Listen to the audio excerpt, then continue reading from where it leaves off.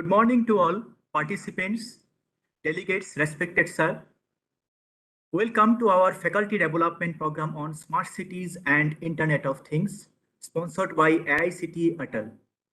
Myself, Jailal Sarkar, Department of Computer Science and Engineering, Tripura University, a central university. It is my pleasure to welcome you all here. I wish all of you a pleasant day. So today we have a presentation from 10:30 by Professor Ratnajit Bhattacharjee. Professor Ratnajit Bhattacharjee joined IIT Guwahati in the year of 2002.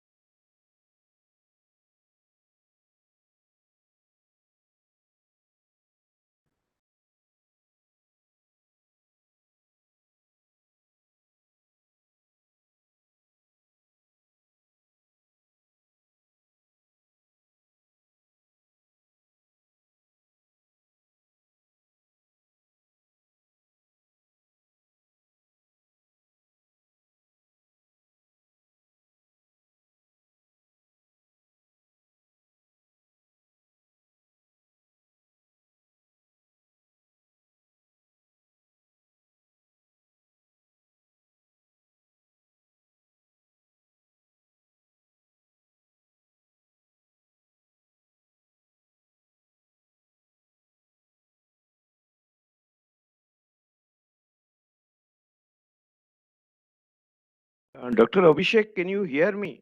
I am unable to hear you. Yes, sir. We are having some audio problems, sir. That's the main reason, sir. Just, sir, please, a few minutes.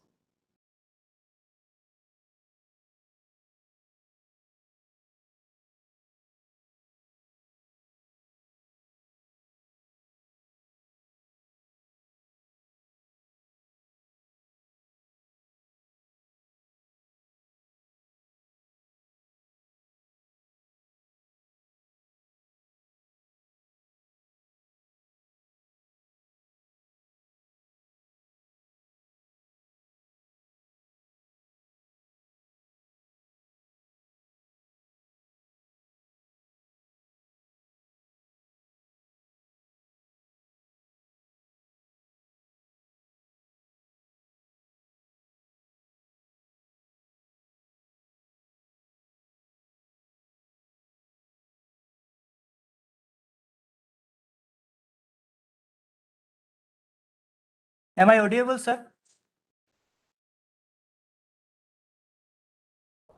Yeah, I can hear you.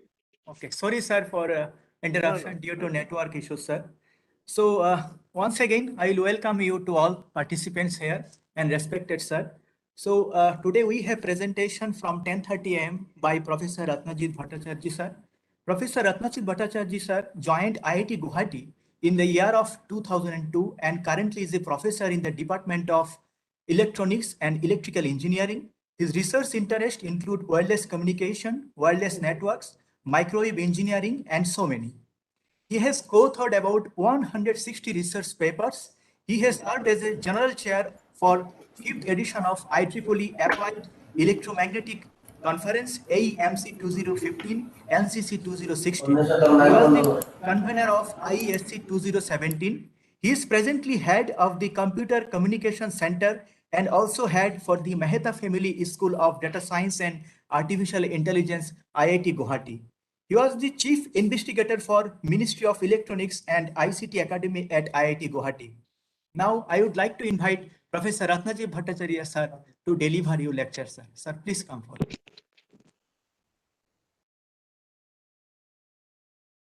Good morning, Abhishek, and good morning, everybody. I hope you can hear me clear and loud. Yes, sir. Yes, sir. It is audible. Yes, sir. Yes, sir. So, first of all, many thanks for inviting me.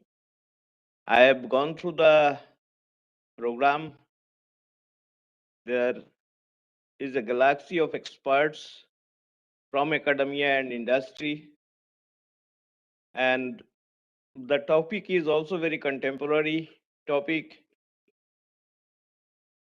and I feel that it will be a good opportunity for me to interact with my faculty colleagues from different universities who are participant in this ATAL FDP being organized by Computer Science Department of Tripura University. I'll conserve bandwidth by stopping my video and go to sharing of my slides.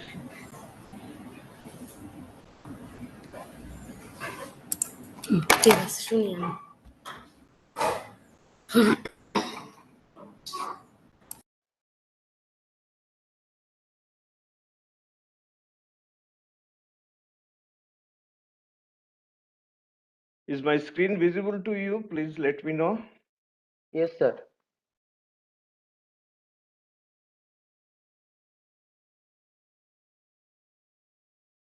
Yes, visible, sir. Yeah. Yes, sir. It is visible, sir. Thank you. Thank you for confirming. So Thank the you, sir. topic, I will primarily concentrate on IoT, Internet of Things. And of course, towards the end, I will talk about its application to smart city. And also, not only in smart city, maybe some other application areas also, I will pick up very quickly. I will try to tell about the possibilities of IoT. I have seen that already there had been some lectures on smart city and IoT as well. So there will be some amount of repetition which cannot be avoided. And I think this is also good for the participants to listen the same thing from different speakers so that they can form a much broader view of the topic.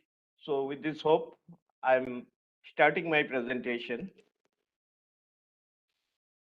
So Internet of Things is a network of physical objects that contain embedded technology to communicate and sense or interact with their internal states or external environment. So this is the definition available with Gartner. And if you look at the growth of IoT and non-IoT devices and their connection worldwide, you can see this is from Statista, and you can see that for IoT devices, they were almost insignificant till 2010, and then there is an exponential growth. Whereas non-IoT or conventional devices, they have remained more or less steady. And please look at this y-axis. It is the active components in billions. So by 2025, if you take an estimate, we'll have about 31 billion IoT connected devices, and which is almost 4 times the population of the world. So this is how the number of devices are increasing, and this is becoming very, very complex, and we'll try to see how these are being handled. So with this background in mind, today's plan of presentation, I'll try to give a formal definition of IoT in a much more elaborate manner, just not being a connected device. We'll talk about some of the broad application areas, and of course, smart city will be one of the major area where I will try to discuss in more detail. We'll discuss about the IoT sensor node block diagram and different types of sensors. Common IoT development platforms we will touch upon. And then basic IoT architecture and communication models for IoT. I know that immediately after this talk, there is a full session on IoT communication. So anyway, this will be actually a summary of what you are going to learn in the next session in more details. I will talk about, as I am from the field of wireless communication, Dr. Abhishek has mentioned. So I will talk a little bit more about the radio solution for IoT, LP1, mid-range, and short-range. Then quickly touch upon the IoT protocol stack, IoT application in smart city, and under other applications, which is also equally important. I will touch upon in industrial, agricultural, and geohazards. IoT is a big component in the 5G and next generation wireless network. So 5G and IoT, I'll just touch upon, and we'll discuss some implementation issues, and finally we'll make the concluding remarks. So this is how we'll proceed in this 1.5 hours.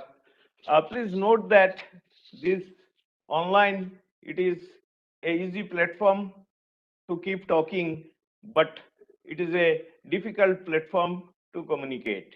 I'm not seeing you anyone. I'm not seeing you the reactions on your face, how you are accepting whatever, how you are reacting to whatever I'm presenting. So I would request you, if necessary, please stop me and interact. I just do not want a monologue that I keep presenting something and you keep listening on the other end.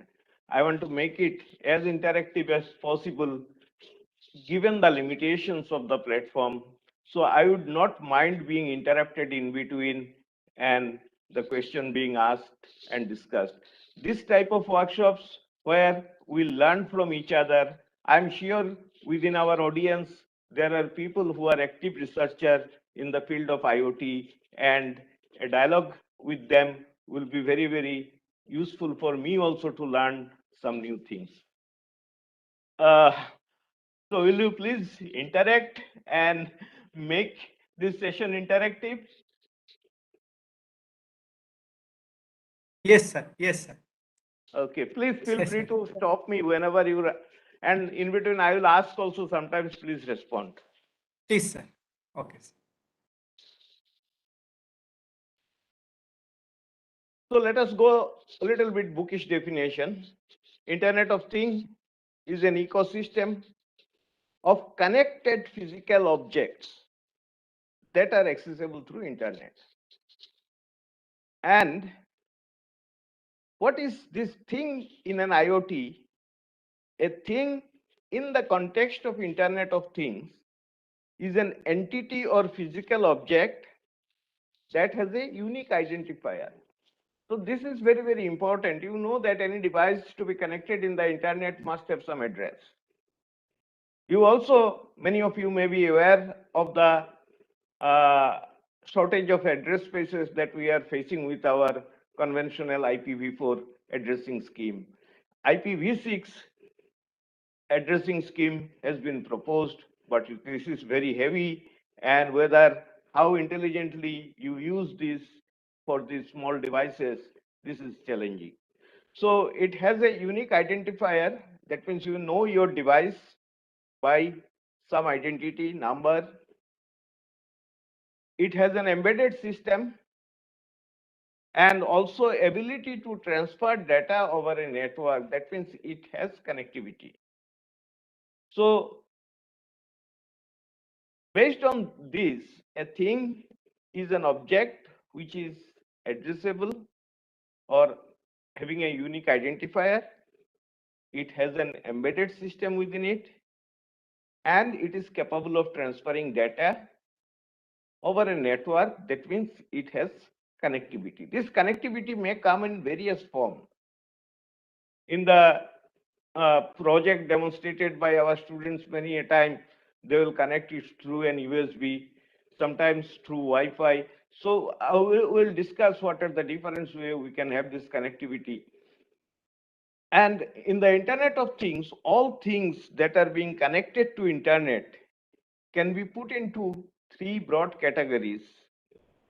Things that collect information and send it. So these are sensors which collect, gather information and transmit it for further processing. Things that receive information and act on it. This is very, very important, particularly smart cities, smart home, this type of application, or even any other IoT application scenario.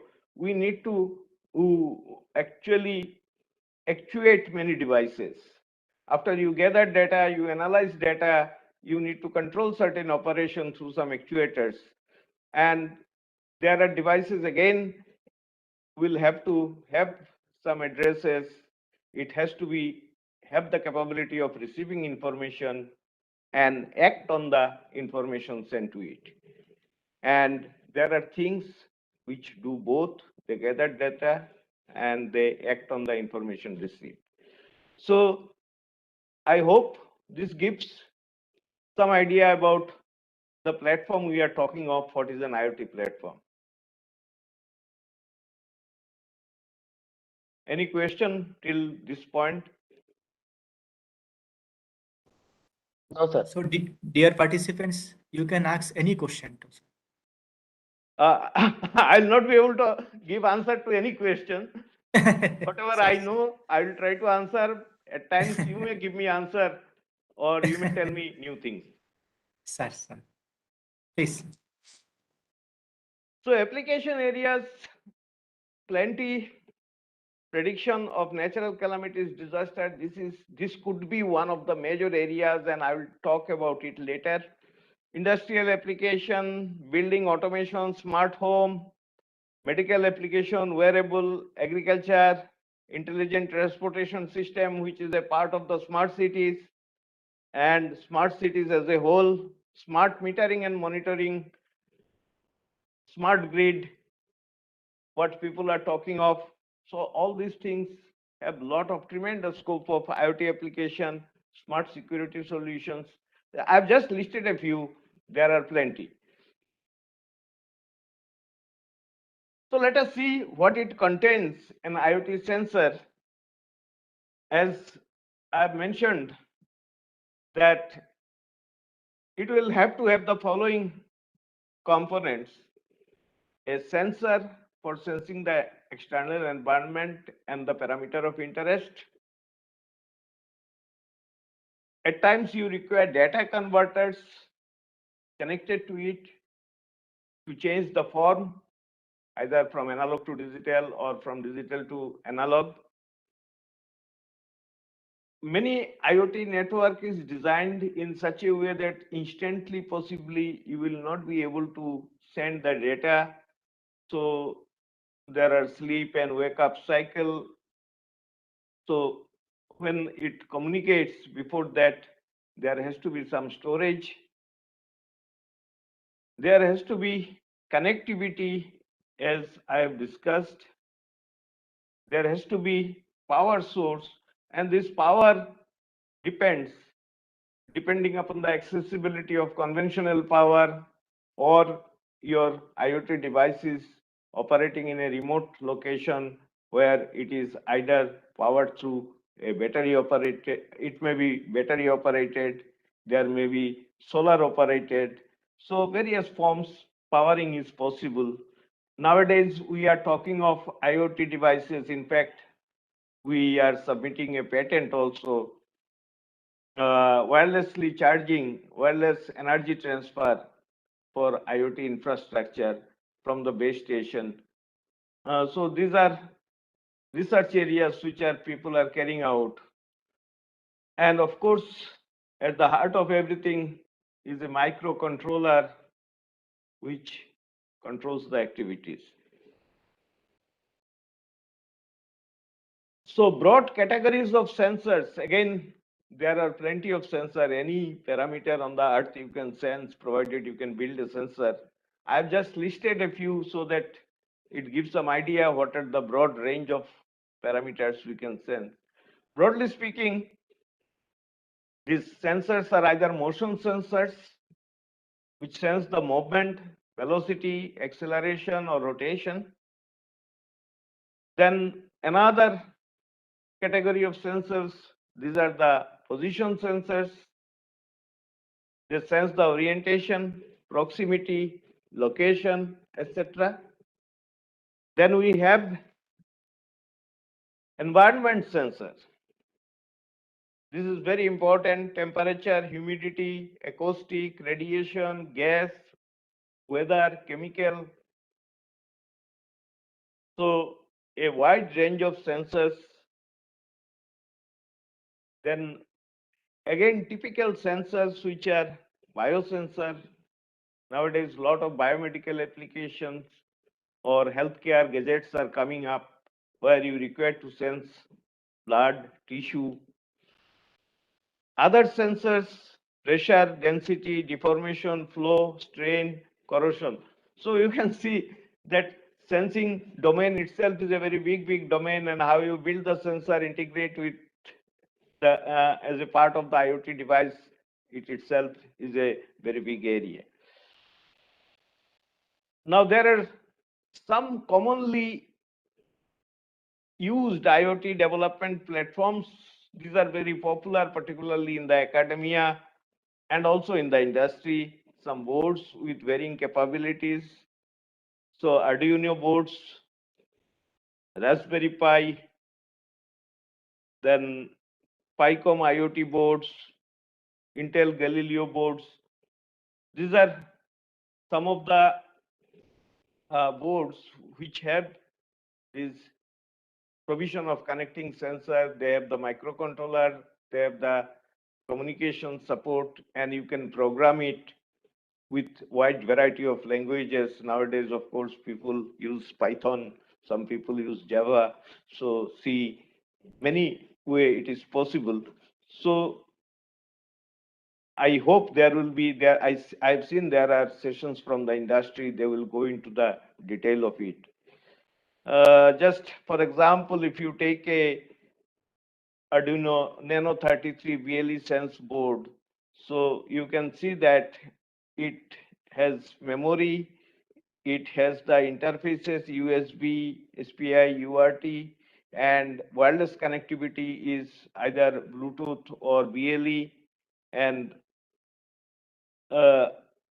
it has a processor inside. So this type of systems are very popular, and you can build many applications around them. So this is about the device level. When it comes to slightly broader level, how IoT architecture.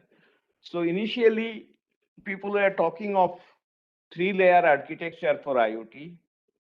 One layer is the sensing layer. The second layer is the networking and data communication layer. And third layer is the application layer. So also called the perception layer, and network layer and application layer. So initial IoT activities started with these 3 layers, and later on it has expanded, and people have identified more distinct layers in a IoT architecture. So now perception layer remains. Then we have the transport layer. Then we have the processing layer, application layer, and of course the business layer. So perception layer, it is the physical objects, RFID, barcode, infrared sensors, and network layer deals with the secure transmission, and it may be 3G, Wi-Fi, Bluetooth, infrared, Zigbee. Then middleware layer is information processing. So decision unit, database, service management, ubiquitous computing, and application layer is the smart application and management. And then of course the topmost layer is the business model and system management issues. So I'll concentrate more on the communication model for IoT and to see some extent what is done there. I understand that there is a more detailed session on the communication protocols on IoT. So this will be a overview or briefing before you go into the actual session. So mostly you can divide the communication models into 4 categories, and they include device to device communication. That means the devices, they are directly capable of communicating with each other. When it comes to commercial application, we talk of underlay communication, we talk of overlay communications,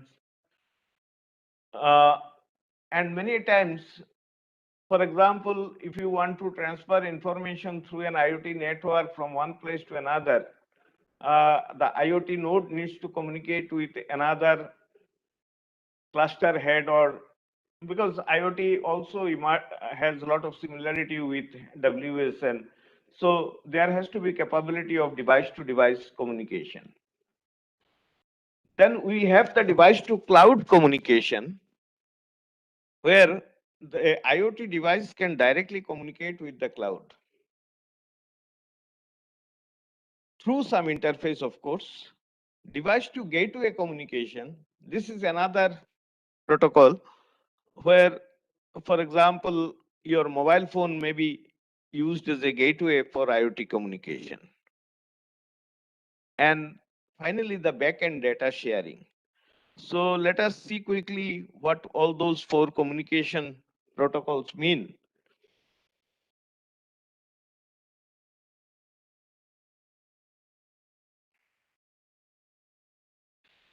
So device to device communication represents 2 or more devices that directly connect and communicate between one another. For example, when we use mobile communication, our communication, everything is going through a base station. I cannot call directly to you, your mobile cannot respond. But in this mode, that is possible. And IoT devices can communicate directly to another device. Most commonly used protocol used for these are Bluetooth, Zigbee, Z-Wave. And this model is commonly used in home automation system to transfer small data packets. In a device to cloud communication model, the IoT device connects directly to an internet cloud, and this connection is established through either wired Ethernet or Wi-Fi connections, and which ultimately connects it to the cloud service. Device to gateway, this model connects to an intermediary device to access a cloud service, and local gateway device like a smartphone or a hub can act as this intermediary. And very common application of this communication is in the personal fitness trackers. Smartphone apps actually interact with your fitness tracker and transfer data ultimately through your cellular network to the cloud.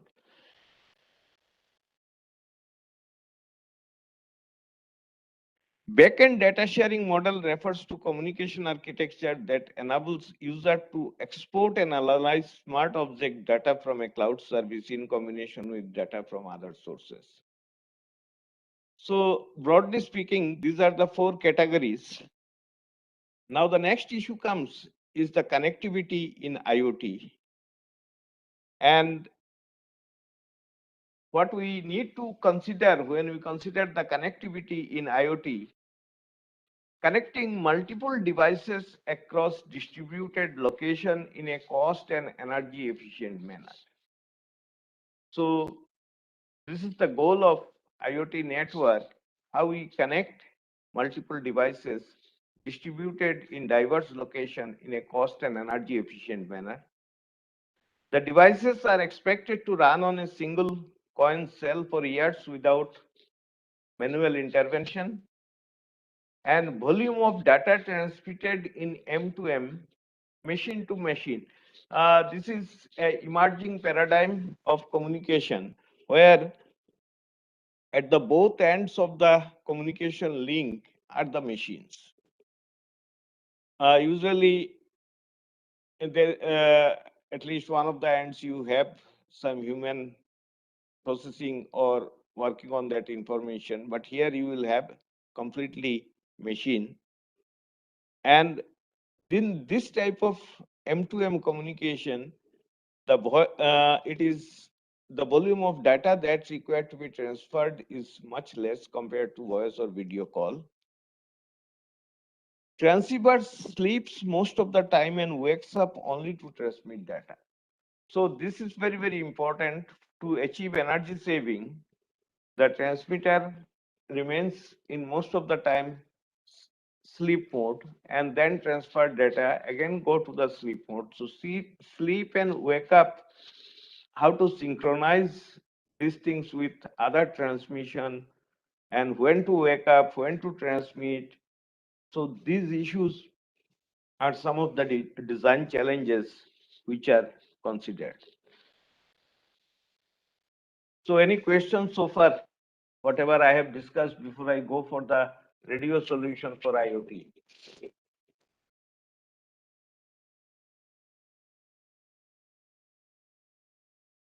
Any question? No, sir. You can proceed.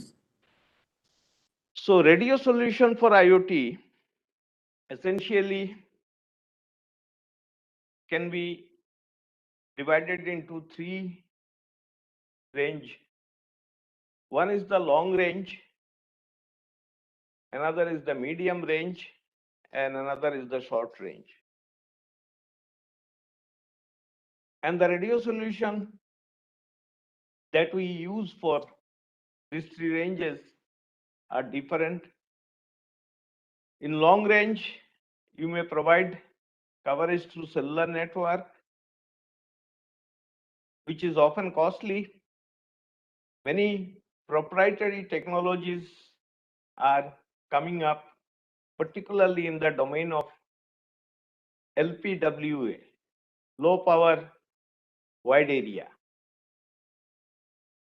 And the most popular ones are LoRa, long range, Sigfox, Ingenu, also called RPM, a random phase multiple access, Moiety, Telensa.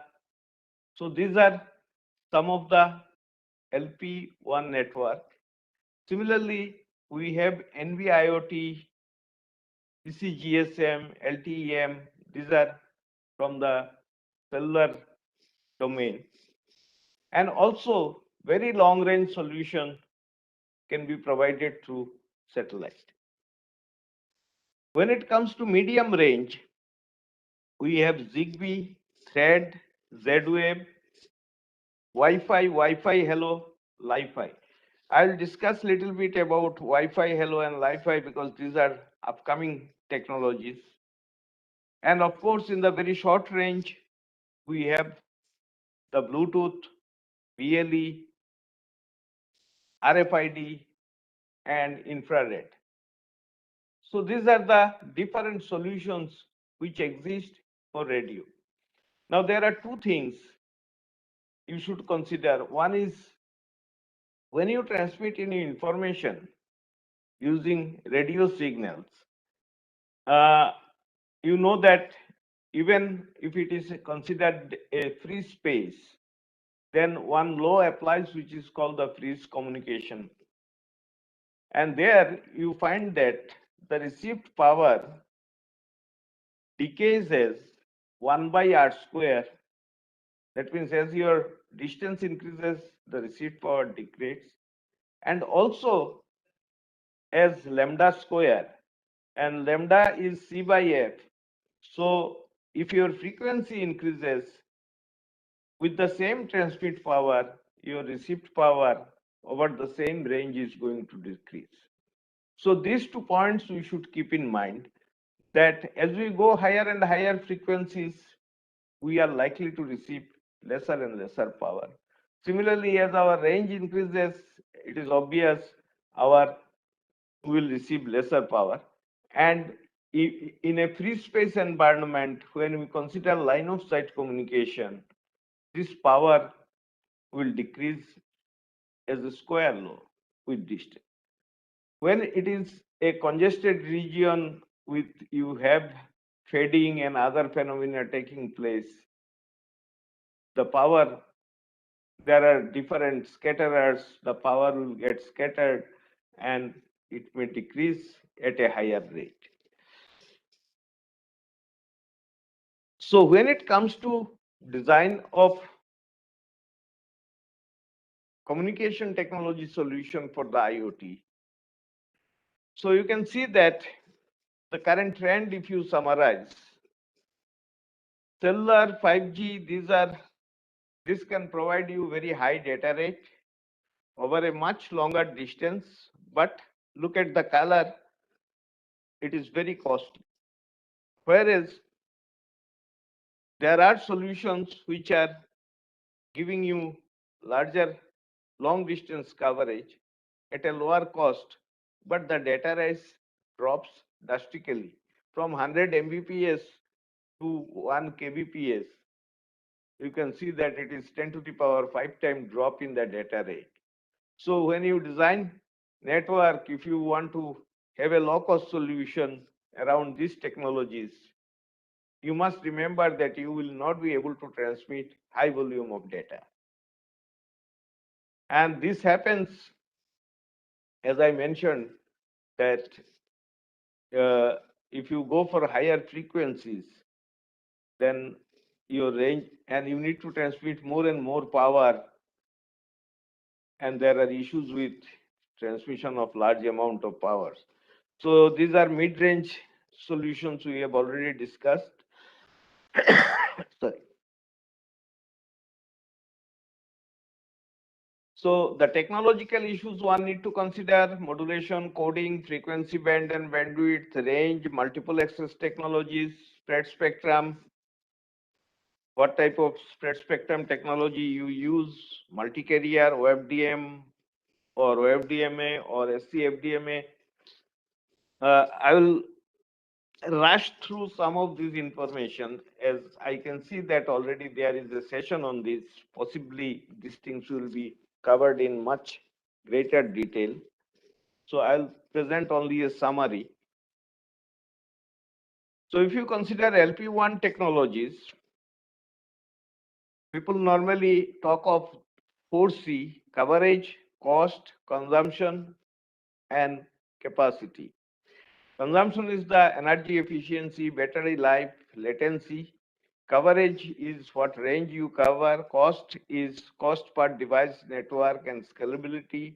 And capacity, whether it is unidirectional, bidirectional communication, what data rate you can offer.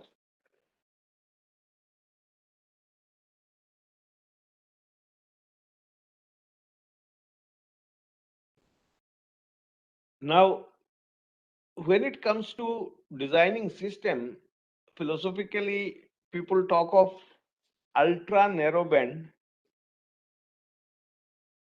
or UNB, where employs an ultra narrowband spectrum.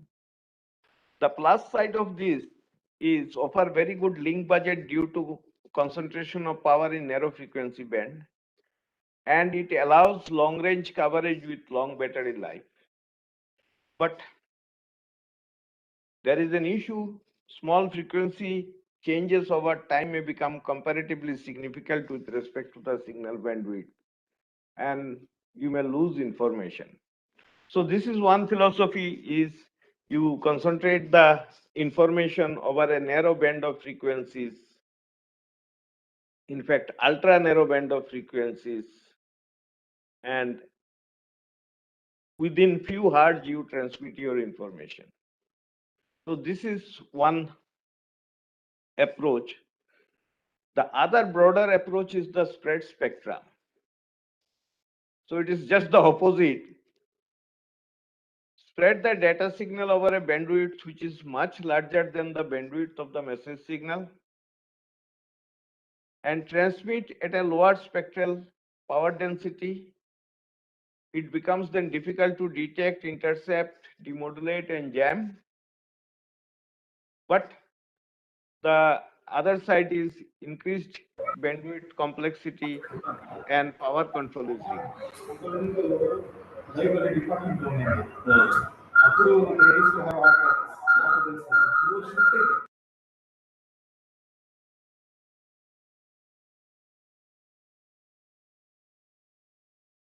Hello. Yeah. Yes, sir. Audible. So can you please? Yes, sir. Sir, it is audible.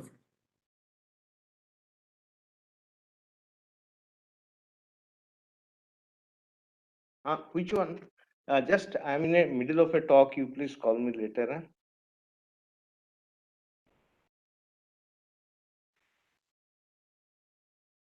Hello. Sorry, there was a call. Okay, sir. No problem. So emerging LP low power wide area technologies, as I told, LoRa, RPMA, Sigfox, and Telensa. I will just summarize them, then you can better appreciate when you see them side by side. So, for example, LoRa uses CSS. It is sharp spread spectrum. Sharp, I hope you are aware with. It is like a frequency modulated signal. When the signal frequency increases from one frequency to another frequency, we call it up sharp. When it goes down from one frequency to another frequency, this is called down sharp. And the information bits can be encoded with up sharp and down sharp, and it has a lot of advantages. So sharp is one area which we also do a lot of investigation at IIT Guwahati. In fact, some of our publications are there. Then Sigfox and all, they use,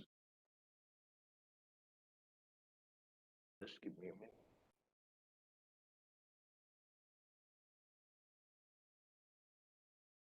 They use ultra narrowband. So ultra narrowband modulation, again, it is a, as I mentioned, it tries to keep the information energy over as narrow band as possible.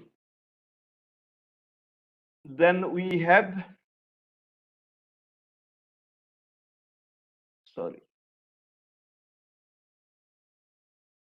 Then we have RPMA. This is again a proprietary technology, the random phase multiple access, and NB-IoT, which is actually of the 3GPP system, they use, or LTE network, they use QPSK.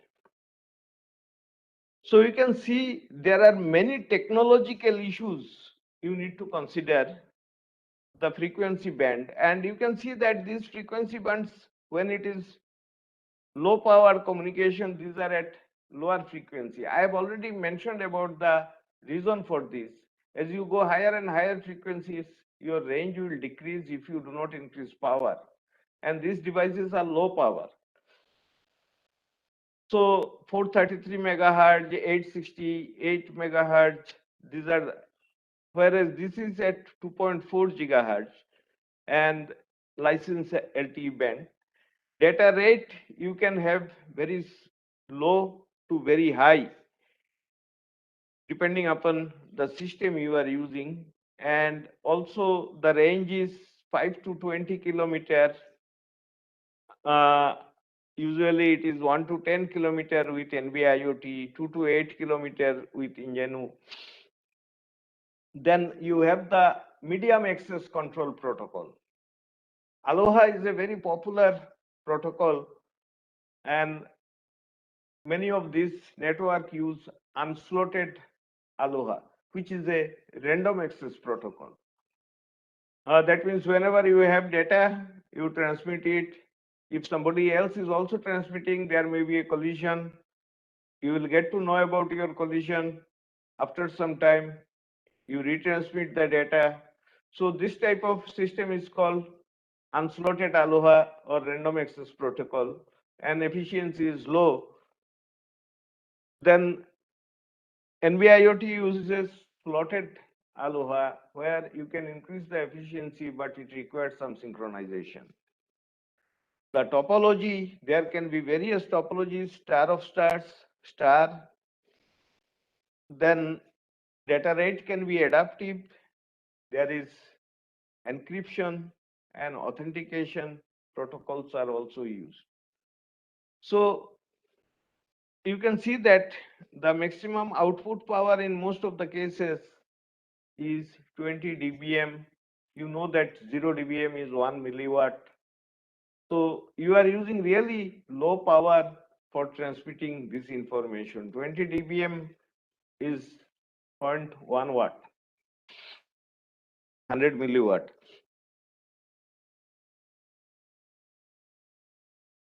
So how these technologies are compared when you try to apply these technologies in building applications?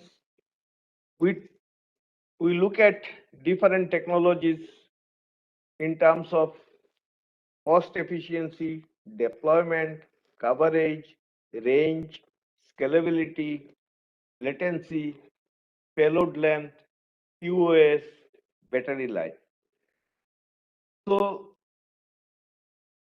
a designer of a smart city solution need to understand the requirement and choose appropriate technology and appropriate communication protocol to make a balance of all these issues.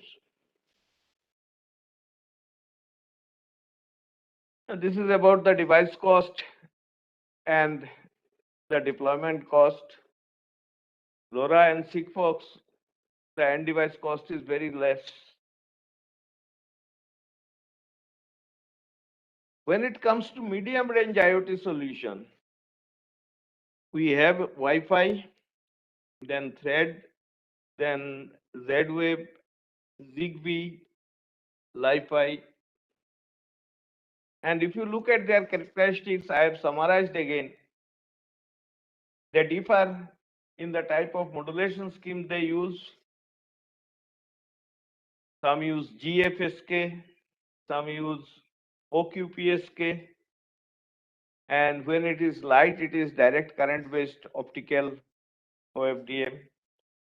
And they are guided by the corresponding standards which I have listed and operate in different bands. Again, you can see that either 868, 915 megahertz or 2.4 gigahertz, and can give you variable amount of data rate. These are mid-range solutions, so you can support higher data rates. And bandwidth, range, topology, encryption, these are some of the issues which you need to consider.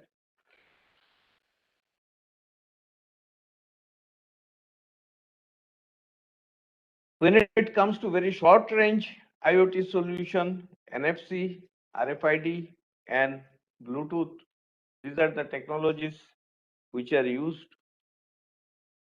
And here you can see again, you can compare this based on their modulation, the band, data rate, bandwidth, range, topology, and whether they use any encryption or not.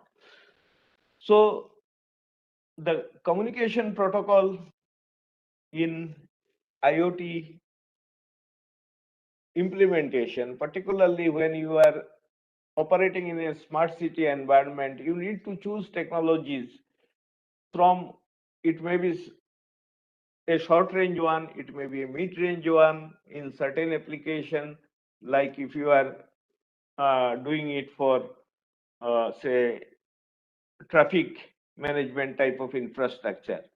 So there you need to go for long range, low power solution. And in fact, street lighting, one of the these Ingenu technologies, they are the leader in the street lighting technologies, and the technology emerged in solving the problem of street lighting solutions.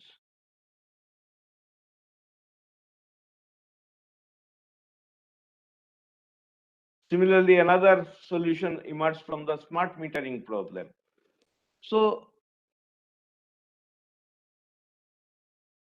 this is how you compare LP1, mid-range, and other solutions.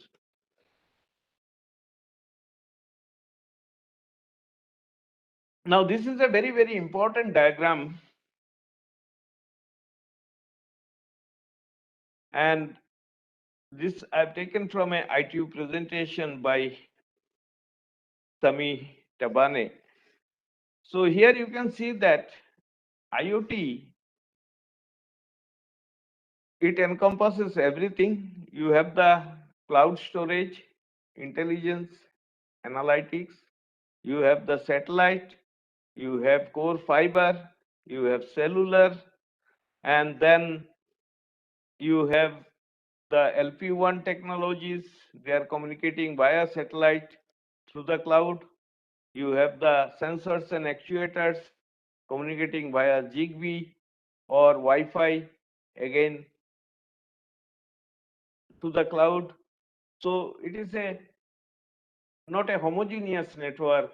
This network that you will encounter in practical implementation of IoT is going to be a heterogeneous network, as I have mentioned.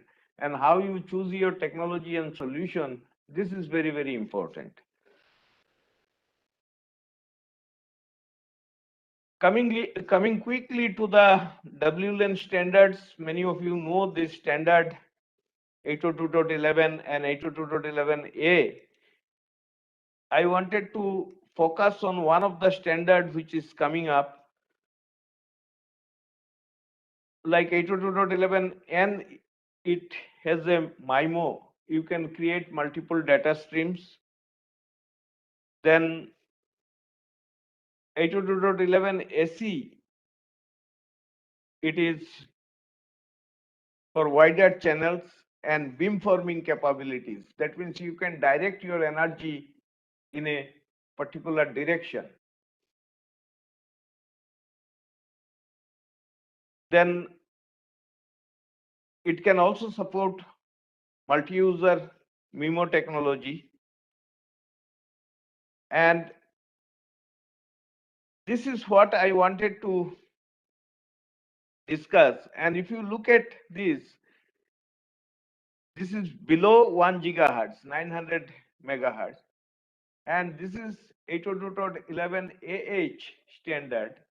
It focuses on the low power, long range, also known as Wi-Fi Hello. Is the first Wi-Fi specification to operate in the frequency band below 1 gigahertz and has a range nearly twice the other Wi-Fi technologies. It's also able to penetrate wall and other barriers considerably faster than previous Wi-Fi standards. So you can see that when you are trying to increase the range, you are going lower into the frequency.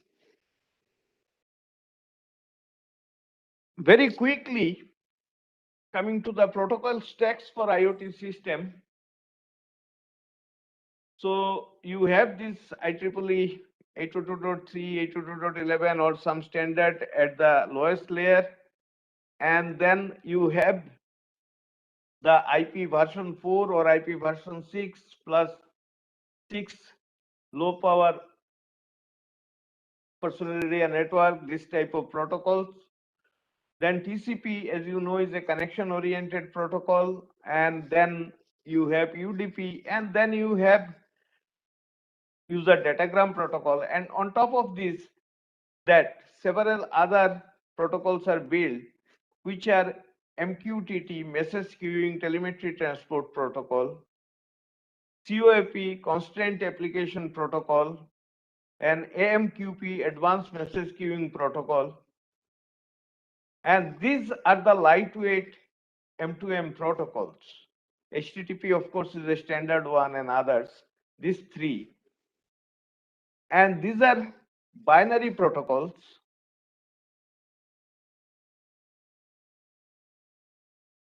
And TCP as the transport protocol, and TLS SSL for security. So some of them even provide security support.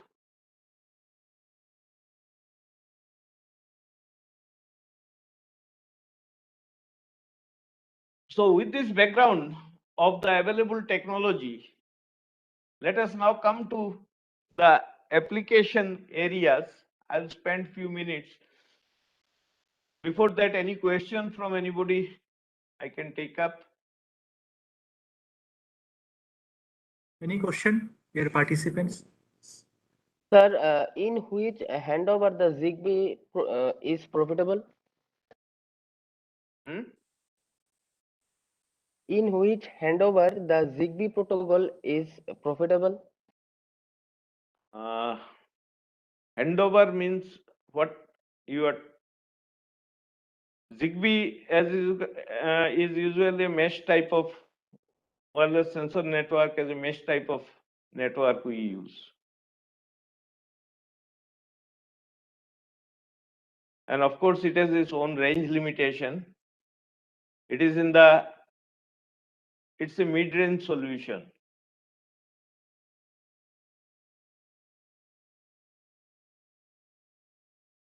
So any question?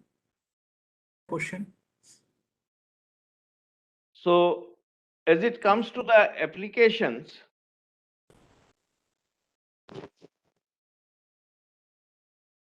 the cities need better planning and infrastructure.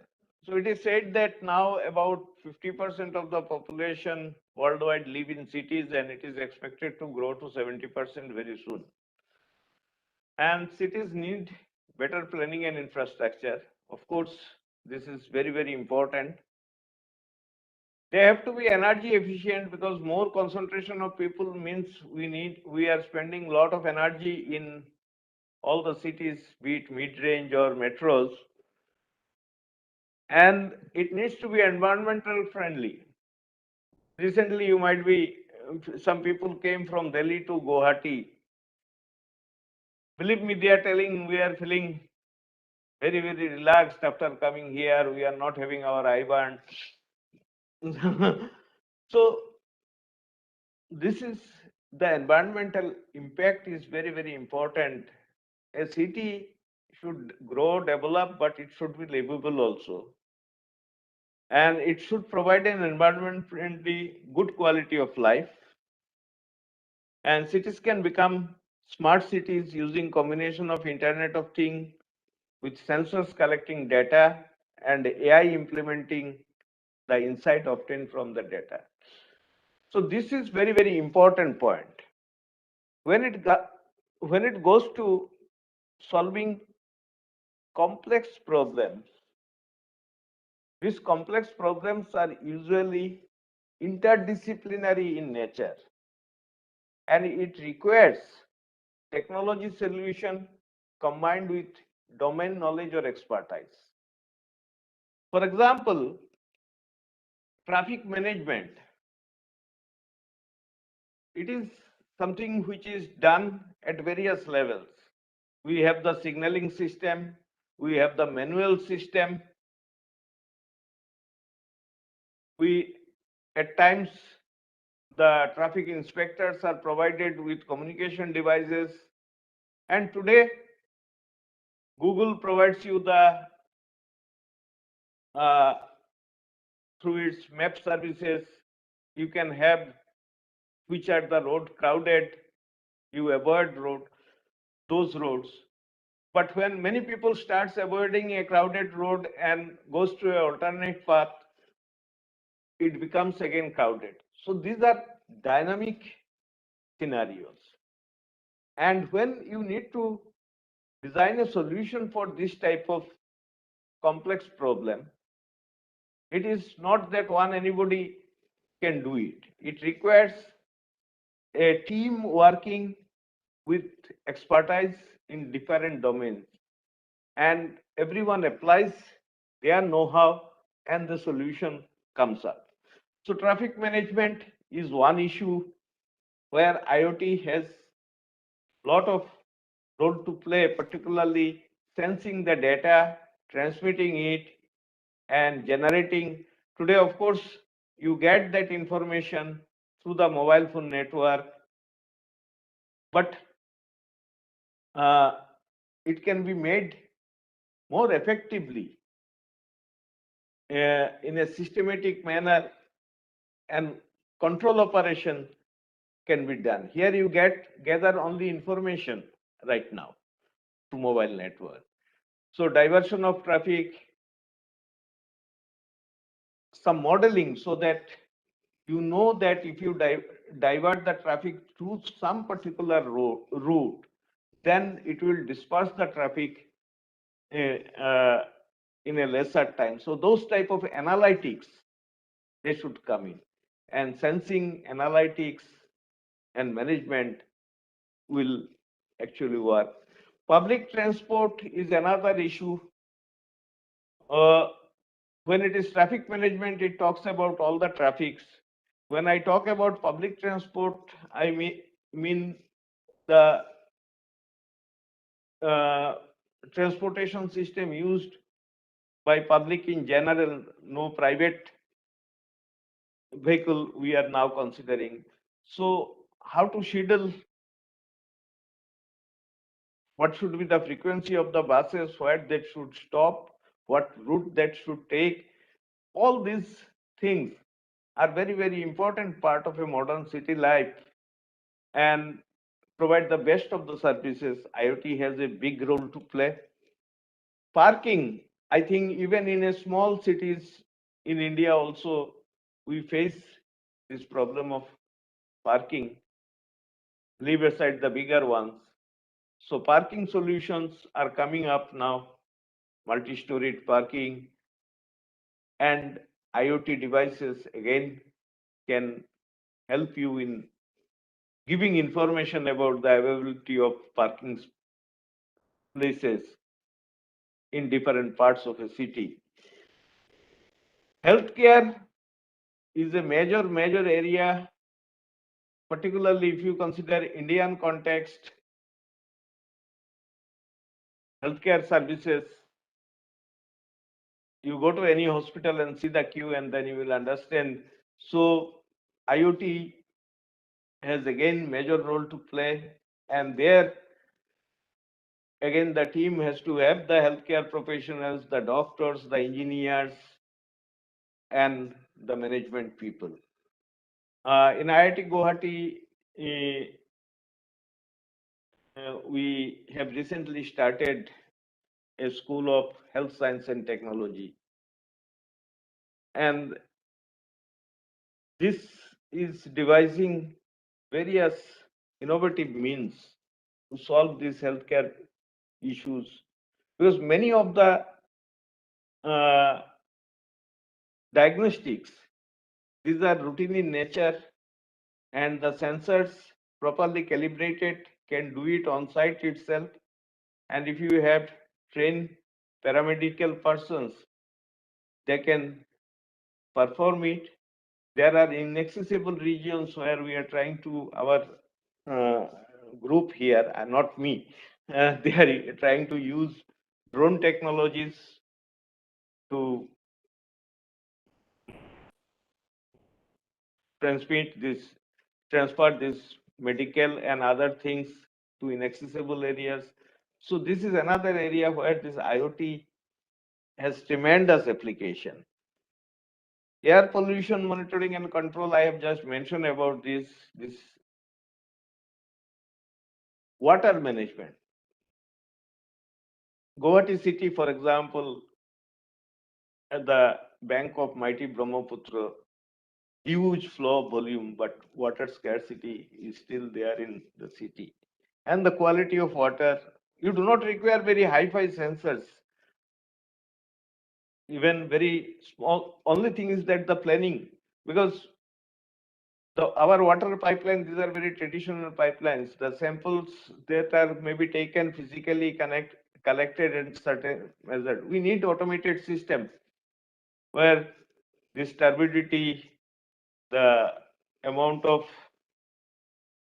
what they call the not only particles but also other living organism, if it is present, because at many places you will see that water gets wasted. So quality of water, one thing, and then of course the wastage, minimization of wastage, flow measurement, management, all these things, huge scope is there. And one group from our chemical engineering department, they are carrying out pilot project around Guwahati city. I saw one of the presentation, and they are using IoT, AIML, and of course traditional knowledge from the civil and mechanical engineering, chemical engineering systems to build up this. Buildings, we have now very large number of skyscrapers, high-rise buildings in all cities, and IoT can play again a major role in making those buildings smart. Waste management. So you talk of any area. I've just picked up few areas, and there are plenty. Natural disaster management, infrastructure. So you talk of any topic in the context of modern city life, there is a lot of scope of innovation, and gradually these are being done. When it comes to industrial, as I told, I quickly touch upon some other application, industrial application, automated remote equipment management, predictive maintenance, monitoring inventory, supply chain optimization, quality control, smart automotive manufacturing, plant safety, robotics, packaging, plenty. One point I want to spend little time, because this is very important from our country's point of view. You might be knowing that we are 17% of the world population and survive on the produce of just about 2% of the arable land that is there. So our productivity, agricultural productivity, is very, very important. And if the surveys goes correct, then by 2027 we are going to be the most populous country in the world. So there are many issues in our agricultural sectors, use of water, then of course the weather prediction.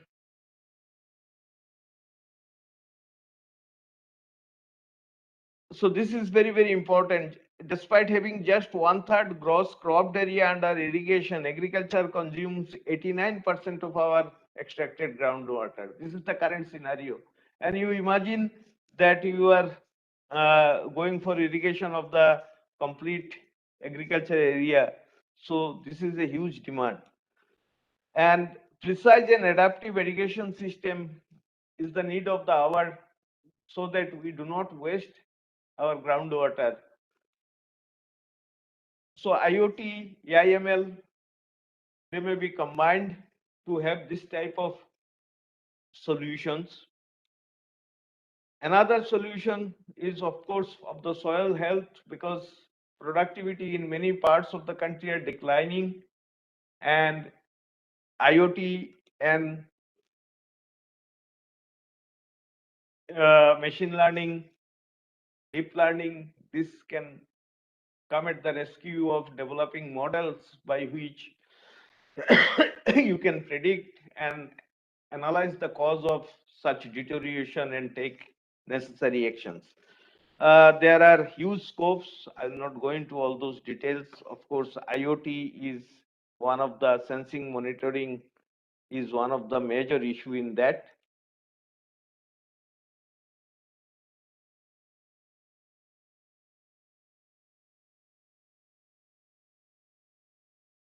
Similarly, I was talking of geohazards. This is important even for the smart city also. How prepared we are when there is a hazard. So IoT has a very, I should say, bright prospect in building systems where the sensing can be done. It can be sent to monitoring center and appropriate command and rescue activities can be started using this technique. Recently, IIT Guwahati, we took the lead and 18 institutes in the country together combined, we have submitted a proposal for a center of excellence for geohazards, covering the geohazard activities in the coastal area and particularly these hilly areas where there are fresh floods and other things.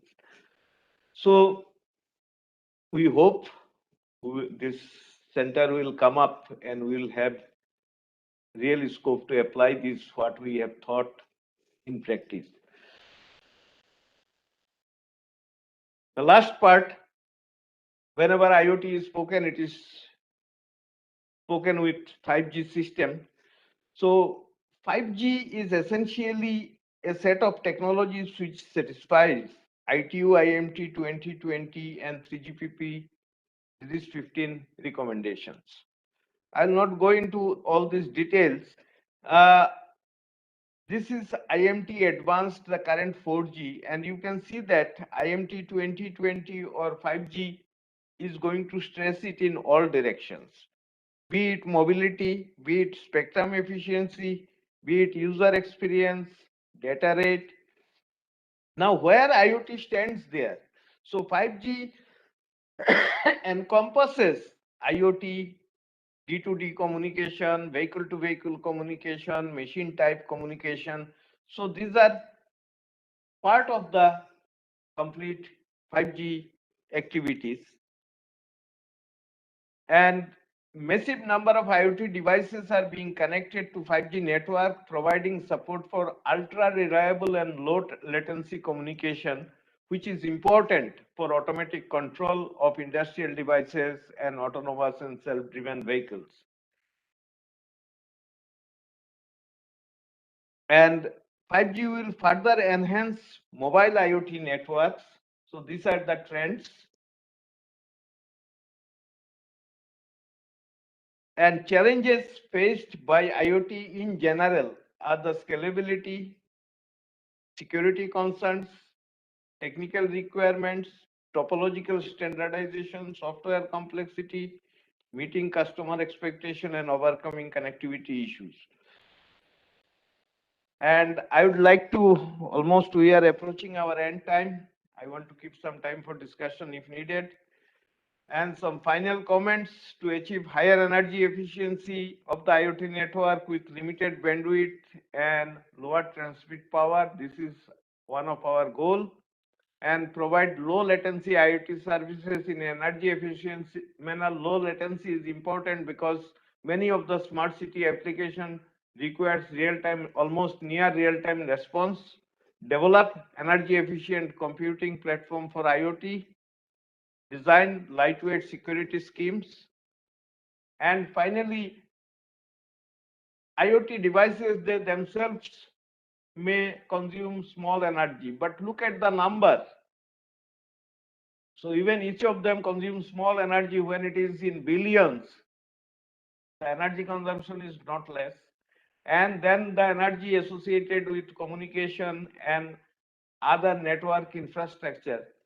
So it is very, very important that building IoT infrastructure again do not put stress on our already energy constraint scenarios, and therefore we should always think of IoT implementation from a greener ecosystem perspectives. So with this, I conclude my presentation and thanks for your attention. And I am ready to take up some questions. If you have, we can spend some time on discussion. Dear participants, has there any question? Please kindly ask.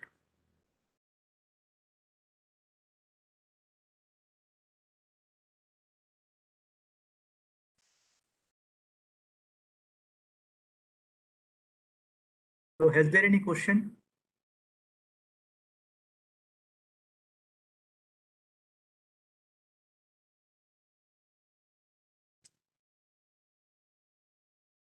Okay, so thank you, sir. Thank you from the bottom of my heart, sir, for giving time from your busy schedule, sir.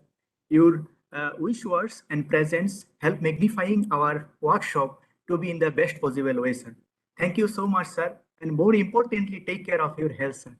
And thank you, sir. And your information about, sir, IoT sensor node block diagram, board categories of IoT sensors, some common IoT development platform, Arduino Nano 33 BLE Sense board, nature of IoT, IoT application, connectivity of and IoT, reduce solution for IoT, 5G wireless systems, and so many. Thank you so much once again, sir. I do not know whether I lived up to the expectation of the participants. At least if they have not asked questions, they can express Yes, this yes, whether yes. the talk was up to their expectation or otherwise. So any participants, you can write in a chat so that I also can ask to tell to sir your question. The same question I can forward to sir also. So you can write down.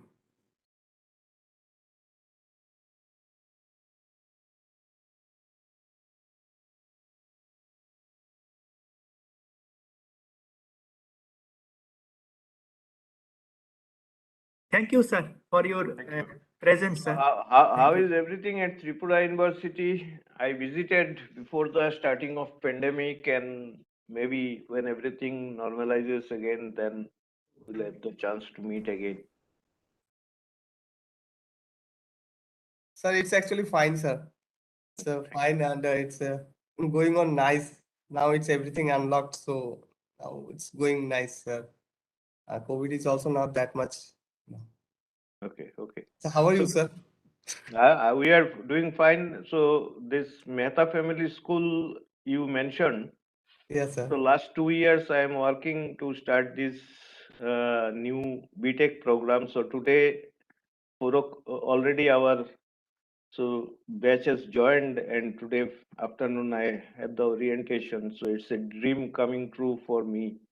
Yes, sir. Sure, sir. Yeah. Mehta It's Family really- name is because it is being supported by the Mehta Family Group of US, a Houston-based group. They are supporting the infrastructure and other thing. Otherwise, everything is our. And we got very good students in this data science program. And today, 4 p.m. So best of luck, sir, for your program, Thank you. sir. Best of luck, sir. Thank Thank you once again, sir. You visit our website, our new website, Mehta Family School, and explore it, please. Yes, yes, sir. Yes, sir. Sure, sir. Sure. Okay, sir. Thank you, sir. Thank you. Thank you once again.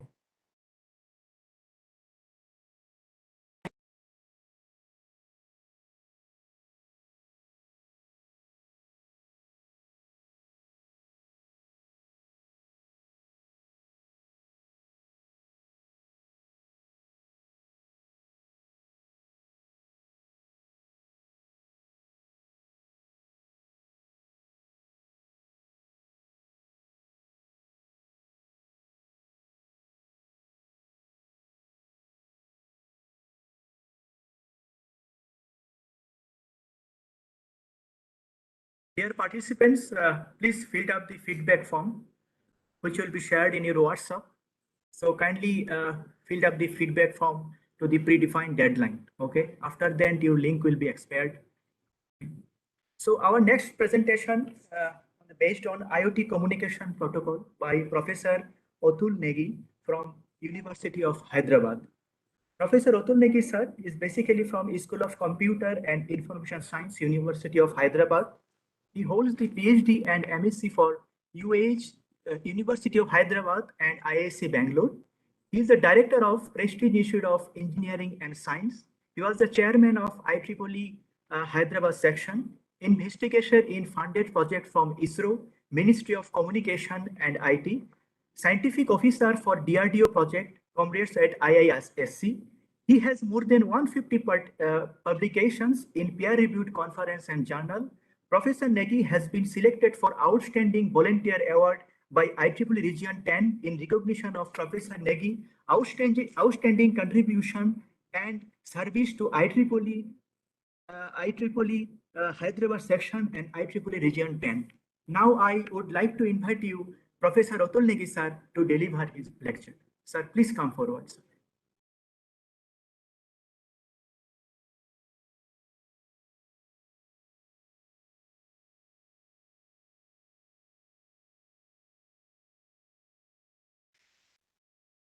Sir, please unmute. Sir. I'm Yes. audible?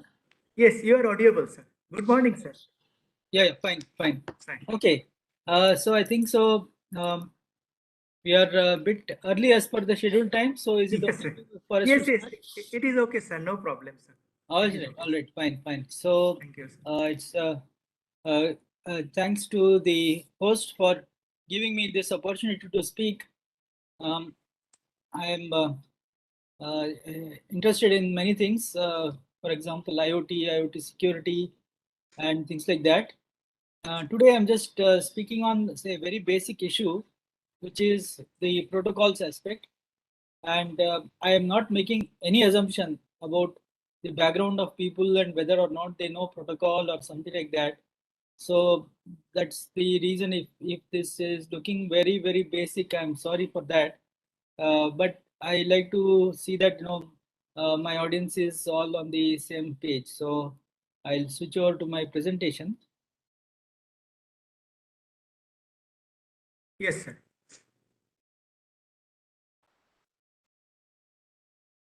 Okay, sorry, this is not the slide I wanted to start with.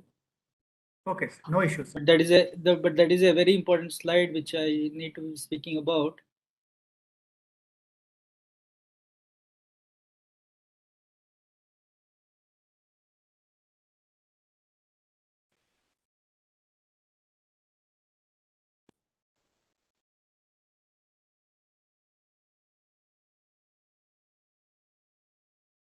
Okay, yeah. So as has been introduced, I work at the University of Hyderabad. This is a central university, and the name of the department is called as School of Computer and Information Sciences. This is my email ID, and you can see that. So I am giving more like of an introduction to the IoT protocols. And of course, these are protocols are very basic things, and you can build up everything a lot on the protocols. And of course, those protocols will be leading to the smart cities and things like that as well. So if we start right at the beginning, so we'll try to first understand that what is a protocol. And of course, as the smart city is based upon what is there in the internet, we need to have a good understanding of that. See, the internet infrastructure, we are taking it for granted, but however, it is good that we understand that what it is there. All right. So as you all know that we are having so many connected devices. Okay, so in the internet, we call the hosts as the end systems. Okay, so all the devices, IoT devices, etc., which we are having, they are all the hosts, or in the internet terminology, they are end systems. Okay, that is end systems, and they are running the network applications, and they are at the internet edge. Okay, Why is it that they're called as being at the internet edge? Is because they do not take part in routing. Okay. Now I can understand some of you who are doing research in Manet, Vanet, etc. You might say or object to that it is possible that those Manets and Vanets, they do their own routing and also. But we are just talking here about the generic view of the internet. So now here what we are having is that all sorts of edge devices are connected, and then they are all connected to the internet. And in the interior of the internet, it is built up out of these routers, which is also called as the packet switches. Okay, packet switch, because basically it takes gets a packet and then it has to find out that where it should send that. And then there are other switches also, which are actually the switches which look at the packets, incoming packets, and see that which along which line those things has to be sent out to. Okay, and of course, this nothing will work unless you have the communication links. The communication links are the physical connectivity links, by which I mean that if you must be having some optical fiber or some kind of a copper cable, or it could be a wireless link, which is either through radio or through satellite. So like this, the communication links would be there. And the important parameters of these communication links is that what is their transmission rate, or the bandwidth rather, that is how many bits per second can be communicated across those communication links. So this is the basic aspects of the internet. And when you put a large collection of all of these things, so then you have the networks, that is a collection of the devices and the routers, etc. And then the links are whether they're managed by an organization, single organization, or by multiple organizations, and they have to then be cooperating with each other. So like this, it is, you can see that it is a fairly complex kind of arrangement, the modern internet. So we can see that how the internet connected devices are there. So why I'm talking about all of these things is that it is related to the concepts in the smart city, because smart city is made up of smart homes, and many of these things are all already there in our home. Okay, so like security camera, internet, refrigerator. Um, you might be asking like what is there with respect to an internet refrigerator? So it is that the internet refrigerator may be a smart refrigerator wherein it is looking at the objects which have been placed into the into the refrigerator. Of course, you are scanning the barcodes which is there on those items, and then you are placing it into the internet refrigerator. And then it is getting the product information. And say, for example, if it is a perishable item, which is say like milk, so then the internet refrigerator would be knowing that what has been scanned in and what is its expiry date, etc. And then it is going to give you some kind of a warning saying that this milk which you brought on such and such day is going to spoil. Better to use it by this time, or the milk has already spoiled. Better you throw it out, and things like that. So this is some example of how these things are connected. Other example which is there is that of that you are having the service utilities. So this is one of the major things which is there with the service utilities. That is how much of energy which we are using and at what time we are using, and things like that. Okay, so in addition to these basic utilities and all, you are having so many entertainment devices. You are having communication devices. You have some way to suppose you ran out of your milk, then you can talk to the Amazon Echo, and then that will authenticate your voice and your account, and then it might give you an order for what you would like to get for your house. Okay, so like these things, these are all the internet connected devices. I have not I've left out all these gaming devices and things like that. You can have a bed or mattress also, which is having sensors, and that sensors would be able to say that whether you had a comfortable sleep or not, and so that way indirectly monitoring your health and things like that. For health, you are having these pacemakers and monitor devices, and Fitbit kind of devices, wherein the sensors are interfacing, and they're finding out whether your rate of your heart rate and other parameters, vital parameters, are within normal range or not. Okay, like this, then there are so many which are related to transportation. So there are of course so many devices which are there.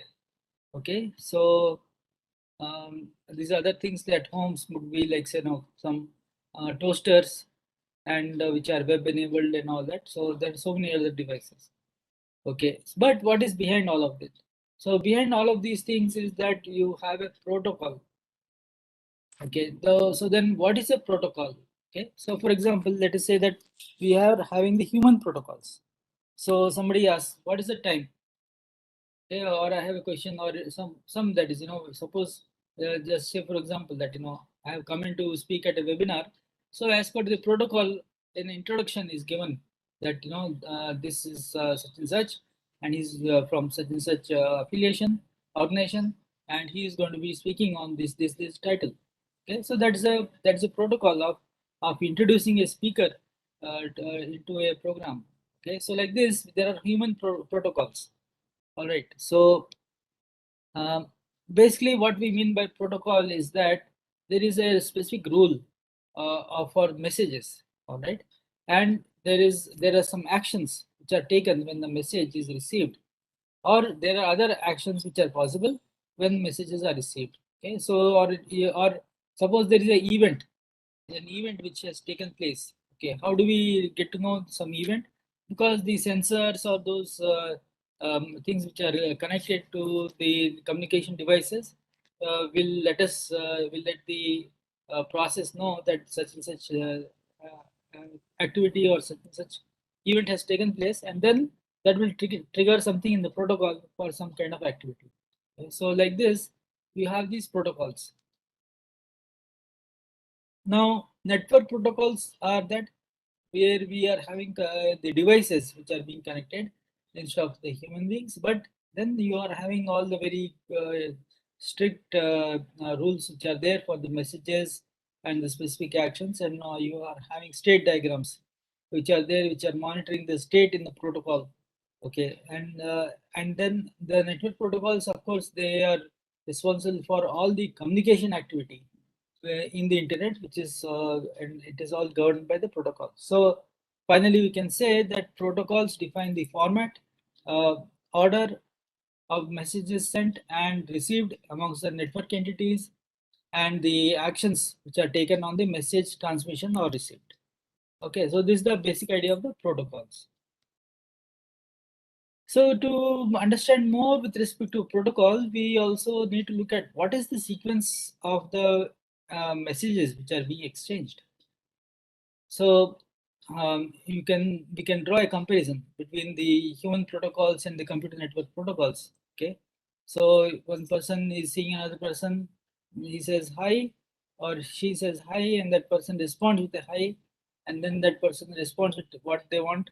Say they want to know the time, and the person knows that okay, he's got a watch or a smartphone or something where he can communicate the time, and then he gives the time. Okay, and then of course there are so many other human protocols, and the computer related things we are having.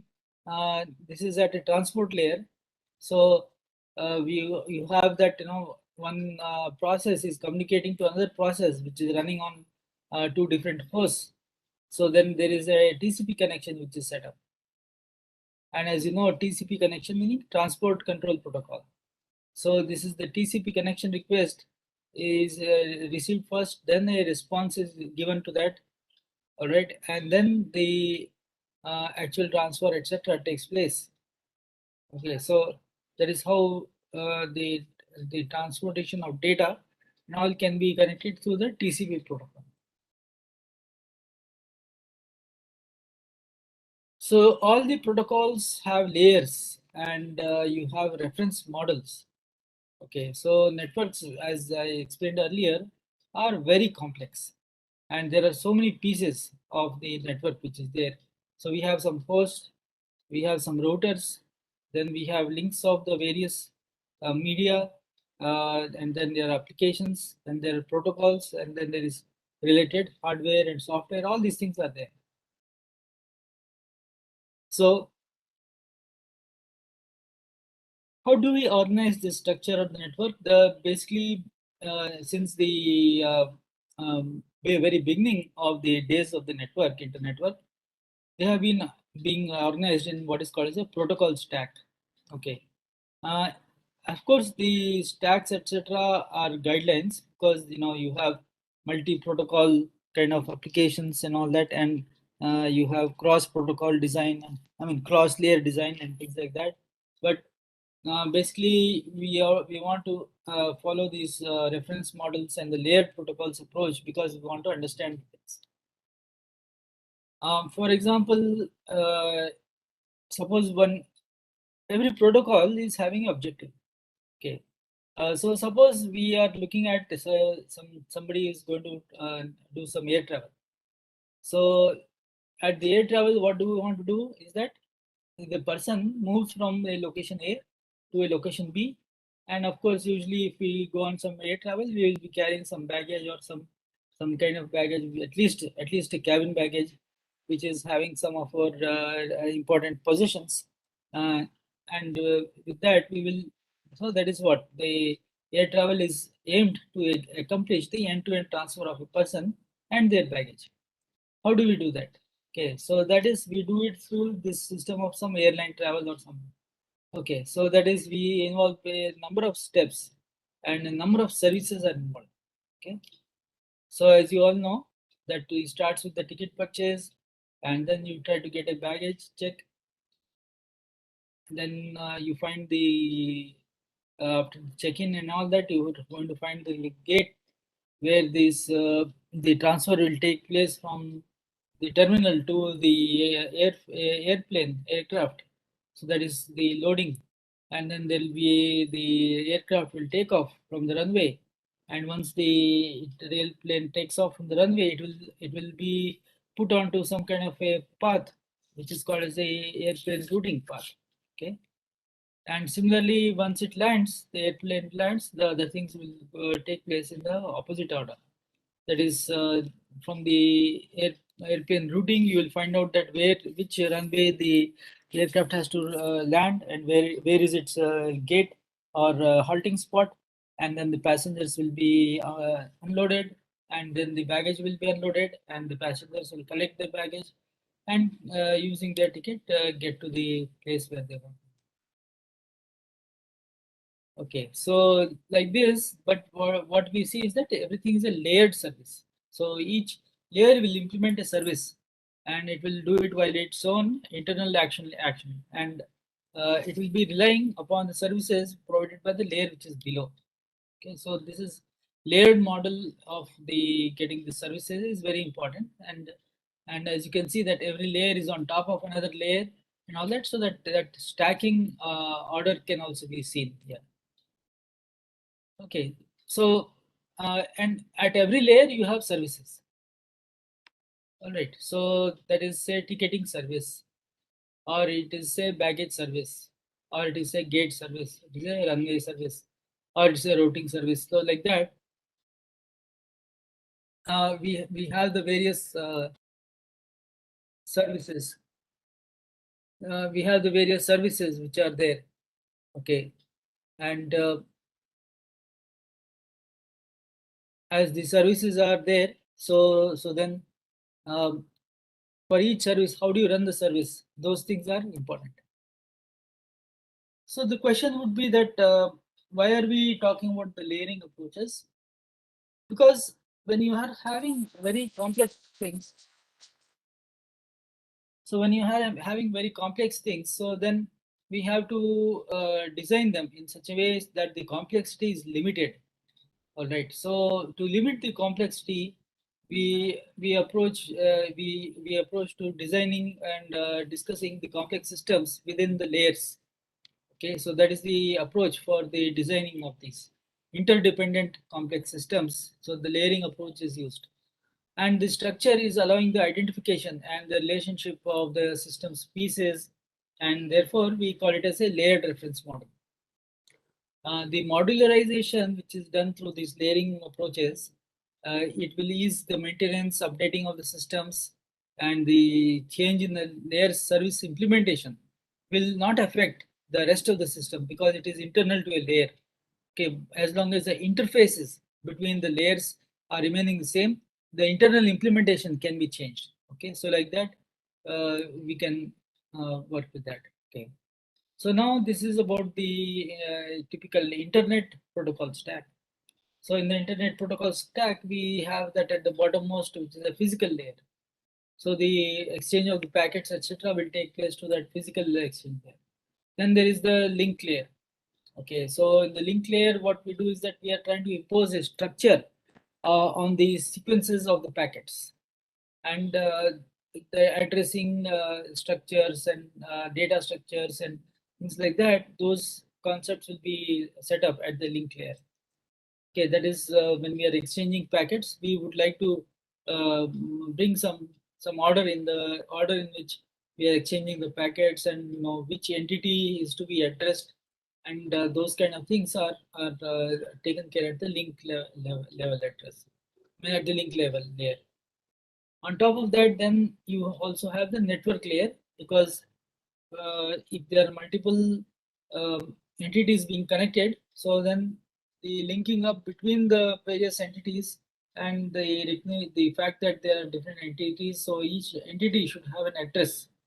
So those kind of things will come in at the network layer. Finally, it will be that we have the main data which has to be exchanged, and that is taken care of. The reliable data exchange is taken care of through the transport layer. And finally, then you have the actual work which is to be done, that is the application. All right, so the application layer is dependent upon all the lower layers to get its work done.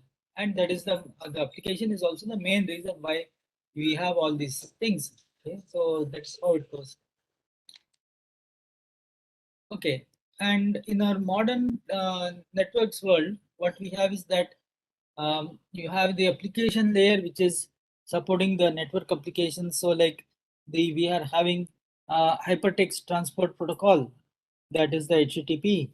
Okay, or you have IMAP, or the simple mail transport the mail transport protocol. So that is the SMTP. Okay, which is our email. Okay, IMAP is for the web, and those are the kind of things. So then you are having the domain name service, because in the domain name service, the URL is required to be converted into an IP address. So this translation, etc., is taken care of by the domain name service. Okay, below that, then at the transport layer level, we are looking at the various data transfers which have to take place, and it is always that the applications are dependent upon some processes, and then the ports are required which actually connect to the applications. So for that, then you are having various TCP and UDP ports. Okay, UDP is actually connectionless approach to connecting, and TCP is a connection based approach to connecting. But the UDP is a messaging protocol. Okay, whereas the TCP is a stream protocol. Okay, so this is the basic difference between the way of connection. Okay, and TCP is requiring a lot of time to set up. So the overheads which are required for TCP are much more than as compared to that for the UDP. Next thing then is that we have these network aspects, that is the routing of datagrams from the source to the destination. So there we are having the IP and the routing protocols. So for example, at network layer, okay, previously we had just 32 bits of addressing, okay, and that used to be sufficient. But then we ran out of the IPv4 addresses. So now it is all the IPv6 addresses. And if you talk about IPv6 addresses, then you're having a 128-bit unique address for each of the end systems. So the communication of the address or the headers, etc., has become quite heavy with these IPv6 kind of network layer packets. Then what is very important is that you have the link. Okay, so the link is the data transfer wherein the neighboring network elements can actually transfer certain data. For that we need the protocols and the standards, say Ethernet standard.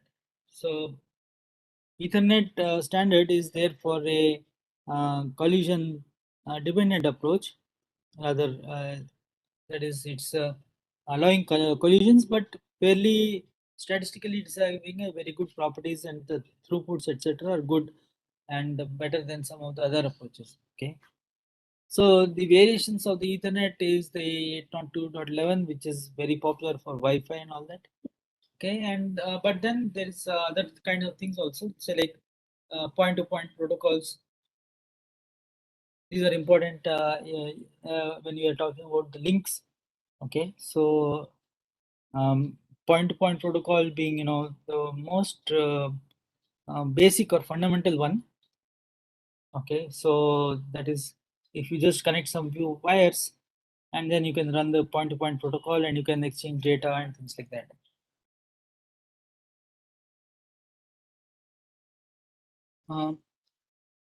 Then lastly, we have the physical layer, and I won't be talking about that at all, because the physical interfaces, etc., are a bit different, and it's not going to be in our purview. So like this, what happens is that every layer is taking the packets, etc., and then the layer on top is encapsulating that packet. Okay, so for example, a message has to be sent across some source to destination. So for that, we have to encapsulate. So it has to make use of the transport layer. So then a transport layer header will be added. And then after that, then the transport layer protocol will be encapsulating the application layer message with the transport layer header. Okay. And so that is a one layer of header.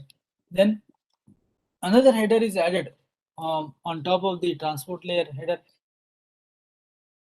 because it's a network layer header which is requiring that the for the link layer services also to to forward the packets and all that. So then over the network layer header, you are having a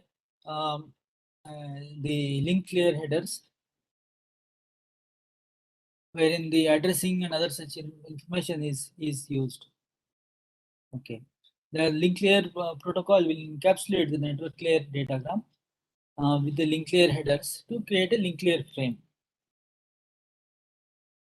And then the transfers will take place from one device to another, making use of all the physical layer connectivities, and then we're having servers which are all this entire stack of the servers. Okay, so without one, the other cannot exist, and vice versa.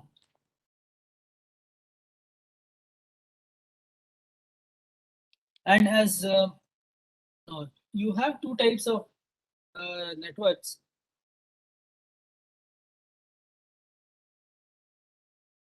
One is the infrastructure-based network, another is the infrastructure-less network. And the wireless and mobile networks are very convenient, and within a city area.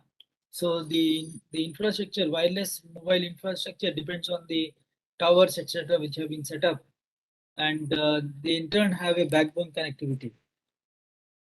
And now in this present world, there are so many more wireless subscribers than the fixed wire subscribers. And there are so many mobile broadband approaches to connect rather than the fixed broadband connections. Okay, so 4G, 5G cellular networks is where we are going, and they embrace the entire internet protocol stack, including the software dependent networks, that is called as SDN. And then there are two important but different challenges, that is the wireless communication, which is over the wireless link, and then there is a mobility based aspect wherein a mobile user could be handed over to another attachment point of attachment into the network. Okay, but unfortunately this mobility and wireless have its own drawbacks and difficulties because of noise. So here we can see that what are the aspects of wireless network and which will be there in all these things. So you have this wired network infrastructure wherein you have you can see this triangular kind of thing which is which is actually the tower.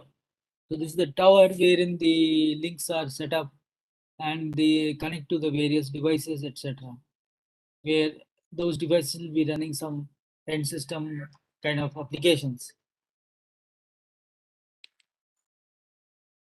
So what kind of hosts will be having which are on the wireless? You have laptops, smartphones, IoT devices. They all run applications, and those all these hosts could be stationary, or they could be mobile.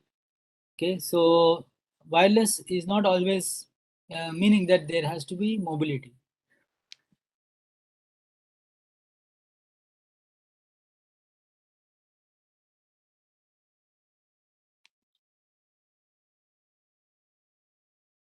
Okay, and other property will be of the wireless links, wherein you use the connections to the base stations and all that. So various other protocol coordinates will be there for accessing that, and you have having various transmission rates and distances and frequency bands. So, for example, we talked about 4G or 5G.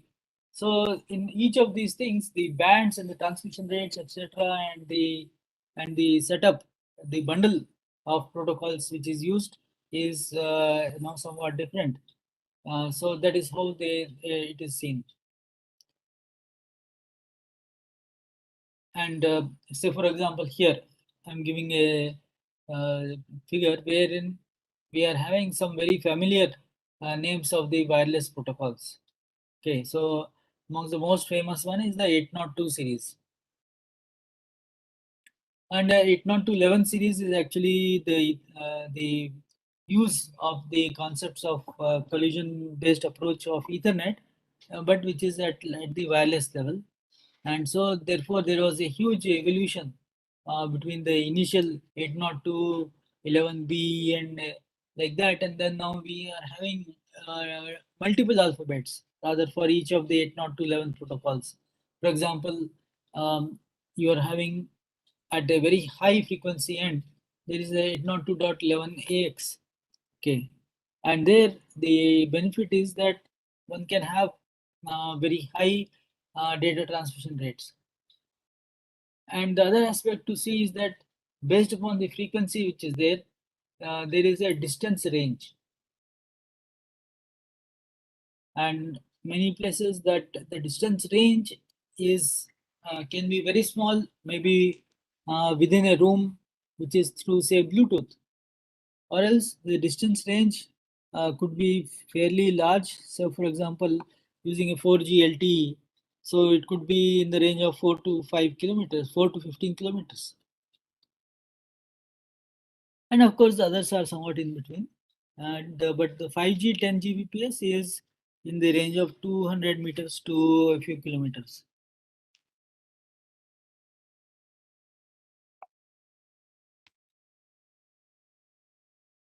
So here we see that what are the elements of a wireless network.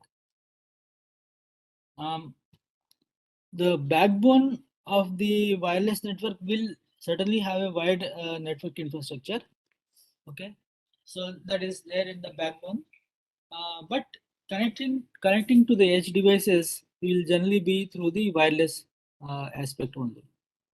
So that's why there is still a huge amount of research on the fundamental connectivity of the wireless devices.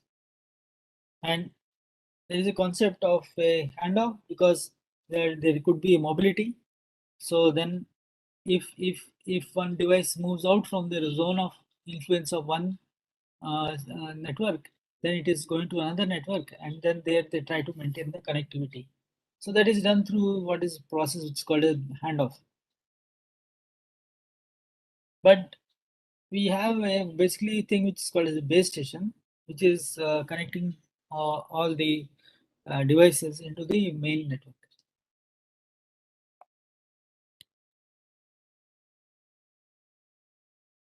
So now we come to the wireless networks. Now, infrastructure-based wireless networks is not really so difficult, as you have seen in the previous slides, but what is somewhat more challenging is the ad hoc mode. So in ad hoc mode, there is no base station, and the nodes can transmit to each other within their link coverage. And the nodes have to be self-organizing. They need to organize between themselves into some kind of a network, and they need to route the information among themselves.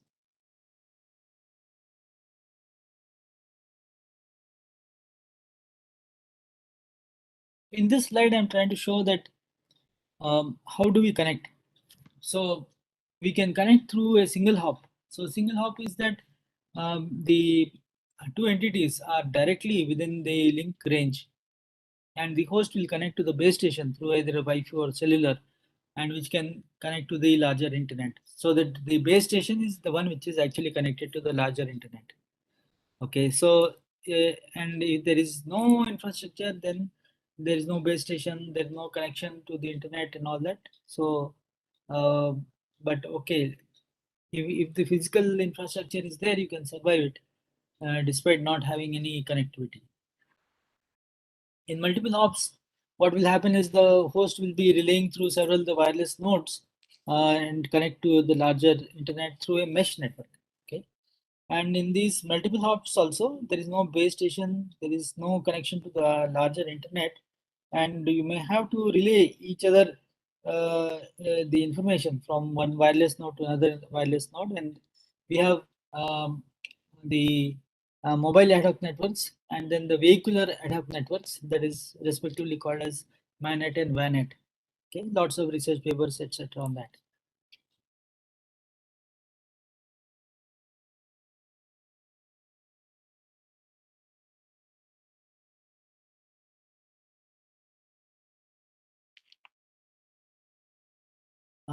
I don't know, I'm not sure, but whether it is okay.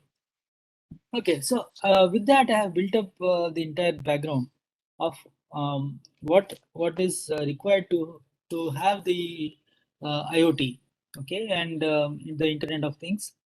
So as you can see that things, so it is involved so many things. Okay, so it can involve shoes, it could involve health devices, the passive shelf which we have, it can become a smart shelf. Okay, so suppose you have a smart shelf, and no, it is meant for your keeping your bathing items. Okay, so then the smart shelf will be able to say that whether you are still having any bath soap or it has run out of bath soap, like that. Okay, so these kind of things would be there. Then we also have child monitors, which are taking care of that, the sorry, that is the it's a worldwide network, and the child monitors and things like that are keeping track of that all the people at home, and just like you have child monitors, you have monitors for the elderly. Okay, so like this, all these now you can keep track of the status of people and like that. So many devices are there which we need. Now, there are so many segments also. So if you see this picture of the Internet of Things on the right hand side, okay, you can see so many icons, and which is connecting that how those things can be connected. Some audio devices, entertainment devices, the beds, and the travel approaches like metro, aircraft, train, and car, and all those kind of things is connected. So like so many things are there and everything is communicating and connecting. So that is the Internet of Things. So as a lot of people are doing research in the IoT, I can show this slide wherein what is the scope of the IoT technologies and what all it involves. Okay, and this was actually, this figure is from the Sethi and Sarangi authors, and it was published in the Hindavi Journal of the Electrical and Computer Engineering of 2017. And I've given the link, you can find that where it is, if anybody is interested. Let us start from this bottom, that is from the rightmost side, wherein we are talking about applications. So IoT applications, and where you will need the protocols, etc., will be related to energy conservation, to the smart agriculture, health and fitness, smart transport, home automation, things like that. Okay, that is all applications. We know many applications which are there. And then the middleware is there. Okay, so actually middleware is very important because that is going to interface between the core set of services to the applications. Okay, so you can have application specific middleware, you can have some database oriented middleware, you can have event based middleware, some service oriented middleware, and all these kind of things are also there. And wherever I'm talking about middleware, you can even say that some kind of protocol can also be there for that. Okay. If we go into the links and the networking, then you have the communication networking. We can use some wireless sensor networks, the near field communication, RFID and WSN could be the methods to communicate. Okay. WSN standing for wireless sensor network, and RFID standing for the radio frequency identification. So then we have protocols. So the protocols will be for the smart objects, and so where there is a big difference. And why do we need different protocols for IoT? That is because of low power. Okay, so you have a separate set of things which is there, that how the protocols and which were there earlier are now adapted for low power technologies. So say Bluetooth, low, that is a low energy Bluetooth which is there, or low power Wi-Fi which is there, or else there is other protocol well known which is called as a Zigbee. And so you have internet protocol for the smart things or the smart objects. Okay, and they make use of the low power link layer aspects. They are having some adaptation. They are having the routing protocol, and also they said Edison. I mean, sorry, the application protocols which are there for that. Okay. So now at the leftmost extreme, we have all these sensors, various types of sensors. So they are all like, like our sensory organs. We perceive the world through the sensors. So you can have medical type of sensors, environmental sensors, chemical biosensors, infrared sensors, RFID, neural sensors, etc. Like that we can have. And then there are so many other kind of things, which could be, say, like some camera, microphone, light sensor, proximity sensor, and the ones like that. Okay, so many kind of sensors could be there.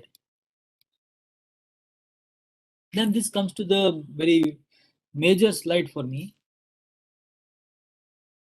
wherein we are talking about the survey of protocols and standards for the Internet of Things. This is from the article by Tara Salman and Raj Jain. Okay, so here you can see that there is something like a grid kind of arrangement. Why? Because you are having this stack. All right, the stack, which is a slightly different stack you're seeing here. That is on the left hand side. We have services and on the top, Okay, so many types of services will be there. It's related to energy, entertainment, health, education, transportation. So many kinds of services will be there. But these services, depending upon the apps and the software which is there, so that the software dependent networks, service oriented architectures, collaboration, okay, the applications which have been developed, okay, cloud infrastructure which is there. So all these things are there. Okay. In fact, IoT has to be connected to the cloud because in IoT you have not imagined for the storage, whereas cloud is meant for storage and things like that. So IoT should be connected to the cloud infrastructure. And everywhere, you know, it is succeeding only because of those kind of connections.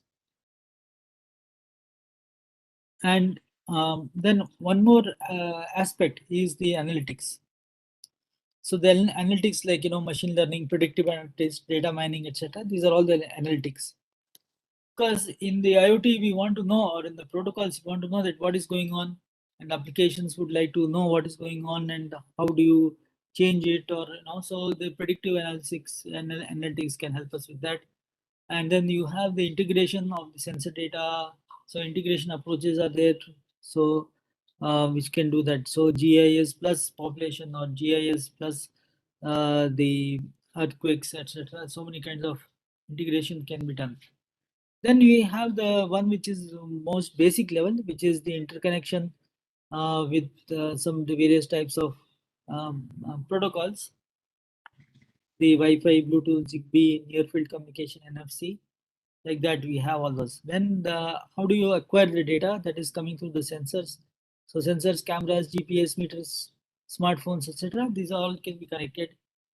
And as you can see that on the right hand side, there are two things which are running constantly for all the layers or the applications, etc., which is there, which is the security layers and the management layers, which is running over all these kind of things. Okay, so you can say that it would be, those are things which are built into the core part of the operating systems. And unless you can't have a good smart cities infrastructure unless there is a very good stable kind of a operating system kind of thing which is there. In a, say maybe an operating system, but which is being taught in a somewhat distributed manner.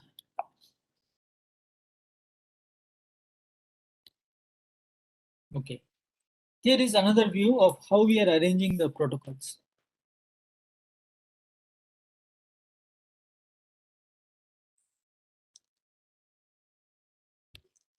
So what we see here is that there is an arrangement wherein the protocols, etc. So what we have is that you have the host layers and then there are the media layers.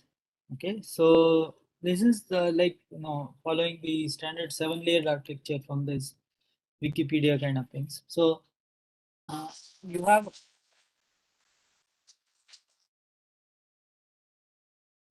have various things, that is the layers which are there. So application layer is there, presentation layer is there, session layer is there, transport layer is there.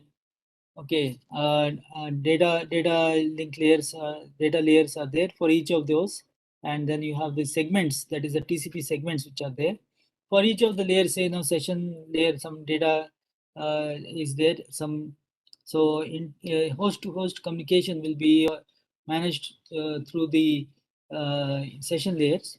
So then the presentation, that is whether the data is represented in what form and whether or not there is some kind of a encryption. Okay, so that is at the presentation layers. And finally the application layers, wherein how the application is going to handle that. Okay, so all these things are part of the host layers.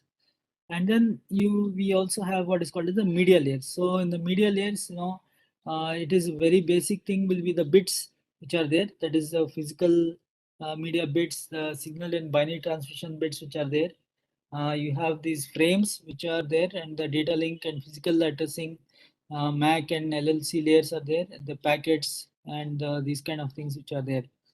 Okay, so that is the standard 7-layered architecture. And these things, okay, I have to explain that because these are things and functionalities which are going to get mapped into the IoT aspects, which is there on the left. Okay, so what you are seeing here is that what you're having the IoT protocols at various stages and at various levels. Okay, so at network layer level, what do we see? We have IEEE 802.15.4. Okay, so the WiMAX kind of things are also there. Ethernet is also there. Okay, then we have low power WAN communications are there. You are having the GSM and the LTE kind of network layer communications are there, and you are having the so many of the 802.11 series, that is B, G, N, A, C, A, D, H, A, X kind of protocols are there. Okay, now at the internet layer level, you are having the transportation, which is related to 6 low pan. 6 is IPv6. Okay, low is low power. Okay, so then we are having the RPL, which is there. Then it is the, and of course TCP kind of things are also there. Then at transport, you are having TCP, UDP, DTLS. Okay, so all these things are there. And at the application level, which we'll be seeing will be the COAP, MQTT, AMQP, and so many other things are there. Okay, so this machine-to-machine communications, which is there in IoT and all that, will be with respect to the use of the MQTT. And also this is a very good survey article, which is there, from which I have got this. Okay, so now in another article, that is Edge Cloud Computing Technologies for Internet of Things, there is a different view which is there, which is that whether what is happening with respect to the data. Okay, so that basic aspect is that whether the data is at rest or whether the data is in motion. Okay, so if it is being communicated, the data is in motion. Right. So where is it that the data would be in motion? Is that where it is being moved across the physical devices and some controllers? Okay, there will be some connectivity. The edge and fog computing kind of things are there. Okay, and then if the data is at rest, means that it has reached some place where it is going to be processed. So the data accumulation, the data abstraction, and the application and the collaboration, etc., would be there. And all these things are, as you can see, if you notice that it is now 7 layers, which is there in the usual reference model, is now being applied onto the IoT. Okay, so this is what is there in the IoT reference model. Okay, so that is why it is being called as an IoT reference model.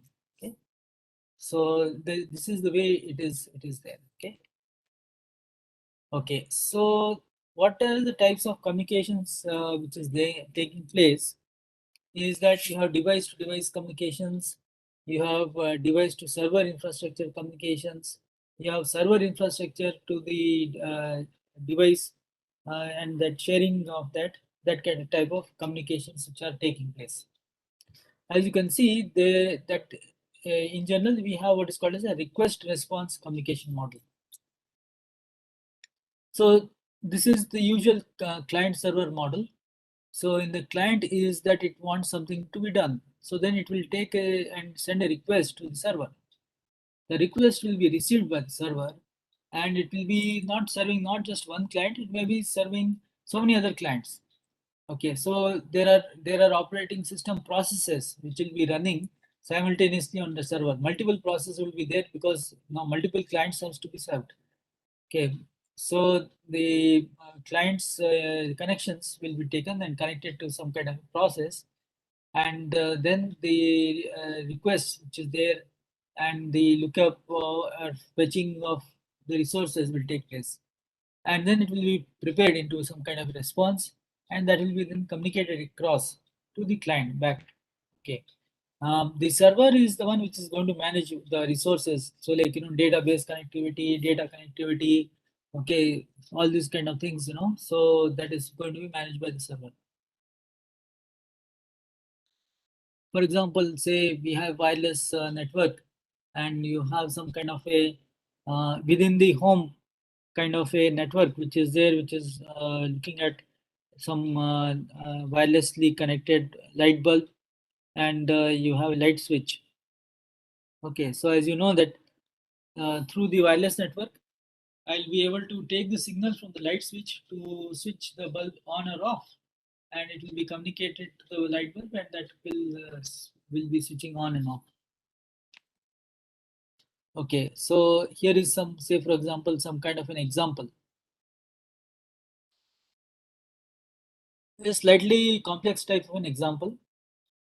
So, but it is giving us the entire idea of these protocols and their connectivity and things like that. Okay, so at the bottom you have something like a board. Okay, so some Arduino web server kind of board is there, and that each thing there you have a IP address. Okay, and that IP address, and then you are having that there is a process which is working and configured, and it is going to be listening for the requests with some certain TCP port number. Okay, so this is the infrastructure which has been set up. That is, it's a web server which is running on some kind of a microprocessor, microcontroller kind of a board. Okay, and then it will be connecting to, say, maybe through a switch or a router or whatever, and then the packet forwarding will be enabled on that router, and any data which will reach some certain TCP port will be forwarded to another such set of default set of ports, so that this data communication will take place, and it can take place for on a transaction basis, or it can be set up on a longer term basis also. Okay, so that is all part of the internal network. Externally, what do we see is that what is being seen by the internet. So sometimes only one or two devices may be there on the internet. That is the gateways or things like that. Rest all will be part of an internal network. And the interfacing with the external internet is the one which is usually there with the ISP or internet and things like that. And the data which is being gathered by these end systems and all that, that will be configured and that can be communicated across the internet also.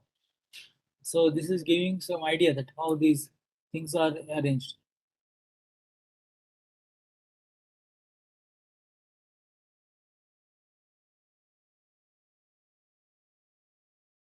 So now I come to the application aspect.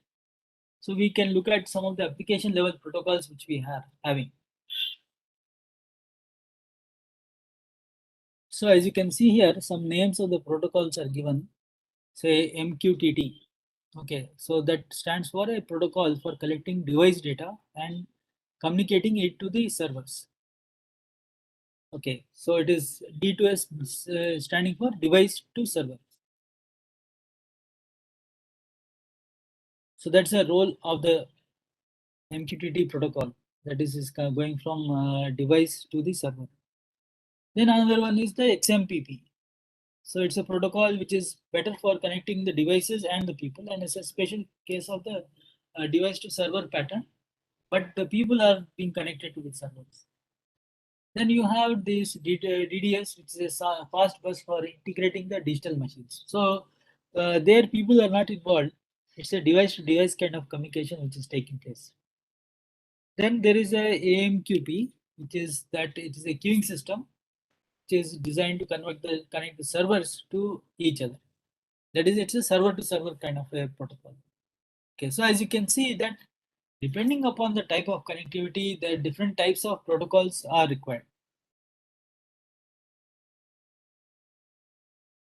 Okay, this is another important abstraction to understand that how do we manage the communications? Okay, so what do we need to understand? What we need to understand is that the IoT devices are extremely low power devices, Okay, and unlike a server which is always on, the IoT devices may not be on at all. Okay, so the IoT devices would be looking to do something, and if some event or something takes place and they're measuring or something, and then they will take whatever they have, they'll communicate it and then become passive. Okay, so that is this kind of thing which is seen as that these sensors, etc., they are publishing their data. Okay, they have published their data, and that data will reach a broker. Okay, so so suppose we talk about, say, that there are some sensors which are detecting whether a bus has reached any bus station or not. Okay, so you'll have something which is like that. So like this, the various publishers are there which are looking at data, and they will be sending the data to a broker. Those who want to consume the data, they are the subscribers. Okay, so suppose somebody wants to travel, and they can look at the bus schedules. Suppose somebody wants to travel by train, they can look at the train schedules. Okay, so like this, there are several subscribers. Okay, so the subscribers are waiting for the data to be published by the publishers, and they will but the subscriber does not know any specific publisher directly. Okay, that's the important thing to understand. No subscriber knows any publisher directly.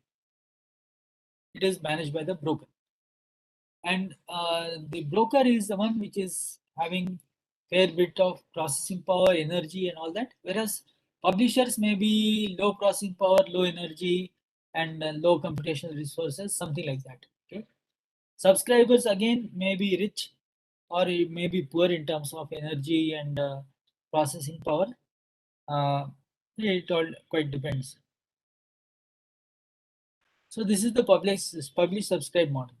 So here what happens is that why do we need the broker? Why we need the broker? Because the broker would be always on, whereas the various sorry the various um, entities which are publishing, and they push their data to the broker. Okay, whereas the various people who are going to consume the information are the various subscribers. Okay, they may be asynchronous. Okay, so that is basically the important thing to understand, is that with this architecture of the publish subscribe model, we have made the subscribers to be asynchronous of the publishers. Okay, so that is a very important thing for this success. Okay, here again I'm putting putting that information, that is what is the benefits of the publish subscribe scheme. So basically it is a simple architecture which is having point-to-point links, and it can be replaced by and it's with a single connection to some particular message bus or broker. Okay, and it is relatively simple to add the device or delete the device, and the data which is published can be reused for the extending the existing services. Now, publishers and subscribers, as I mentioned, are decoupled in time. Okay, meaning they are running asynchronously, and also they don't need to know each other. Okay, they are decoupled in space also, because they need not be running at the same time. Okay, and they are now looking at the synchronization. They did not have a strong synchronization, because the operations and the tasks which are there would not be halted during the publishing and receiving the notifications. Okay, so that is the overall publish subscribe view. Now we can see that how this is being applied or used. So here we see that okay, let me just check on the time.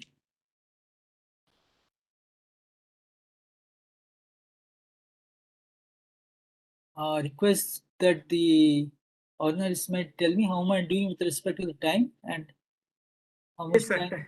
Yes, Sorry. time is there. Time is there, sir. Okay, Yes. fine. Okay, so the protocols which we are looking at is that there is this extensible messaging and presence protocol, which is also called as the XMPP protocol. This will be connecting through the text messages, and although it is having only text messages, still it is being run over the TCP. And okay, see, thing is that somebody may say that, oh, what's the use for IoT or something like that. TCP is such a big bother. It takes so much time to set up the connection and all that. But the advantage of that is that TCP is a reliable service.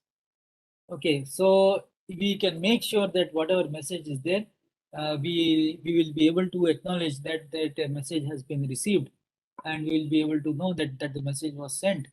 Okay, and if it was there any problems of this, then they'll be keeping track of the byte by byte kind of thing by the TCP, so that whatever is sort of missed will not be missed, and the entire message which was there will be communicated reliably. So that's a real big benefit of the TCP.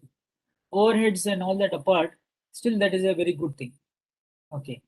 For example, an example which is shown here will be that if you can follow that link from the Uniba of Italy, or okay, where some XMPP server kind of thing is there. The example given is that of connecting the home thermostat to the web server.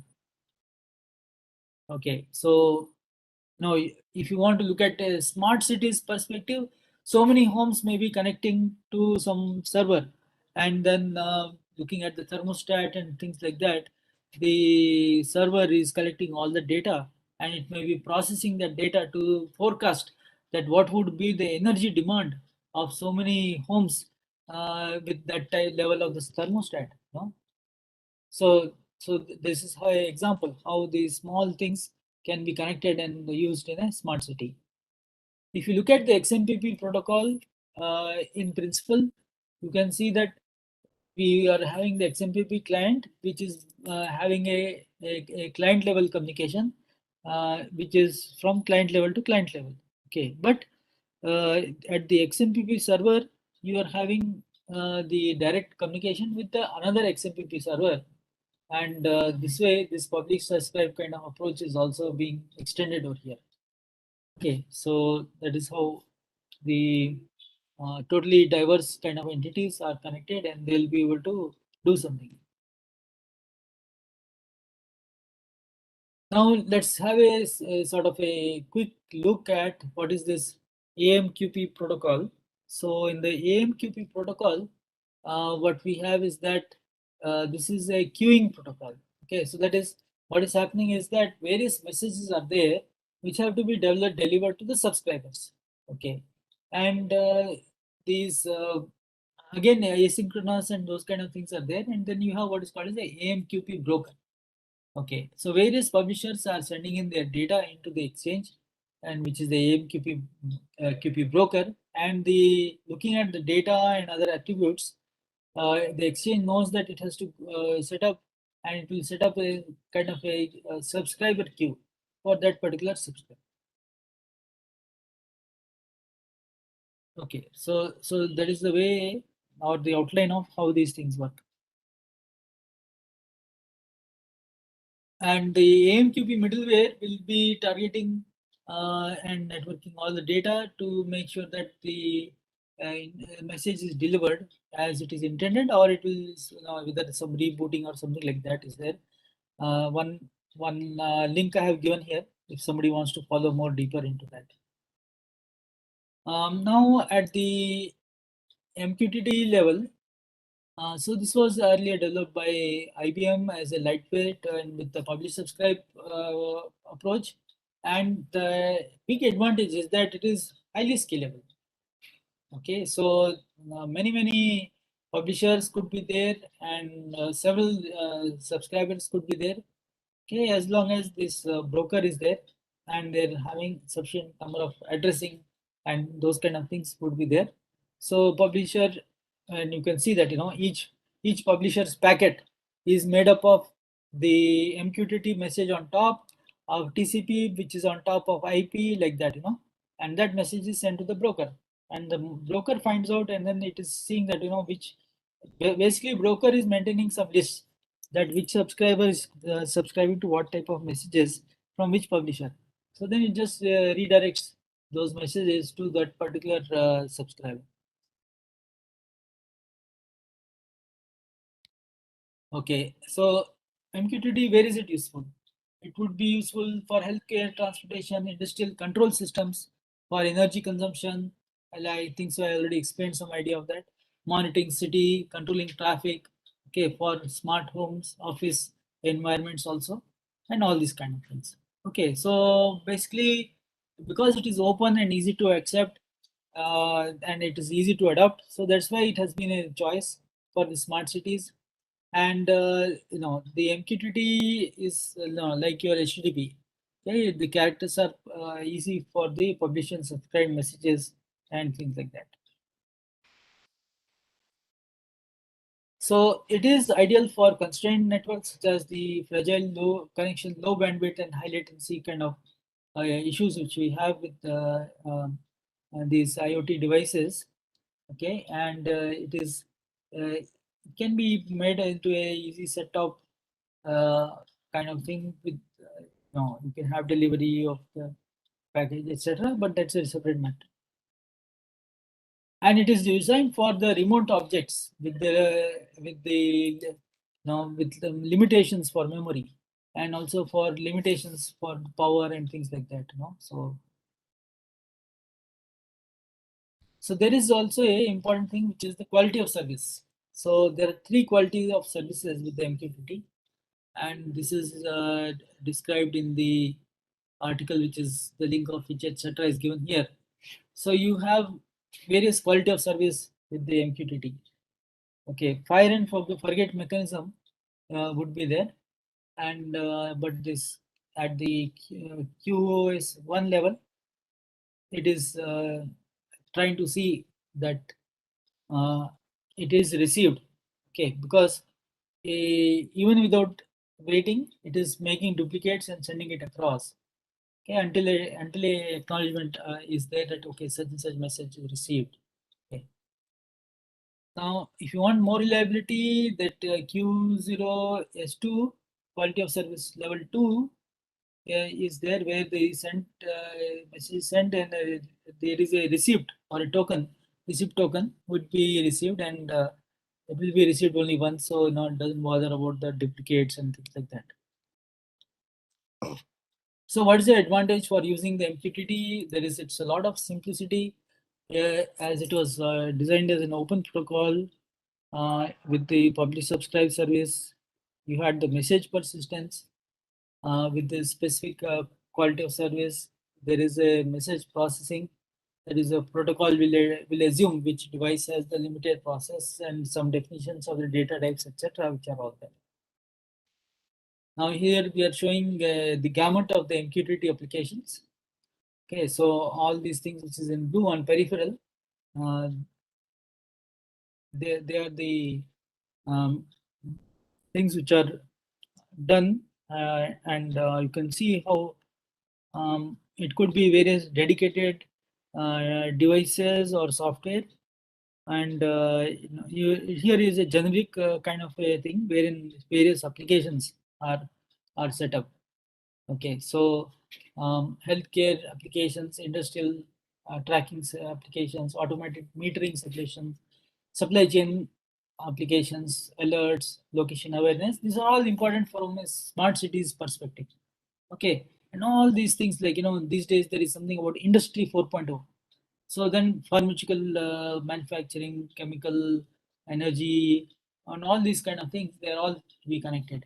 Okay, so for that, MQTT is a universal connected one. Okay, now there will be also a lot of challenges which are there in the IoT, because if you are having connections of so many types and things like that, so that is the kind of thing. But at a general level, we can say that the IoT applications are very good. You can apply them for very big data kind of things. Their application is also good for security, privacy kind of things. Okay, so many other practical things can be achieved through the IoT. But there are certain cautions and things which I must convey. So, for example, security. The IoT is extremely vulnerable to the attacks. Okay, so because things are open, it is not meant to be very tightly defended against attacks. Okay, so that, but as it is connected to embedded systems and things like that, and it is connected to manufacturing and things like that, which is involving money and all that. So there is now a lot of security problems there. As the devices are having low capabilities, that is another problem. But as it's all a matter of cost, and one can spend more and make that better. Okay. There is so much of information now. Okay, as I had mentioned earlier, that IoT information one has to keep in the cloud. Okay, but that doesn't mean that there is no local copy of the information. So you may have information which is at a local level. All right, so edge level and those kind of things could be there. Okay, so that is also there. So privacy challenge is also there. No, because if I encrypt the name and other such data, so then only those metro people who are big clients, etc., would have that thing to decode. Right. So otherwise, that ordinary pure person will be stuck up.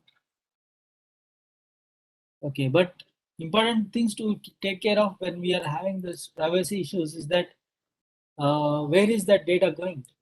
Is it collecting a personal data? And at what time is it collecting the data? And how we have to take care of that? Okay, and so another important thing is that standardization. Okay, in any field, if you have IoT standardization, so IEEE comes up with the standardizations. So you need to keep looking for that now how the standardization will take place. Okay, so as MQTT was there and with and IBM people were there, so that's how they came up with the MQTT and IBM coming up with this. Okay, then there is what is called a Zigbee Alliance. The number of companies they are making products for Zigbee. Okay, so they are coming up with their own standards for low power, low cost wireless technologies. Okay, and other big players like Cisco and etc. have also contributed. Okay, then we have what is called as this scalability problem. Okay, so there are big problems due to the communication process. Very large number of devices are there, and so um, as the number of devices goes on increasing, so whichever protocol which we are having, will it be able to keep up with that? All right, so that has been an issue which is discussed in one of these research papers. Okay, so and so many questions are there. That is, what about the hardware which is there? What about which protocol is ideal for the addressing such things? And then what is the compatibility between the software and hardware? What is relevant for IoT and things like that? So many things are there. Now, a lot of research is taking place on TCP, because how do we reduce the timings which are there for connection setup, timings for the packet exchange? Okay, as you know, congestion control with TCP can play havoc on the low data rates which are there. Okay, how do you make use of data buffering and things like that? Okay, and there are so many connections which are there. So connection setup, and how do we reduce this for the small amount of data? Now, the ridiculous case would be that you are hardly sending 1 or 2 bytes, but you are transmitting the setup through TCP, setting up such a big thing, and which is not worth the overheads and things which are there like that. Okay.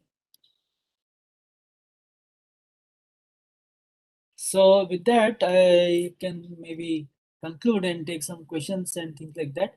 So as IoT is one of the very great methodologies, and MQTT is one of the critical protocols. Okay, so this is the MQ service. There is message MQ services consisting of the publisher, server, a server and subscribers is the key approach and how the protocols are arranged. Okay. So many applications are there which can be discussed. Say this is one which is related to some Walmart kind of applications are there. So many devices are reading the products from the RFID sensors, and then they're collecting and pooling that information and sending it out. So it is maybe related to so that so many members came and they and they were put in, and so many applications could be it. Okay, this is a different mail ID. Don't worry about that. And I think maybe I should try to show some of the research papers also.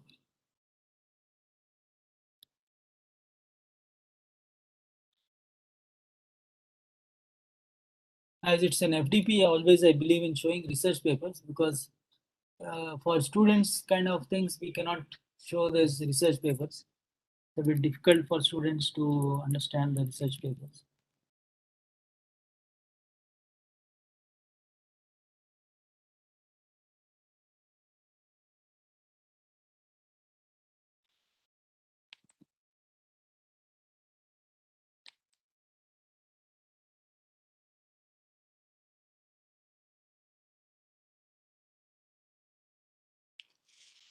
Okay, so this is the one of the articles which I had mentioned, and as you can see here,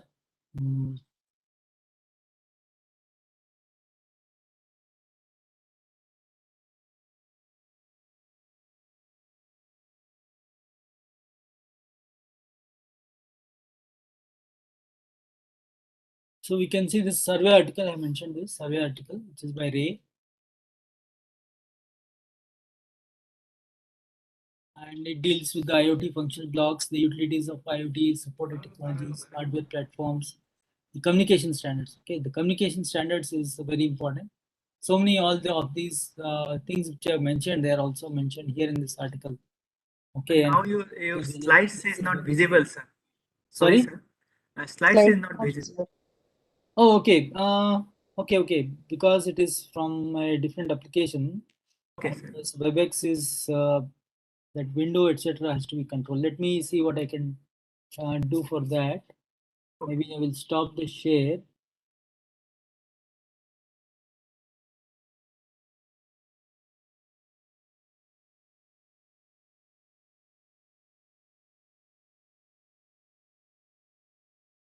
Okay, I think now they should be visible.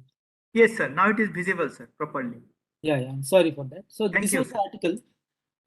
It has come in this journal, which is maybe not such a not such a famous journal like our IEEE journals, but the article I found was very readable.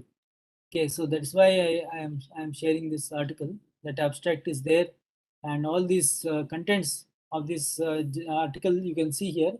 Social computing, SIoT, so many, all the issues are also discussed here. Security issues are discussed, end-to-end security issues there. This lightweight security, so many things are discussed. So that's why I like this article. Maybe people can note this title of the article and its things, or else I can maybe send this article over to the organizers by email. Okay. So like this, we have these things. So perhaps maybe I can stop sharing and perhaps take some questions and have a discussion. Always that will be more interesting. Thank you, sir. Dear participants, has there any question from your side? Sometimes they will be putting the question into the chat message. Yes, sir. I am checking regularly, sir. I am sorry, I did not monitor the chat messages. So has there any question?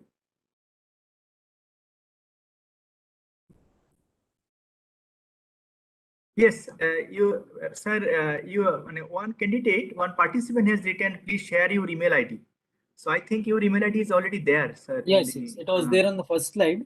There in the first slide. So you can collect, and if you have asked any queries, you can directly send a mail or directly to the sir.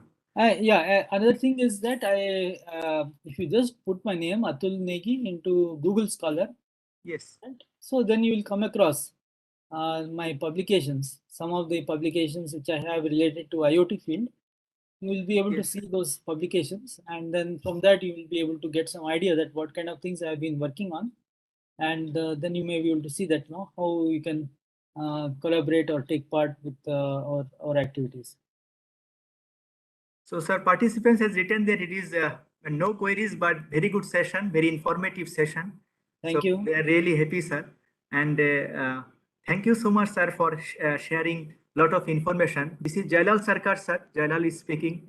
Okay. Thank you, sir, for taking time from your busy schedule for sharing lot of information about internet connected devices, human protocol, protocol layers and reference models, layered internet protocol stack, elements of wireless network, characteristics of selected wireless links, wireless network taxonomy, taxonomy of research in IoT, IoT ecosystem, overview of protocols, IoT reference model, and very important information about data in rest and motion. I think it is very important, sir, because data in rest and data in motion in very reputed journal, Digital Communication and Networks, and types of communications and publish and subscribe model, challenges in IoT. Sir, which will help us for preparing a good problem statement, I feel, sir, to carry out our research work. Thank you so much, sir, for your valuable time, sir.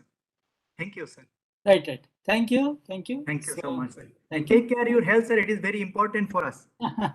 Thank you. I'm doing okay now. Right? Thank you, sir. And then, Thank you, okay. sir. Bye then. Bye. Thank you, sir. Goodbye. Thank you, sir. So there is one information, one announcement for each participant that you need to be filled up your feedback form within predefined deadline. After that, your session will be closed. Okay, so please kindly fill up. Okay, and now there is a lunch session. We'll connect from 2:30 p.m. There is an industry expert. I hope all of you connect in the same meeting at the same link. Thank you so much.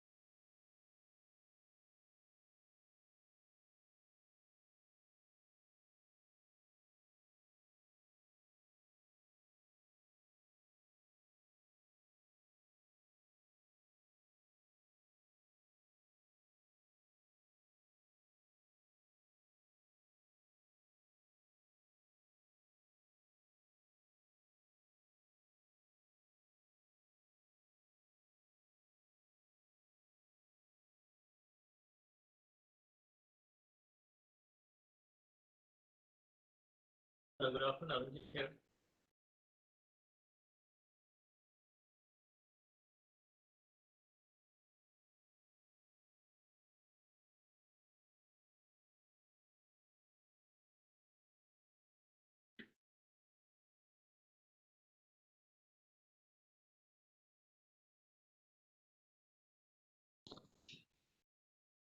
Good afternoon, Suresh. Can you hear me?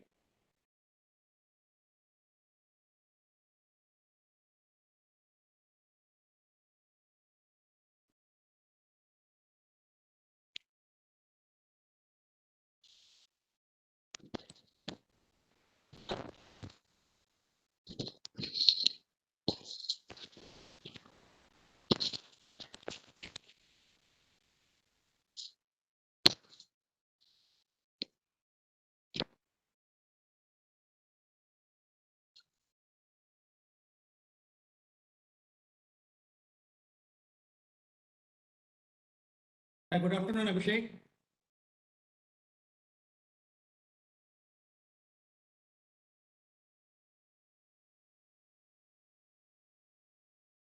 Yeah, Suresh, am I audible? Yeah. Okay. Abhishek, Aranjit. Yeah, I'm there. Abhishek, I think he's on mute. Okay. It's Aranjit, right? Yeah, I'm Aranjit. Yeah, I'm there. Yeah. Yeah, I can see that.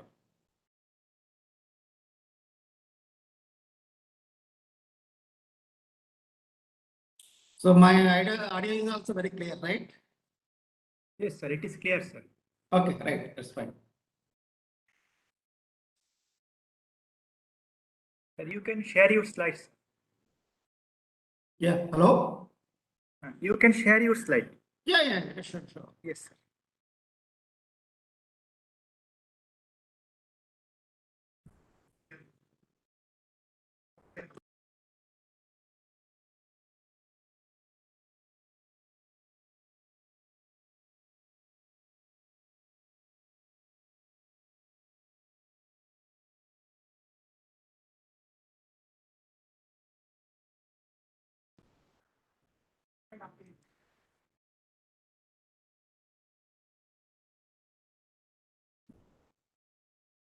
Good afternoon, sir. This is Jalal Sarkar, sir. Hi, good afternoon. Good afternoon to all participants. So now we have a talk from 2:30 p.m. Sir, sir is basically discussed in the topic of cloud-based IoT and IoT communication protocol. Mr. Suresh Dantam. Mr. Suresh Dantam is the Vice President Technology Techsys IoT Lab, a unit of Techsys Automation Private Limited. He obtained his BTech in Electronics and Communication from Sri Krishna Devaria University AP and Diploma in Business Management from Business Expresses, UK. He has overall 20 plus years of experience in the technology field with primary focus on electronics and their application. So Sir is very experienced and he is our industry expert. So now I invite you, sir, to deliver your lecture, sir. Please come forward. Thank you, Abhishek, for giving an opportunity to me. It's my pleasure to share the latest technologies that is happening around with respect to IoT. So let us start this session.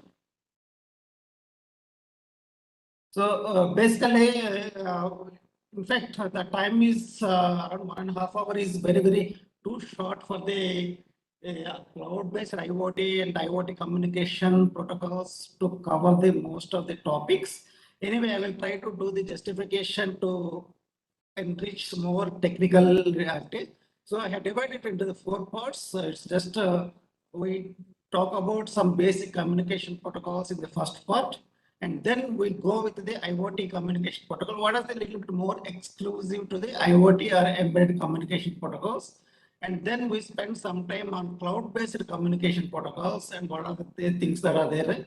And finally, I'm planning to give some kind of the demonstration, hands-on demonstration on the cloud tools itself, so that you will be having more motivation and interest to go forward. Okay. Just have spent a couple of minutes on from the fundamental point of view, what is the protocol? It's just a communication between the two kinds of the points. So it's a developed and it's used by anyone. Actually, it's a general term. So for the protocol definition and all those things, it's our prerogatives that we can define our own kind of the communication, any kind of things. Let us say you can see protocols when you have the prime minister of a nation visiting to the another place, he has some certain kind of the protocols. When a governor of a state visiting to another place, he has some different kinds of the protocol. That means it's a kind of the communication, how we establish, securely deliver the data and securely establish the communication so that the transformation of the data between the two nodes or between the two endpoints or between the two systems or one to many systems can happen more smoothly actually. So that's how we can define as the protocol. It's just a fundamental, I guess most of everybody knows of it. So, but I'm just going from the fundamental point of view. So when it comes to the IoT, we have our own kind of the specific protocols like HTTP, FTP, MQTT, SMTP, Ethernet, Wi-Fi, and all those things. These are our protocols that we concentrate more on from the IoT perspective. Okay, so fundamentally, all these protocols and communication layers, when it comes to the network, so we just take the reference from the OSI layers, that is the open system interface layers. I guess most of you know about all these things. I need not explain it. I just put a slide in terms of the saying that when we start from the fundamental and go into a little bit more deep. So we are not deriving on our own, actually, we are taking the reference from the open system interface layers only that are there for the last 5 decades, and most of the network layers are developed around it only. So that's the fundamental. So we just take the mapping of our IoT protocols also from the OSI layers only. It's not from anything else. But we will try to shrink the number of layers that exist that we see in the later slides also. So this OSI model defines how do we transfer the data from one system to another system or one system to many systems in terms of the data security or complete data transformation, whether it is the half duplex or it is whether it is full duplex or who has to take which kind of the responsibilities and all those things. These are very, very clearly defined in the OSI models. We'll just see it actually. So probably this slide you might be knowing already. We have 7 clear OSI layers in the model. So the bottom layer is the access media, that is the physical layer. So the physical layer, when you come into the physical layer of the IoT, then we have a lot of physical layers or abstraction layers that are happening in the, because basically this IoT is nothing but sensors and all those things sit at the bottom of these OSI layers. So if it is the basic LDR sensor or temperature sensor or Ethernet or some other thing, so we need to take care of these kind of things. So that physical layer is a must to develop an IoT architecture. So without the bottom layer of the physical layer or access media, we don't have the IoT at all. And then coming to the next above layer is the data link layer. It's a packet formation actually. It's like more before sending the data to the abstract layer, we'll make the data linking is happening properly. So in some of the cases, we may have or we may not have the data link layer. Okay. And then coming to the above layer is that is the network layer and transport layer. This is a must to have the IoT protocols because the data is transmitting, most of the cases, the data is transmitting over the IP networks. That is the TCP IP network.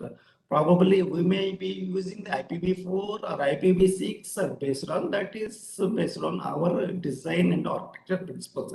But we need to have the enforcement of the transportation layer and network layer here for the IoT architectures to be implemented. That's very, very important here. So, and then coming to the above layer is a sessions layer, established connection. That is session layer is also some of the cases very, very important because it's like whenever we have this OTP kind of the things and all those things, we will establish these sessions so that some intruders, if comes in between, then we can cut off the things and then we can restore these things. So it gives us some kind of the data security also. That's why we maintain the sessions layer also. In some of the IoT the protocols, we may have the build up this sessions layer. That's very important.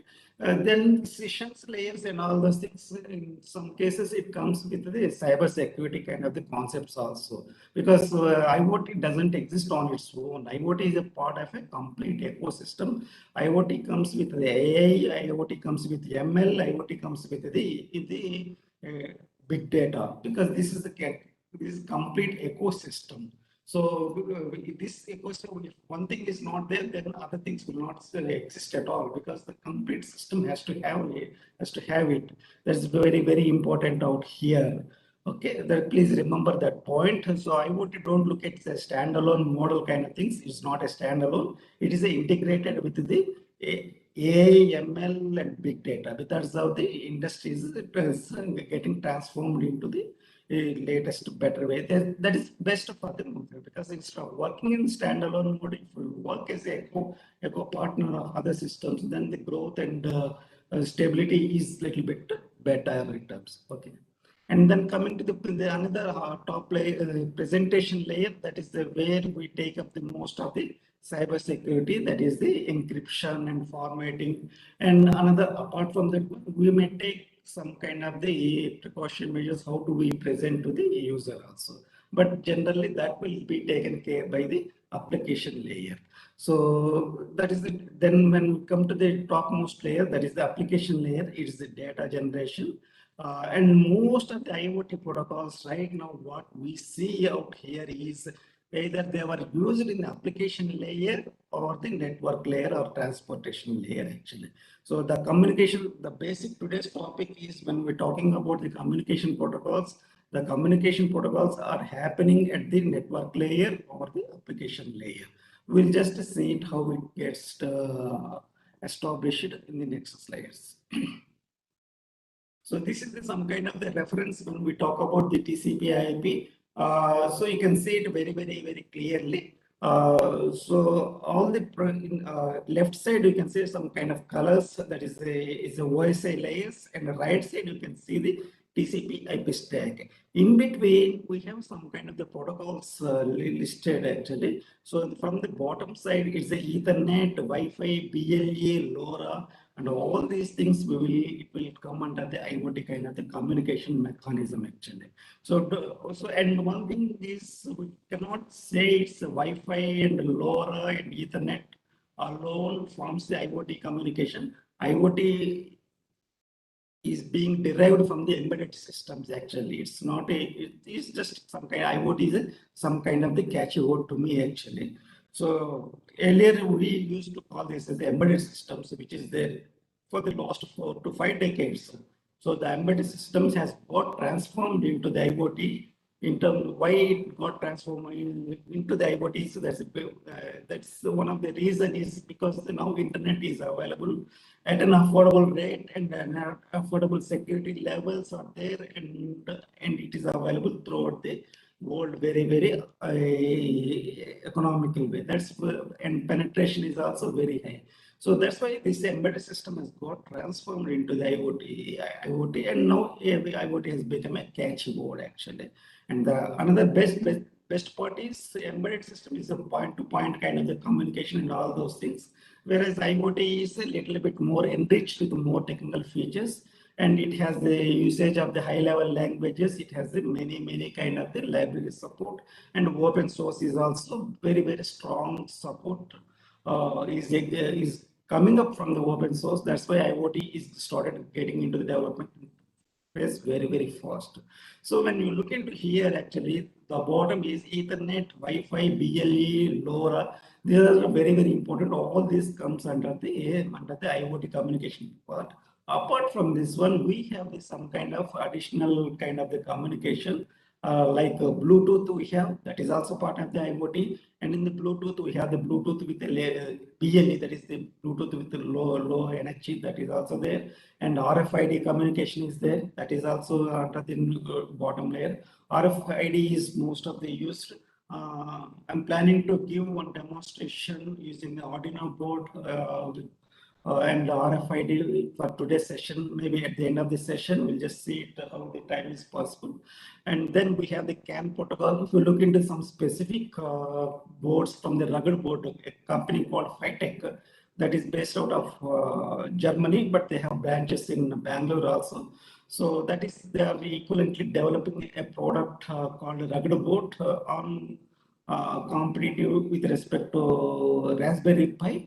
But surprisingly, that board supports CAN protocol also. So not only these, that's why you can say it's Ethernet, Wi-Fi, BLE, LoRa, RFIDs, and some embedded communication is also very much required here. That means we need UART communication, we need SPI communication, we need I2C communication also. Because IoT is a part of auto, is coming up very, very fast in the automotive industry. That is, especially in the cars and bikes, they are using heavily this IoT. So there we use dedicated kind of the systems like SPI and I2C and CAN protocols. We'll just see it in the coming up slides also, because I'm planning to cover that one now. And then coming to the above, as I discussed in the previous slides, we have the IPv4 and IPv6 as part of the network layer, and transport layer is TCP, IP, TCP and UDP. TCP is the transmission control protocol, and UDP is the unit development data control protocol. Okay, and then coming to the top is we have the HTTP protocol.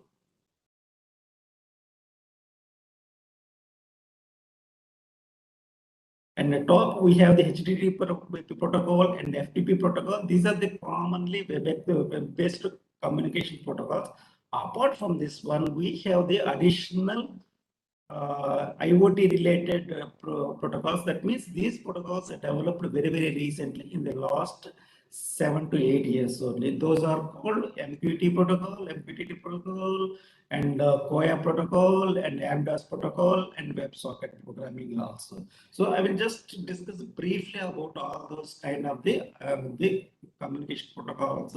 Even though our time is very, very limited, I will try to give the basic idea and introduction part of all this kind of the stuff, so that the next part can be carried out very easily for you actually.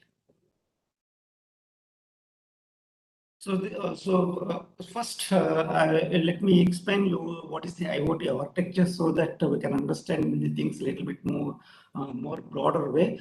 So when you look into this one actual left side, you can see the end nodes. These are we call it the end nodes or edge devices. So the probably end nodes is being replaced by the a term called edge devices. So most of the people are calling this as edge devices. That is nothing but the sensors and the actuators and microcontrollers and all those things. And this is not with respect to any particular kind of things. This is a broader, so we can imply this architecture to any kind of the microcontroller. Whether it could be the Arduino, or Raspberry, or it could be a Beagle Bone, or it could be Phytech rugged boards, anything we can apply for it. So this is the basic architecture. So left side you can see the architecture. It's a dual communication we'll be having, and in between, in middle, we have some kind of the gateway communication, that is a network kind of the stuff. So some of the things is how do we transfer the data? It's a network and a router, we can say it's. So we need to connect the end nodes to the outside world. How do we connect it? We can use any kind of the routers, either simple routers or a little bit expensive routers like from the ASUS and all those things, or dedicated leased lines like fiber cable and all those things also we can use. So how do we transfer the data to the outside world? That is more important with respect to the middle kind of the block actually. And the right side, you can see the integrator, that is IoT platforms, cloud computing, data management, data science, visualization, analytics, web and mobile application. So this is the way we will have the cloud interaction actually. So the cloud means the data centers are located somewhere, but we have the authority to to penetrate into that system, to go into the system, develop our own kind of the applications, deploy it, test it, and deploy it, and anybody can use it from anywhere. So the right part, that integrator, is very, very important. Right now, what we have in the world is there are a lot of cloud-based tools are available, like AWS, Azure, and all those things. Apart from all those things, there are some dedicated cloud tools are also available, like ThinkSpeak, ThinkWorks, Kavi, and WebNMS, and all those things. And those tools are very, very specific to the IoT kind of the ecosystem, because their business motto is very, very limited. Actually, they don't want to go into the like normal database applications and banking software and all those things. Especially the cloud tools like ThinkWorks, ThinkSpeak, WebNMS. These guys, they are more, and UA dots, and these guys are more dedicated to the IoT. So I will try to show one demonstration using ThinkSpeak cloud tool, and that has come from the MATLAB Simulink company. So the things will be a little bit easier. I will try to give the demonstration with that cloud. So this is about the basic cloud architecture. So earlier we have seen a little bit when earlier we have seen a little bit in more general terms.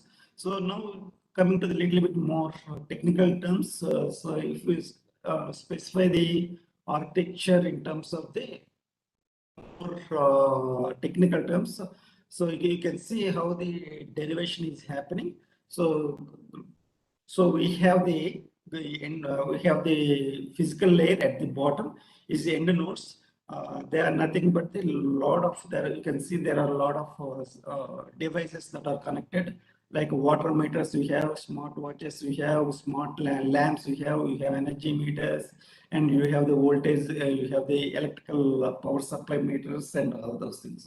So all these things we can call it as the edge nodes. That's how we will define it. So when you refer back into the OSI layers, it's all there in the physical layer actually. So these are the physical kind of the systems where the data is being transmitted from those physical devices through the wires or through the wireless, through some kind of the invisible format. So the data comes to the up, that is the above layer. So the Bluetooth layer or LoRa layer or Wi-Fi layer or GSM GPRS layer or RFID, whatever we define based on our, it takes that data in terms of the protocol definition. This is what we call the protocol, actually communication protocol. This definition and all those, it will transfer the data based on expectations to the above layers.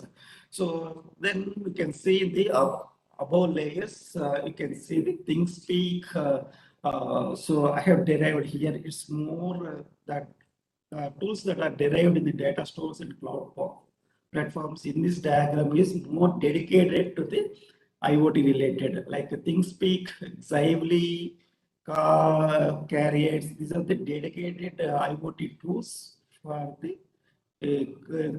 cloud purpose. Okay, and then coming to the upper, there is another dramatic kind of things are also happening in the world actually. So once if we have these kind of the cloud data also, there are a lot of interesting cloud tools are there where AI and ML will be played more active role. So these are the visualization that those things are described in the above layer, like IBM Bluemix, Amazon AWS, and Windows Azure and Salesforce. And these guys will use some kind of the machine learning algorithms or AI algorithms and the predictive analysis. What these guys will do, they just take the data out of all these bottom layers, and they will, because it's a huge data, right? The data could be generated for every 15 seconds or for every 1 minute or so, whatever our program defines. So when we have this huge data, we cannot just pump the data to the end user as it comes. Actually, it doesn't have any meaningless. So we generate some kind of the commercial interest and commercial obligations and commercial applications on this tool. And so that the data will be useful in terms of either it could be predictive analysis or it could be some kind of presentation mode also. Let us take an assume if we record the temperature of the humidity, temperature and humidity of a particular location. Let us say in Bombay, we have recorded for the last 3 years. So all the data will be stored in the data centers of either AWS based on the commercial agreement or Azure and all. So they do some kind of predictive analysis and they will kind of give some kind of information in coming days, like in the last 3 years, the data is the data was like this. So you can expect rainfall in this kind of the period, or you can expect some kind of the high temperature during this kind of. So all this data gather and data presentation will be happening in the top place. That's more important because we cannot jump it. We cannot pump the data in terms of the raw data to the end user, weather department and all those things. So what these weather, let's assume that these weather departments, they will just give some kind of the graphs. Last year it is like this year it is going to be like this. They just give the some kind of the presentation, very neatly in presentation, so that we understand things as an end user. We don't want to know about what is happening inside. As an end user, we will understand things in a better way. What is the forecasting and what has happened in the earlier also. Similarly, also when we want to have the presentation to the either electric meters or energy meters and all those things, we can present into we can expect the future what is happening also, so that when we are planning for the next year, like budget and all those things, we know where to allocate our budget funds, where to allocate our departments, and where to allocate the resources, so that the corrective action, we can be prepared for the corrective action to avoid untoward incident that may happen in the lost. That's why when you have seen that one, that because of this global warming, there is a lot of unprecedented rain, like cloud bursting and all those things are happening. Even the cloud bursting and all those things are happening nowadays. This weather department across India or across the world is becoming very technically enthusiastic. So that they are giving forewarning to the concerned department and concerned people, so that they can avoid the at least loss of life. Forget about the properties. At least we can save a lot of lives by migrating people from that location to that. So all these things are happening with support from this kind of the technology. So okay, and then in the top layer is applications, web and mobile. So we can present it to now. Everything is available either in the it is available in the web format or in the mobile format. Same thing, because the mobile penetration is so huge that not have the laptops or computers at every department, and in all the data can be viewed using the mobile itself, so that mobile industries can also have this support to this kind of the IoT. So this is the basic IoT architecture. Let us move on to the our more communication protocol stack actually. So this is what we discuss a little bit more deeper into the communications. So here, what if you look into the here, what are the different layers that physical layers that we have here? Ethernet, LoRa, Wi-Fi, Zigbee, GSM, NB-IoT, Bluetooth, 4G LTE. These are the predominantly active right now. So in future, we may see a little bit more like LoRaWAN. LoRaWAN is coming up very fast, even in India also. So there is an internal competition is there between these layers also. Based on the commercial accessibility, we can install the specific kind of the link layers. It need not be all the things, or need not be one thing also. We can have the choose. So that's why there is a proposal that IoT gateways are also, so very soon it is going to happen. IoT gateway means, so now if you look into any network, any router, the router supports only IPv4 or IPv6, any router right now, either it's domestic kind of routers or commercial routers. So probably in the down the line, you will see the IoT gateways. That means the routers can be embedded with the RFIDs, with the GSM technologies also, if it has independent, and the Bluetooth also, because the research is happening in that way also. That means the router, at that time, we don't call it a router, we call it an IoT gateway. So IoT gateway is also on the roadmap. Maybe it will come in the next couple of years. A lot of big companies are investing money to get the product as part of the IoT gateway rather than normal routers or normal gateways. So it is also on the way. Okay. And then coming to the network layer and the transport layer, TCP, UDP, we have discussed this in the previous slides, and IPv4 and IPv6 and LoWPAN we have discussed also. Okay. And then coming to the top layer, this is very, very important.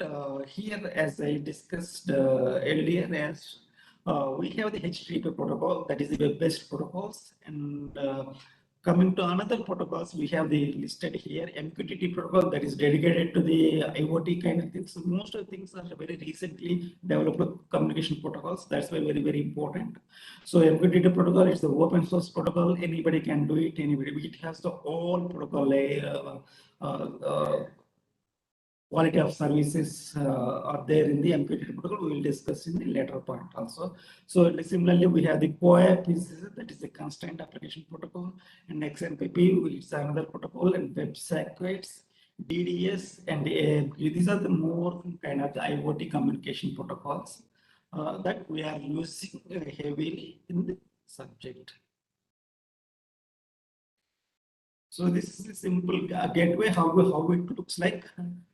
In the left side, so right now what is happening in the market, the commercial market, if you look into that one, so 2 decades before, there are a lot of PLCs installed around the process automation. Too many, all the things are equipped with the PLCs. So the PLCs may come from the Siemens or ABB or GE or Mitsubishi or some other kind of companies actually. So it's a monopoly industry. It's mostly 67 companies out there who manufactures real PLCs, and Chinese are also entered along the last decade. So these PLCs, they invested huge money into it. It's millions of the dollars. Now there is immediate work is happening on these PLCs, which manufactures like scooters, assembly. It's like assembly floors.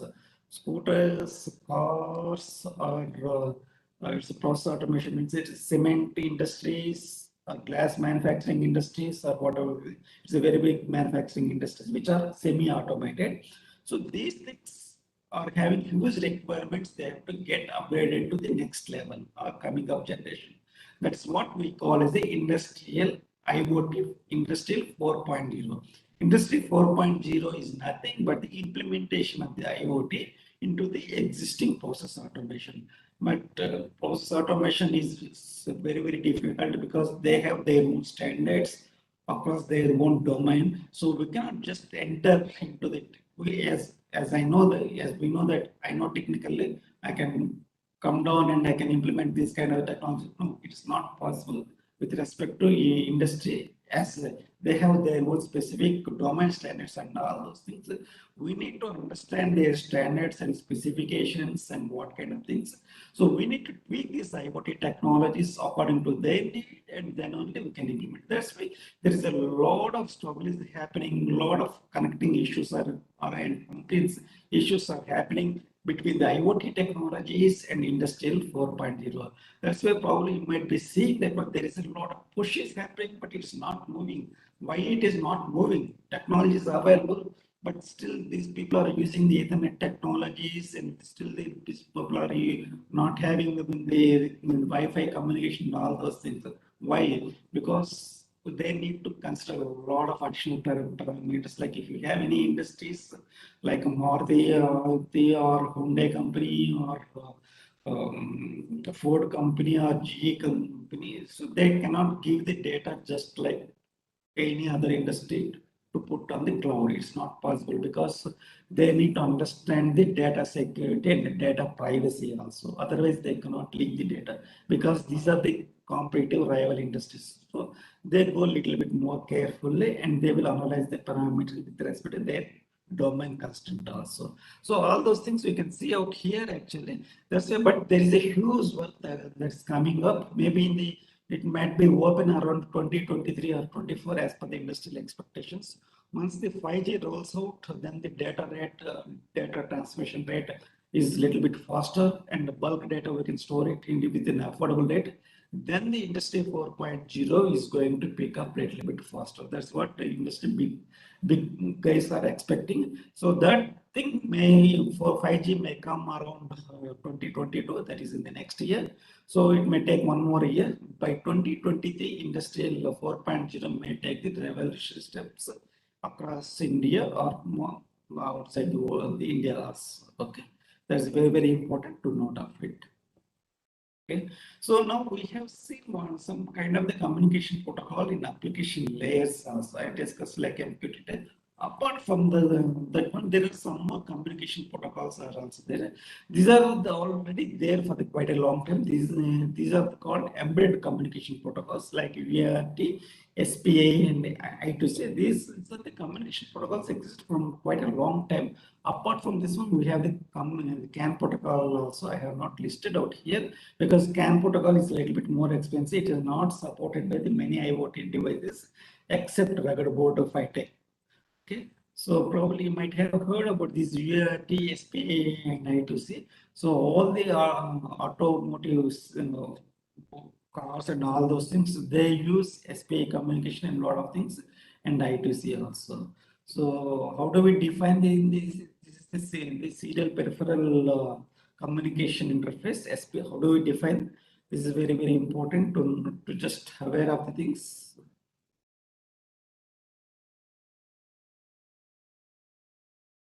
So serial is a complete duplex synchronous serial communication. It's just used for the short distance communication because that's why when you look into this SPA and I2C, they will be used in shorter communication. Like you have the in a car, you have the EMC, that is the engine. You have the electronic device, controller device. The controller device has to send the data very fast to the either brakes or oil leakage, oil sensing kind of unit, or some kind of the what do you say, display system and all those things. So they will use this kind of the SPA systems. So it is most of the embedded system communications are used for the shorter distance only. It's not for the longer distance. Because this is also very, very important. Why we are taking this one? Suppose if you take any car and all those things. Nowadays, there's a connected car concept is coming up. So how do you find the location of the car? So based on GPS location, GPS is also part of this kind of thing. IoT. So this is very, very important. So I just discuss. So let's go into the little bit. Spend a couple of minutes on this SPA. This is serial peripheral interface. It works with the master slave architecture. So that's one of the best thing that we can say in the SPA. That means with the one master, you can control the many devices. So that's why this in the course we have this kind of the SPA communication. Some guys will go for the SPA communication. Some guys will go for the I2C communication. So one device we can connect as the master, and other things can connect as the slaves. So that gives a very good. And how does it connect? It has the 4-wire bus, and it requires 4 wires to communicate. And SPA can transmit data continuously without interruption. It doesn't have the start or stop bits. So in other scenarios like UART or I2C, the data communication happens with a limited number of data bytes and all those.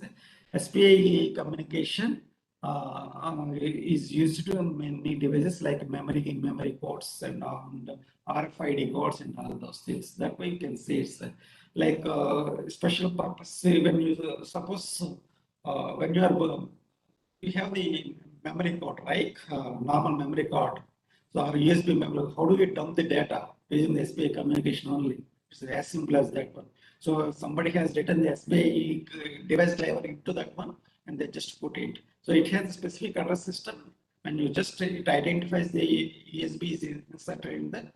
It starts whether what kind of the action you need, what then we can say it's dump the files from this to that one and that to this one, the fully duplex one, then it registers. So SPA communication to understand more, all the memory codes are coming up with the SPA communication. So SPA device drivers are there, any kind of codes. So that's how we can understand it.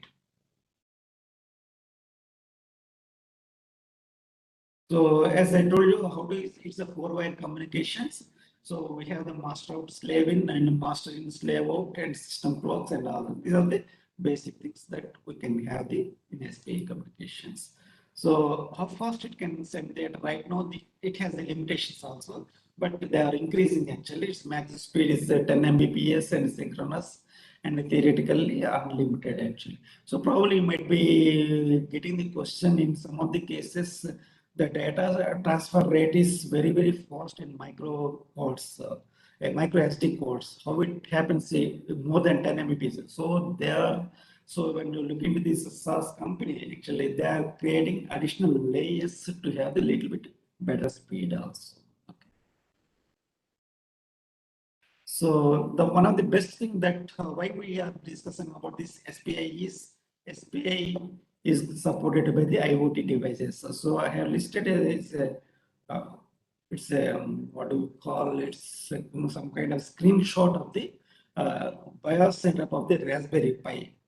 So when you give the command sudo raspi config on the Raspberry Pi, so you have these kind of the different kind of the buses that are there in the Raspberry Pi IoT hardware. I think you might be already knowing this Raspberry Pi. Generally, we use the Raspberry Pi 3B plus or 4 Raspberry Pi 4B with the 4 GB. So my strong recommendation is if you are using the Raspberry, go with the Raspberry Pi 3B plus, which is very, very stable, and then go with the Raspberry Pi 4 GB actually. So both are same actually, not much. So if you want to go for, you can go for the Raspberry Pi 8 GB also. It's a little bit expensive, little bit additional 2000 you need to spend, but I don't see much difference with respect to 4 GB and 8 GB. So here I just displayed a BIOS screenshot.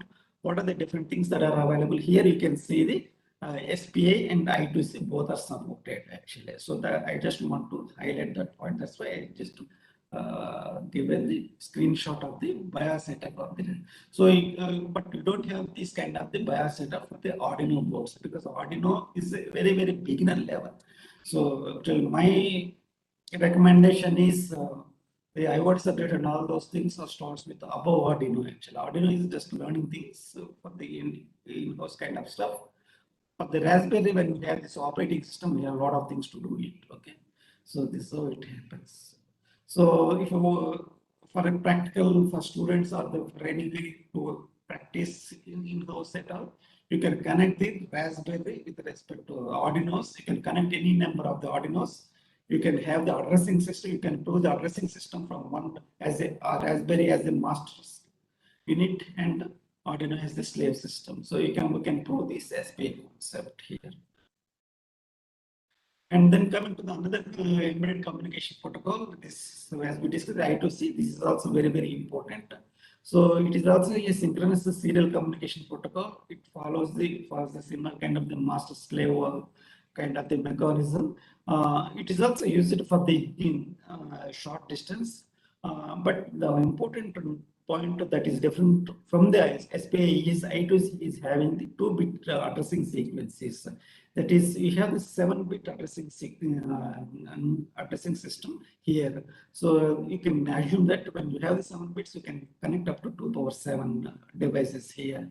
And we have the 10-bit address also. That means you can connect up to 2^10 devices also here. And the difference between SPA and this one is this is the 2-wire communication. So there we have the 4-wire communication, but here we have the 2-wire communications. But the another difference is the I2 is a little bit slower when compared to the SPA actually. SPA is a little bit faster. So I2 devices can communicate with respect to 100 kilohertz or 400 kilohertz.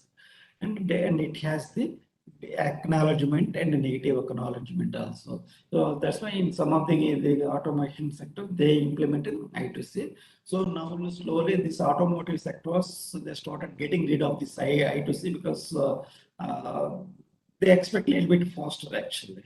So I2C is not supporting as per their expectations. That's why all these bench cars, these European German cars like Volkswagen and all those things, they migrated from the I2C to the CAN protocol. So that's why you can say CAN is going to come very, very fast in terms of the IoT. And we have this.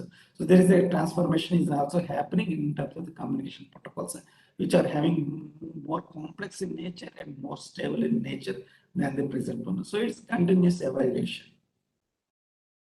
So here advantages is here we use only 2 voice and it supports acknowledgement and positive acknowledgement and negative acknowledgement. And the hardware is not that much complicated and very widely used. And disadvantages, as I told you, that it's a very slow data transfer than SPI. So when you want to transfer the data with the faster, you go with the SPI.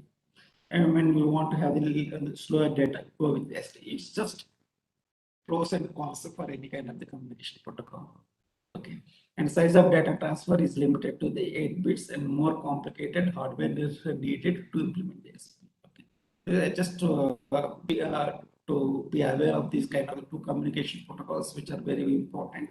Because we can do a lot of impractical applications also. Like we can connect a Raspberry, one Raspberry, we can connect to 6 to 7 Arduinos, and whatever the concepts or POCs, proof of concepts that we hear about it or we read about it, which needs more budgeting to prove the concepts.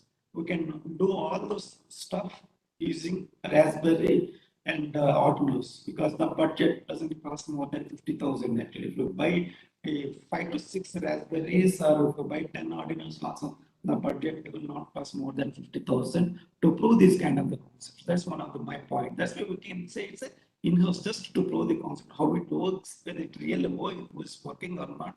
We can do on this one, then we can go for the higher level of the things also. The industry goes in, if we take the temperature sensors is available right from the 350, 300 to 250 to 300 onwards. So the in-house we use the DHT11 temperature, which is around 350 rupees something, and DHT22. Same temperature sensors are available for the 30,000 also, which are more accurate and reliable. So they are the industry graded. So they passed all the QCs and industry graded electronic PCM, PCA and EMC certification methodologies. So that difference we need to understand. Okay. So these are the bias used too, and it's a little bit slower. Standard mode is 100 kbps and faster mode is high speed, and ultra-mode and synchronous and serial and parallel master slave. So 1000 maximum number of cells, because we have given the 2 power 7. So you can see in there, this is also, I have taken the screenshot from the Raspberry Pi. The screenshot is the I2C actually. So what we do, we need to enable this one manually. We need to enable that. Otherwise, by default factory setting in the Raspberry it is in the disabled position. So we need to enable it either through programmatically or through the click method actually. So we need to be aware of these things. And then we move on to the cloud-based communication protocols. So when we talk about these cloud-based communication protocols, all these protocols exist at the top layer. So when we talk about the OSI layers, on these layers, how do we packet the data together? How do we acknowledge it? And how do we ensure that the data has been transmitted properly or not? All those things, sessions maintenance and presentation maintenance, and all those things has to be taken care by the application layer. So bottom 6 layers, they don't care about it. So in IoT, when we talk about it, when we implement IoT specific kind of protocols, whether it could be HTTP or MQTT or OAP or web sockets and all those things, then it is our responsibility to implement all those things with respect to specific standards. Otherwise, it goes for a toss. So that's why when you look at here, there is some kind of dedicated port numbers are also used. So when we have this kind of the design and architecture for the hardware and all those things, we agree we deserve a lot of port numbers for the future use. So the great guys have designed in such a way that when they made around 20 to 30 ports empty whenever we are designing the hardware. So one of the port that is available is the 80 port is for the HTTP that has come very recently. FTP port is 22. At the same time, MQTT protocol is also used. 80 only they use, and these all this remote control procedures and all those things, they use the port number 22 because they are the dedicated. Because so when they have given some these bottom physical layer developers, that's hardware layers, when they do the, they're given just some kind of scoping for the application layers. So whenever you are designing application, all those things, these are the packet port numbers so that you can transfer the data to you to this one, so that data transmission and data security can happen in proper way. So that's very, very important to know it. So let us see about the HTTP protocol. Probably you might be aware of this one. It's a hypertext transfer protocol because this is very, very important. All the communication protocols, so it has to follow this kind of the standards. IoT and all those things will implement this one very, very clearly. So when we write when we do the programming in edge devices on the Raspberry Pi or Arduino and all those things, we define some kind of the data where to send the data. So let us assume the case of the data, say in a simple case, a temperature and sensor. So temperature and sensor, when you got the data from a sensor device, physical device, you need to send the data to the cloud applications. Which cloud applications? There are so many cloud applications. Every cloud application is having its own address. How do we find the addresses? Using the HTTP protocol, and they have the domain name, and they have the web page, web address, and port number, and all those. Using that one, we can identify it. So all those things has to be embedded into the edge devices. Otherwise, it cannot understand where to send the data. So if you are trying to use the HTTP protocol, you need to implement all those things here. So that's why we need to know about it when we are designing the IoT protocols and IoT edge devices and all those things. We need to be aware of what kind of the communication protocols that we are using. Are we going for the HTTP alone, or are we going with the MQTT protocol, or are we going with the web protocol, or we are having the redundancy also in our system, so that if one system is failing, we can take back into the next alternative route also. That also we need to define. So that's why this HTTP protocol is a web-based protocol which transfers the data from one system to another system in terms of the application layer. So IoT edge devices, sometimes IoT edge devices maintains the HTTP protocol also. That's the way. So Arduino, if you look into the Arduino, they have a lot of additional Python-based libraries out there. All those things has to be included in the Arduino. Whereas when it comes to the Raspberry, you not do it because it's a Raspberry is having its own Raspberry operating system. So we should not worry about it because it has its own support. So how does it? It's a statelessness. It has a metadata transfer. It's a handshaking kind of the mode actually. Request response mechanism transaction is initiated. So when you have that kind of when you initiate the data, so it goes to the server and server gets back. So it's a client server mechanism. So HTTP happens at the higher layer and it has the client server model actually. And we have these URLs here, HTTP, that is the Uniform Resource Identifier. So that thing we can see it. So I'm planning to give one kind of the demonstration here. So here in one of the demonstration that I'm planning to do it in maybe another 15 minutes. We don't use any specific kind of cloud tools. We are using our own kind of loopback mechanism. That is our own IP addresses. So that we can see it very, very clearly that it has a multiple kind of the implications when we have these kind of HTTP characteristics. So next, coming to the POAP, it's another kind of HTTP protocol. It's a constrained application protocol. So when do you use the constrained protocols? It's like embedded kind of a system. So when you have some dedicated systems, So there is a more secure kind of if you want to have the data security and the data privacy, then please go with the COIA because it has the constant kind of the mechanism.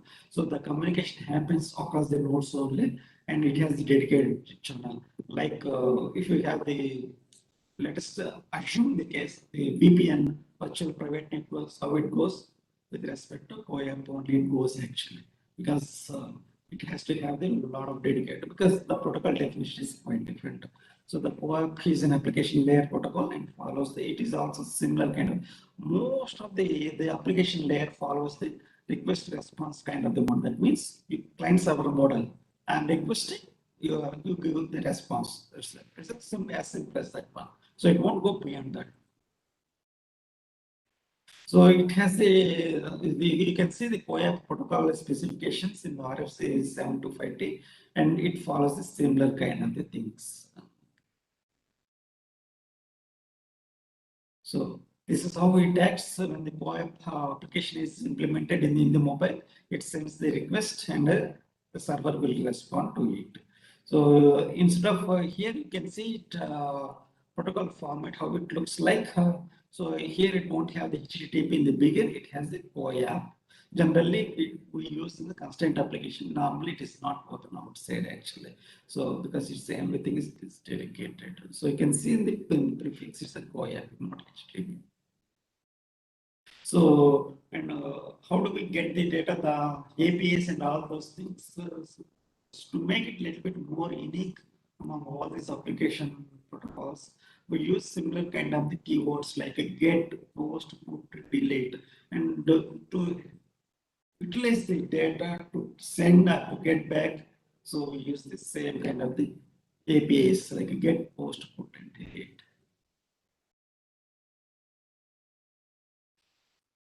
So we have another WebSockets. This is also application programming. So this is also two-way communications. This also follows the client server model, and the data is being exchanged in full duplex mode. It's a part of HTTP. Some people will use the WebSocket as part of the Java programming. So in the Java programming, this WebSocket programming is being implemented heavily to have that one. So you can say it's the similar kind of handshaking model that we use here. So, so you can see that this WebSocket will use a keyword like WS in the beginning. So we have the HTTP as the keyword, and we have the schema, we call it, and COIA, we have the COIA, and we have WebSocket, we have the, there's some kind of the implementation that we do. It's the WebSocket architecture. So probably I will share these slides later. You can go through. And then coming to the another important cloud communication protocol is the MQTT protocol. I strongly recommend this MQTT protocol right now because it is being heavily used by a lot of applications. It is being why it is being heavily used right now. All MQTT servers across the world are free of cost. So the mechanism to develop and all those things are very, very easy here. So all the home automations that are using the MQTT and all the automation process right now, they are using the MQTT protocol heavily. Even when you look into the WebNMS and all those companies also, they started depending on the MQTT protocol actually. Because another big thing that we have different here is we have the QS and quality of service QS. I will just spend some time, a couple of minutes on the QS also. So this is one of the very, very important. Generally, either we go to the HTTP protocol, generally in the normal, in my experience, I have seen people are implementing either with the HTTP protocol or MQTT protocol in the application layer when it comes to the IoT. So they don't go beyond that one actually. So they specify the following. It's the initial goals of this MQTT protocol it should be very, very simple to implement, and it should provide better QS, and it should be very, very light and bandwidth. It should not take more bandwidth, and continuous session awareness should be there actually. So this MQTT protocol, how it works is it works in the publisher subscriber model. So here you can see it's there is some kind of the left side. You can see the temperature sensor is there. So this temperature sensor will send the continuously data as per the program to a broker, MQTT broker.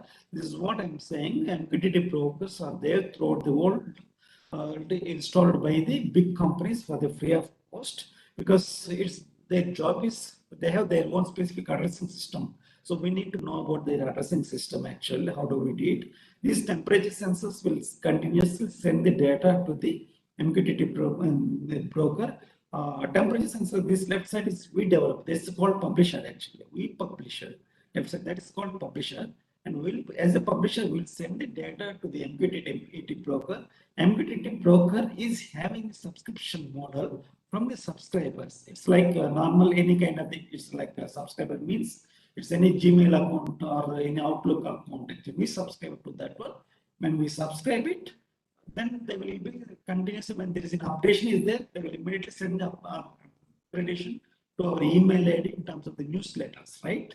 You might have seen, you might be receiving newsletters on everyday basis, what is happening there in these data. Similar kind of concepts here also. When we subscribe to that MQTT broker with respect to particular kind of publisher, then it will start sending the data when there is an upgradation is happening. At that publisher side, it will immediately send that just data to this kind of this subscriber. Actually, the subscriber could be mobile or laptop or computer or any computing device, even it's IoT device also. It could be any IoT device also.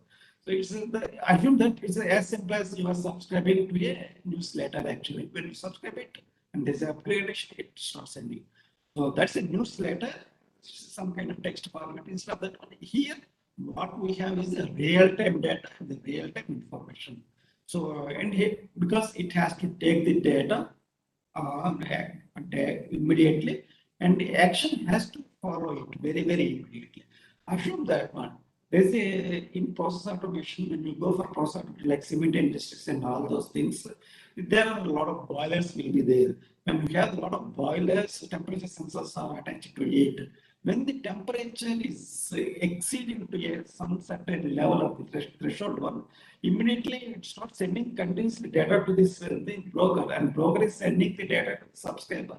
And subscriber will give some kind of alert mechanism saying that one, that particular boiler is crossing the threshold level, please take the corrective action immediately. Then this subscriber, who is there, who is in management position also, immediately he will alert the concerned people saying that one, either you need to shut down the system or you need to take some corrective chemical action to reduce the temperature of that particular boiler so that things will be under control. So who is doing all those things? It's just MQTT protocol. We can implement this MQTT protocol either in the universities for the examination process or for any commercials. It's quite heavily, it's becoming a very, very popular. Another best thing is, okay, there is a lot of open source libraries are available with the MQTT protocol. Everything is available in the GitHub. So you can go into GitHub, you can dump any publisher kind of things, you can start tweaking according to your requirements, and it will start working. And it's as simple as that one. It doesn't take more than a week time to develop a MQTT protocol or to tweak the existing MQTT protocol to our needs, provided requirements are very, very clear. Okay. So this is also works like any kind of systems client we have. The client is always expecting the data when we have the some upgradation from the broker. So it is always in the listening mode.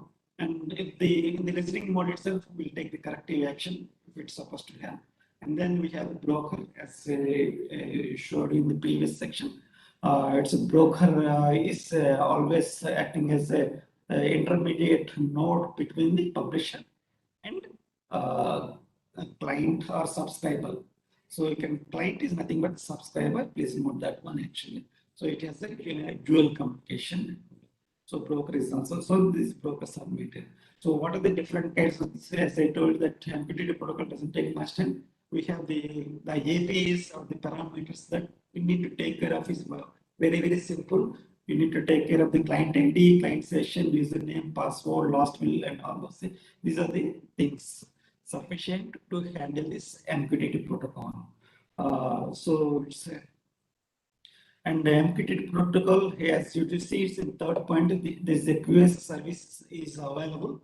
So this is very important for any network developers like transport layers developers and network because they just list the quality of the QS service of that communication protocol based on their level actually. So the same QS level is also supported in the MQTT protocol. It is not there in HTTP or it's not there in the OAP, but MQTT is. So in the QS, we have the three kinds of the services. So we have the QS 0 and QS 1 and QS 2. It's 2 actually. So in the QS 0, what happens is where messages are delivered according to the best efforts of the operating environment, messages loss can occur. So QS 0 is free of cost. So right now, all the QS 0, 1, and 2, all three are free, but we cannot expect the things free of cost for the longer time. Maybe they'll start charging from the coming year onwards for the at least QS 2 actually. So in the QS 0, the data may be lost. If the data is lost, then it becomes our responsibility to send the data again. But when you use the QS 1, at least once, that means where messages are assured to arrive, but duplicates can occur. So you may have multiple messages, but duplicates. So in QS1, it may happen. Whereas the services of QS2 exactly once, where the data is being transmitted only once and it is delivered also very clearly. So QS2 is going to be a little bit more costly, right? All the three are free, but slowly they may put the QS2 as the chargeable in coming up days. Is a primitive kind of the service because they're spending a lot of money for this the server maintenance. Okay. And MQTT client abnormal disconnector. So we have the last will and a testament also. So we have this kind of the features also: keep alive messages, will messages, retain messages, and durable subscriptions. So how long the message should, the client is not responding, what should we do it? We send the data again, or should we should kill the data? The client is not responding. So all those things can be taken care by keep alive, and will messages are also sent, and the retain messages and the durable subscription is also comes into the similar kind of things. So how do we do it? So there are a lot of there are single kind of the APIs are available. Like connect, disconnect, subscribe, subscribe, publish. These are nothing but the methods of some case we call it the APIs, application programming interface. So by using these methods directly, you can start using because it is derived from the Python programming. Python is also has come from C++. So we have the objects and methods here. By deriving an object, by creating an object, by having any methods, we can directly start making use of it. So what are for the publisher? These are the different kinds of the methods that we have. And subscribers, we have these kind of things. And the QS, as I told earlier, we have the 0, 1, and 2. 0 means the minimum level is 0 and it guaranteed best day effort delivery. So it may miss the data. 0 means it may miss the data. Generally, don't miss it may happen. But when we hear the QS services 1, at least once, definitely it is going to send. But a duplicate may arrive actually. And QS2, definitely it's going to. So as I told earlier, there are a lot of brokers are available throughout the world. So these are the left side given around 5 servers names. So we can start using these 5 servers and the broker name is given very clearly. It's a Mosquito broker against to each server actually. And these servers are maintained with big companies. So far, initially they plan to give the free of cost research till March 2020 only. Because of the corona, they extended by a year. So it went up to the March 2021. Now they have extended it till March 2022. So till March 2022, all these servers, all these brokers are available for the free of cost. Afterwards, we don't know right now. Because these guys who are managing these guys, yes, they have to say it because already they are investing a lot of money on this maintenance of these servers. These are the big servers located somewhere in the world. We don't know where exactly it's located. So you can use any kind of services. Any use Musto, you can use IAV, MQ, Musto, Mosca, IAV. So right now, the current version of the MQTT protocol that is running around the world is MQTT 3.0 version, 3.0 version is going on. So that's very, very important. Another important thing we need to know about is here we need to use the port number as the 1883 only because these are the very, very dedicated ports. Like earlier we have seen the if it is the FTP protocol, then we need to use the 22 as the port number. So it is dedicated to the FTP protocol. If it is the HTTP protocol, then we need to use the 80 as the port number because these are the hardware defined kind of things. So we need to define these port numbers inside our programming, then only communication is possible. So that's why I have listed that one. It's very, very good to have the, to have our past guys have predicted the requirements of the future and they left the some port numbers for the free of use, free from use usage at that time, and so that future guys can be implemented. So these are the another protocol is advanced messaging queue protocol is also an application protocol. This is also the similar kind of the protocol. It is having similar kind of the properties like that of the POA, but it's more kind of the what do you call it? It's a handshaking mode only. So, but not many people are using right now because the existing itself is more occupied by the MQTT protocol and HTTP protocol. And for best, so it is going to use mostly in avionics kind of things. I believe so actually. But right now, MQTT is not used by many guys, but just for the future purpose, I have listed out here. And then we'll just spend another 10 minutes on this. What are the different kinds of the IoT platforms are there? And then we move on to the demonstration. Okay. So so the session may go a little bit beyond 4 o'clock. I hope it is okay for the participant.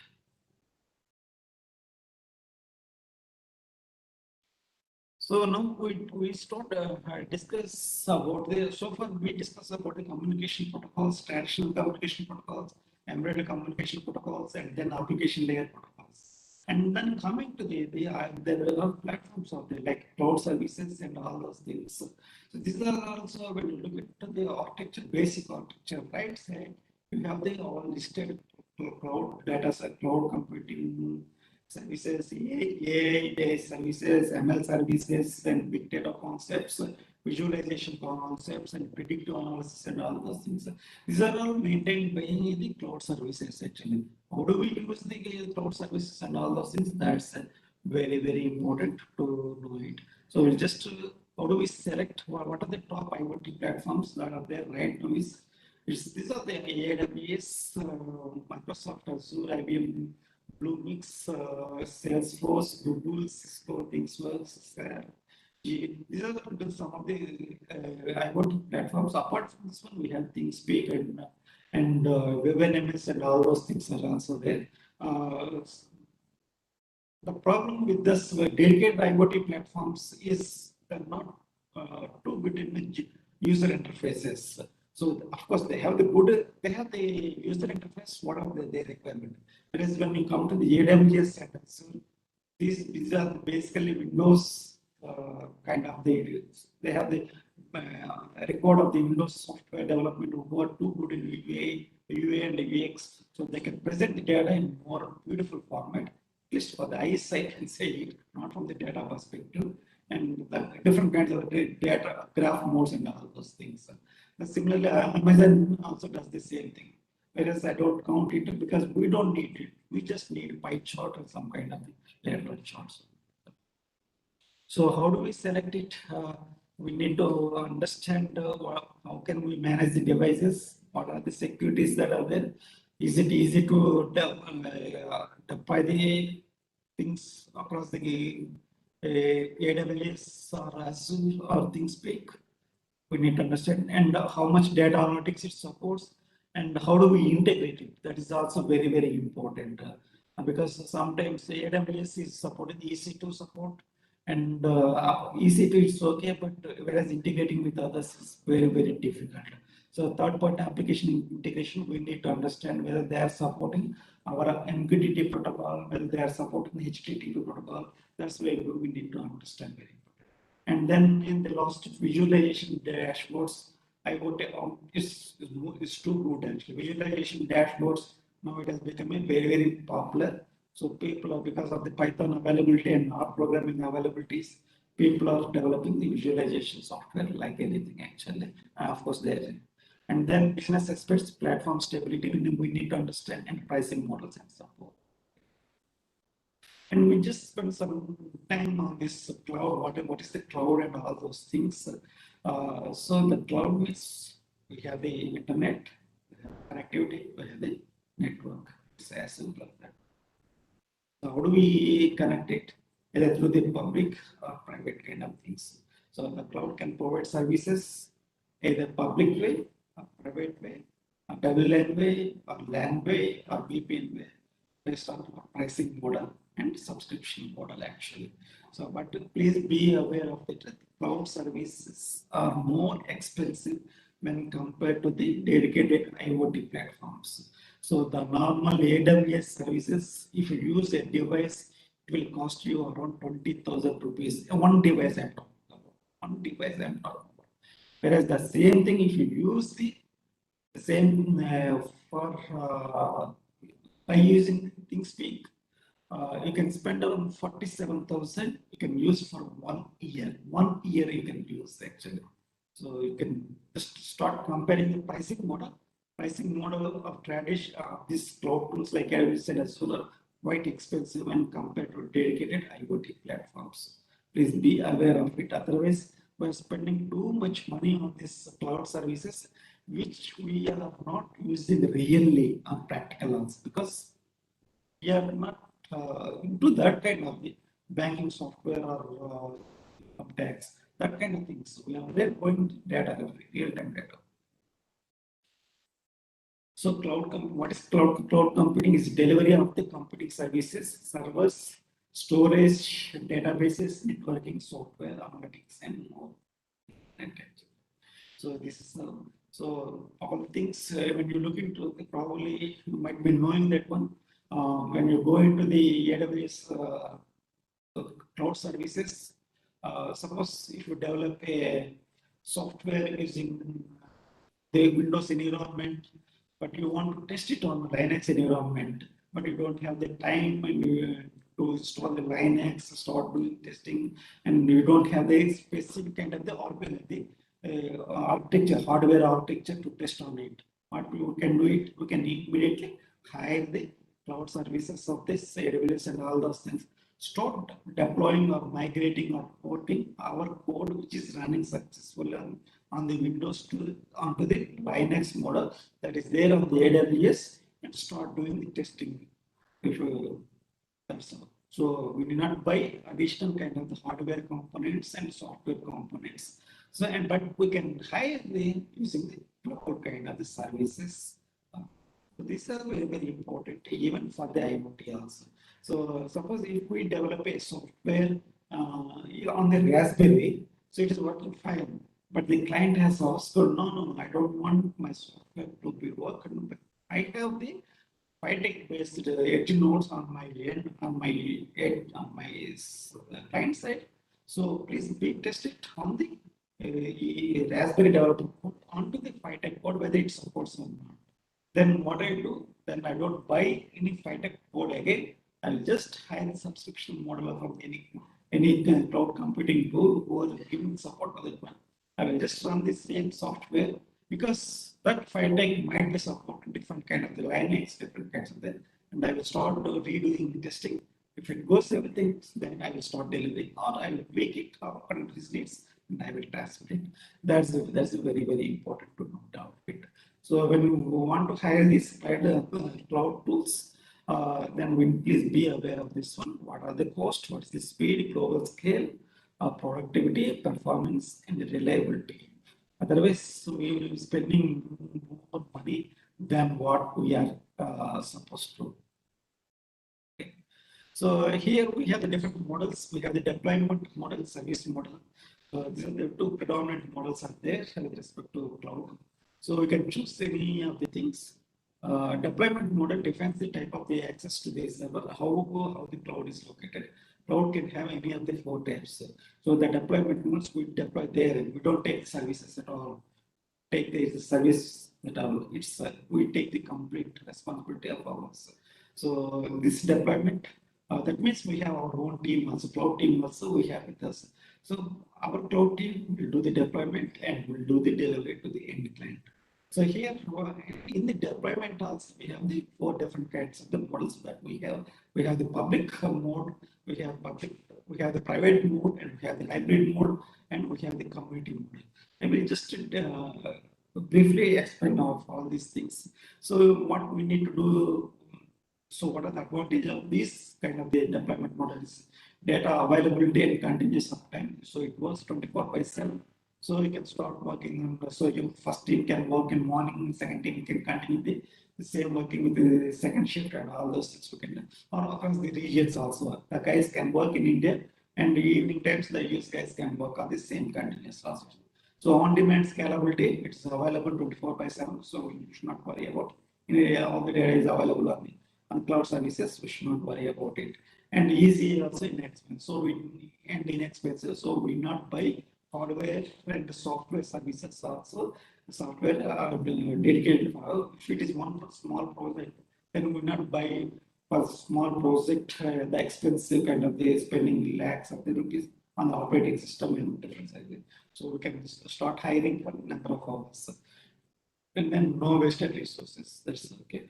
And then the dessert what is that's very important. What is the data security? These are the 2 things that we need to take care of before getting signed into the cloud services of any cloud. Okay. So the public cloud is allows systems services to easily accessible to the general public. So it's like broadcasting kind of things actually. So it's like a weather and all those things. Public cloud may use less secure because of it. So examples, AWS, Google, AWS, Salesforce, and these. And if you look at the Gmail, it's a public kind of the services they are maintained. Of course, they have the one authentication model. So recently, there's a lot of hue and cry is there. That's why these Gmail guys, they have adopted 2-factor authentication like OTP authentication and all those things. Since this is a public cloud. So we need to be aware of this one. But please remember this, AWS is having support of the public cloud, private cloud, hybrid cloud, and community cloud also. So it's just like pricing model. It pays public cloud is a little bit cheaper actually. So private cloud is a dedicated kind of things. The system allows one service to be available within an organization. It's more secure and compared to the public, and it has a dedicated extra layer of the protection, and it is accessible to the only certain kind of the privileged people, not all the people. So advantage is privacy within the organization. If it is one organization, they expect on private cloud, so that the data can be under the control, especially data is under control. They can ship the data outside of the network, it's not problem. Whereas in the public cloud, it may happen. We don't know actually. So privacy in organization, private cloud provides more security, and the major drawbacks privacy is at the higher. When we have a private clouds, obviously it comes with the higher price. Okay. And community cloud, it is also similar to the but infrastructure and competition issues. These are the exclusive to that one. It is some kind of the derivative from the private cloud. So in the private cloud itself, there is a top high-end testing team is there. The testing team needs more dedicated kind of the expensive hardware. Then we can have the community within that private cloud itself, rather than team. where they will be accessible to the high-end, more expensive hardwares and softwares. So the cost of setting up combination cloud services in the private cloud can be cheaper due to the division of the cost. And a lot of additional tools are also available under the actually. So, and cost is, when it comes to the disadvantage, the cost is very high, and fixed amount of bandwidth and data storage is shared among the expenses. And the last one is the hybrid cloud. This is the deployment. So it's like mixing of the clouds. So wherever it's like a cocktail kind of stuff actually. So we can mix public and private. We can take one hybrid cloud. And so if there is a big team is there, around 30 members team is there, 15 users are allowed to the private and 15 users are allowed to the public, something like that. So it is a mixture kind of things. It has a similar, it is derived from, it's just a cost-based model actually. So they are deriving. So here you can see it's how it looks off-premises public cloud, off-premises on-premise, you can have the private cloud. Premises means when the people are working from home right now, you can see a lot of people are working from home. So off-premises, so they can be accessed with the public cloud.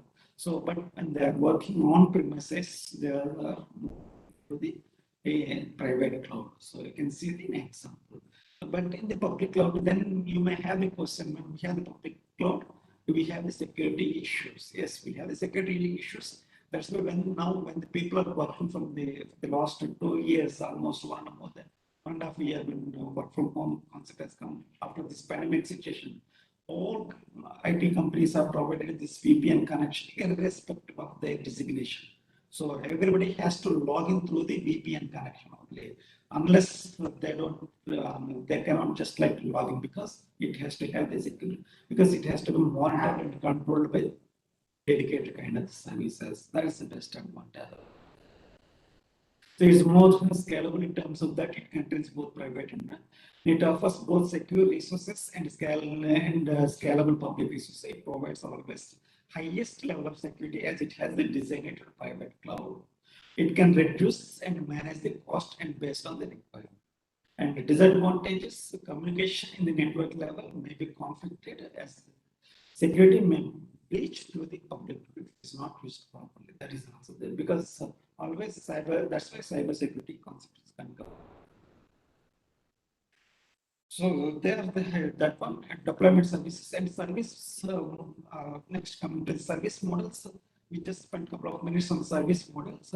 So it's a similar kind of things, but it has a different kind of it all depends on pricing models. Infrastructure as a service, platform as a service, and software as a service. So what are things that you need? You need either Windows services or Linux services, or what kind of the Linux services, or if it is Autos means you need VxWorks, you need PSOS, you need VMware. So all those things we can hide it. So based on that, so on premises, IaaS, PaaS, and SaaS we can. So I will share these slides. Probably you can just go through it. You can understand it very, very easily. So what are things when we have this service models means what are things that we can take the help from the company, that is cloud service. Either it could be AWS or it could be ThinkSpeak or Google or UKDOS. What are things? When they have provided the infrastructure as service, what are things that so we need to understand little bit internal details also. And so when we are taking help of it, there are a lot of dedicated platforms out there for each kind of the domain. So we need to have those kind of things. We can hire the platform services also. And then we can hire the software services also. That means specific software services like VPN services. We can hire VPN services. And then nowadays you can see these VPN services are becoming very popular actually. And commercial sales also started coming out. So you can have the single user, you can have the multiple user, and you have the dedicated laser connections also. All these software are VPN connections as a normal home user. So when you are doing the bank transactions from your home, so somebody should not see you don't know who is seeing your data and all those things because you have taken the ISP services from the general kind of the either Act Fiber or Geo or something. So they can see the data. And what is the best way that we can do it?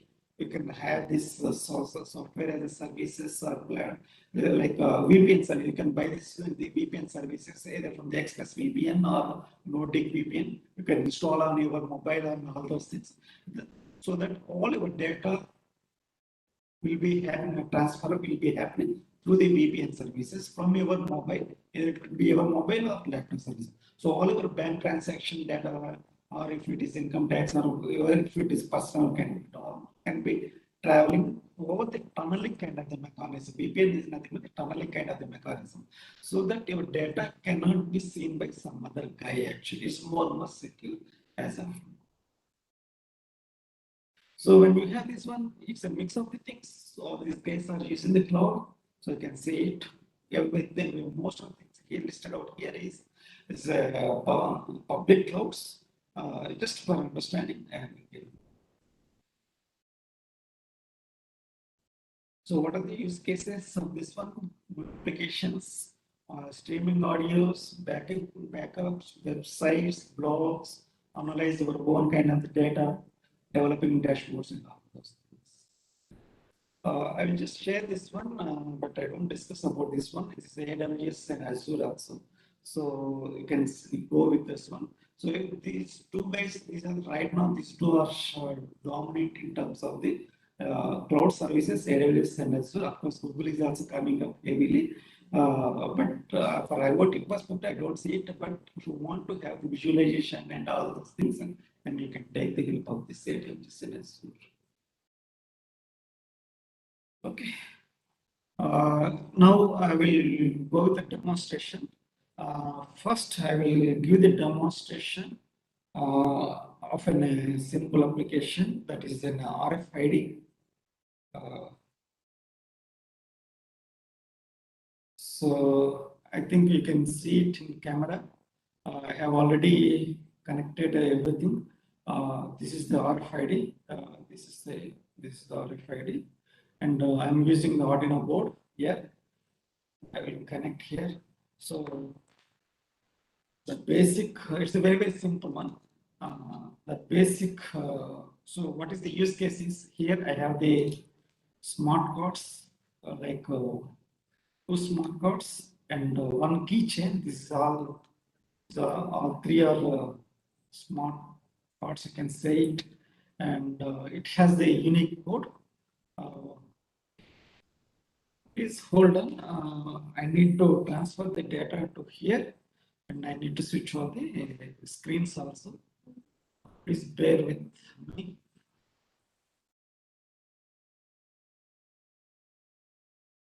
I will share some other data.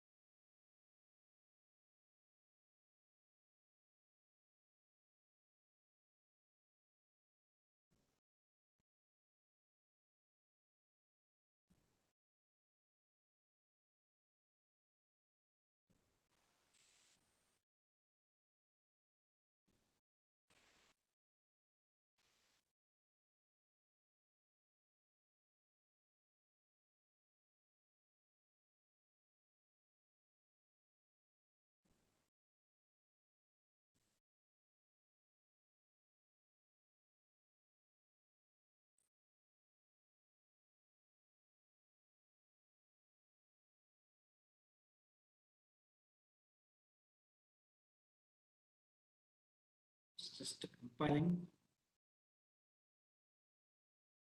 I will, after demonstration, I will try to show the code also.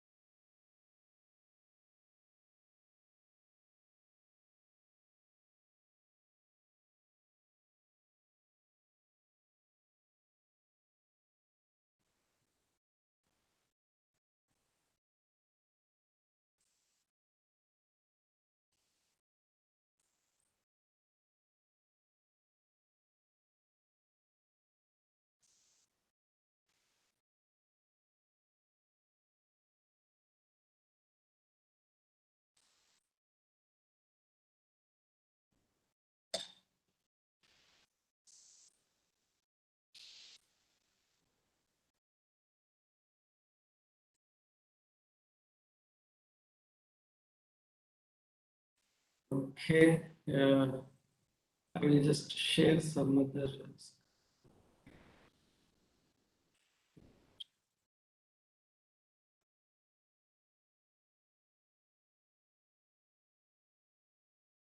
Okay, probably you might be seeing my screen, another screen, which is having the UIDs and some already is there, access denied and all those things.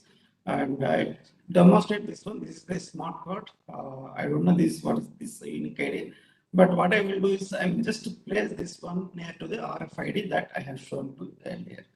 Okay, let us see on the screen what will happen. Authorized access. Oh, so this means this code is accessible. Again, I will show it. Authorized access. Okay, I will just hold this one, and this is another code which I showed you, and I will try to swap this code. I will place it this code near to that one. Okay. So this is denied. So this is denied. So this code is accessible, and this code is not accessible. And I will show this is the another blue color keychain RFIDs, and I will display. I will show this one to the RFID.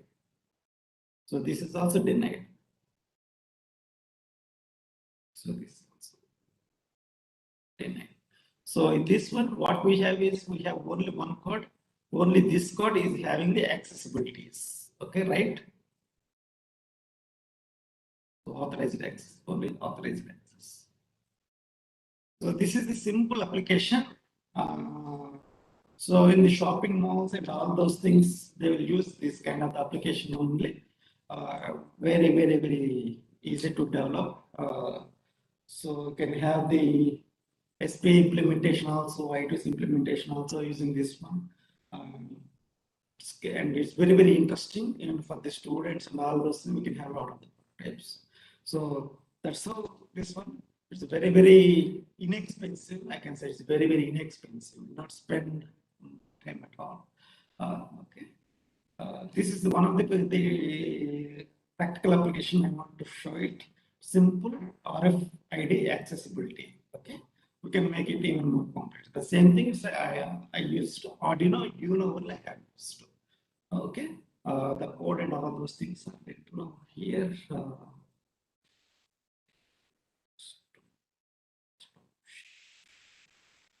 So I will just share the code.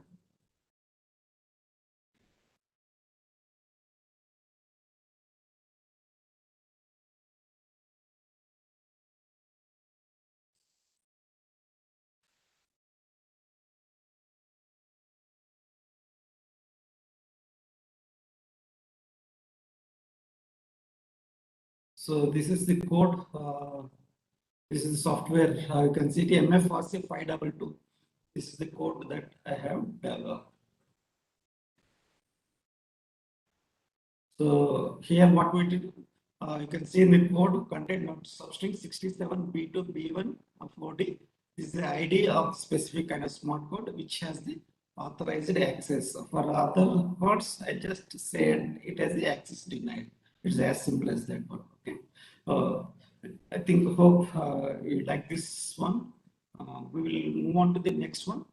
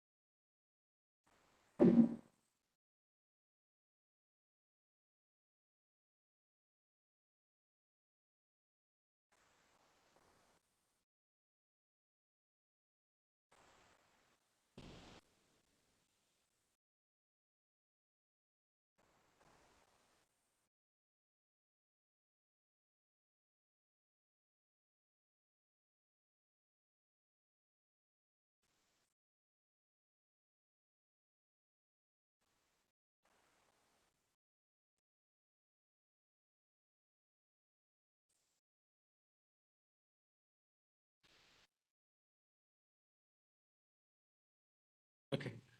Next one I'm started showing is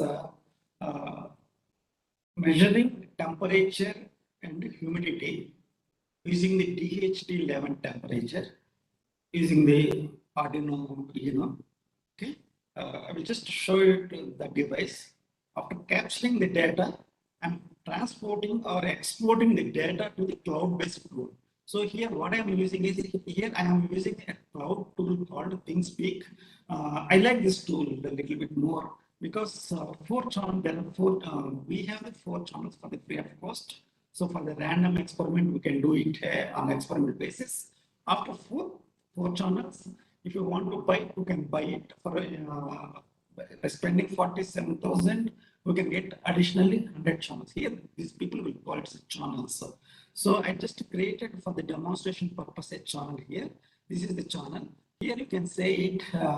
This is the temperature and humidity channel I created, and each channel is having its own ID, channel ID. You can see it here, channel ID, and the accessibility I just put it as a public, and the demo is just demo version.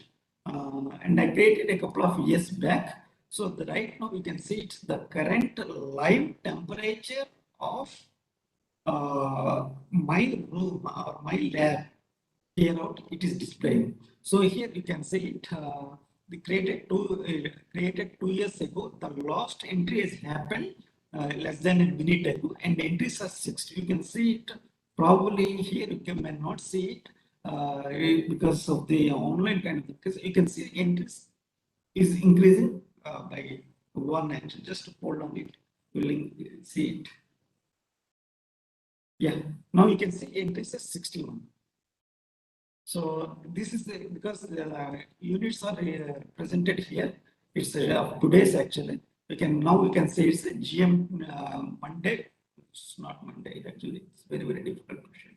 Yeah, now we can say it's because we need to increase the scaling actually. It's a humidity is 82 and on November 23, and at the time is 16.4. That is, you can see it. When I putting the tip here, it is shown. So this is one kind of the widget. Now you can see the entries are 62. This is one kind of the widget. Now, if you want to have the better widget also, these guys are providing some kind of the small kind of the widgets. These are the things that we have. So the current is some kind of meters. So the current humidity is here in my lab is 82 and the temperature is around 27. So you can see it here like this. Or you can have the digital format also. You can create, because these guys have provided a lot of opportunities. Add widgets. So the way you like, and you can upload the data to the your own YouTube channel also, because the YouTube channel detects your geographical location with the help of the Google Maps. So Google Maps identifies the location where you are uploading the data across the location, and it will start uploading the data to it. And the best thing is there are guys out there who are really selling this data also. So if somebody needs it, okay, temperature and humidity is quite easy to do it. If there is some data, some kind of data, you can upload it to this one, and you can make it to the commercial also. That's where we say it's a public, means anybody who is using ThinkSpeak can see my data. But if I make it as a private view, only the guys whom I have given the authority, they can only see the data. So now you can see the entries are 65. So that means since for every minute it is getting updated. Since we started around 5 minutes before, 5 entries have recorded, because I am exporting the data on minute to minute basis, because we cannot export data for every second of use data. So every minute I am exporting the data. So the data is coming up here like this actually. It's almost here you can see less than a minute, so it's accurate. So the best thing is, and how about the data security? It's absolutely good. If somebody wants to access the data, he cannot access the data without our permission. How do we control it? Here, these guys are providing the API keys. So these are the API keys. So the guy who wants to access our data, he has to use our API key, that is read API key. Unless he knows this API key, he cannot access our channel data. Who gets this data? It's only me who has to supply this key. Actually, this is the encrypted data. So if you want to generate new API keys, you can generate by clicking on this one. It will generate. It runs a small algorithm, so which generates some kind of the new keys. So every time, suppose if you get doubt that somebody is watching your data and all those things, you just generate the new API key. Then these keys will get changed. Then your data will be, your channel data will be more secure. So this is also one kind of the cloud data, cloud tool. The same thing, even AWS also follows the same way, and Google also follows the same way.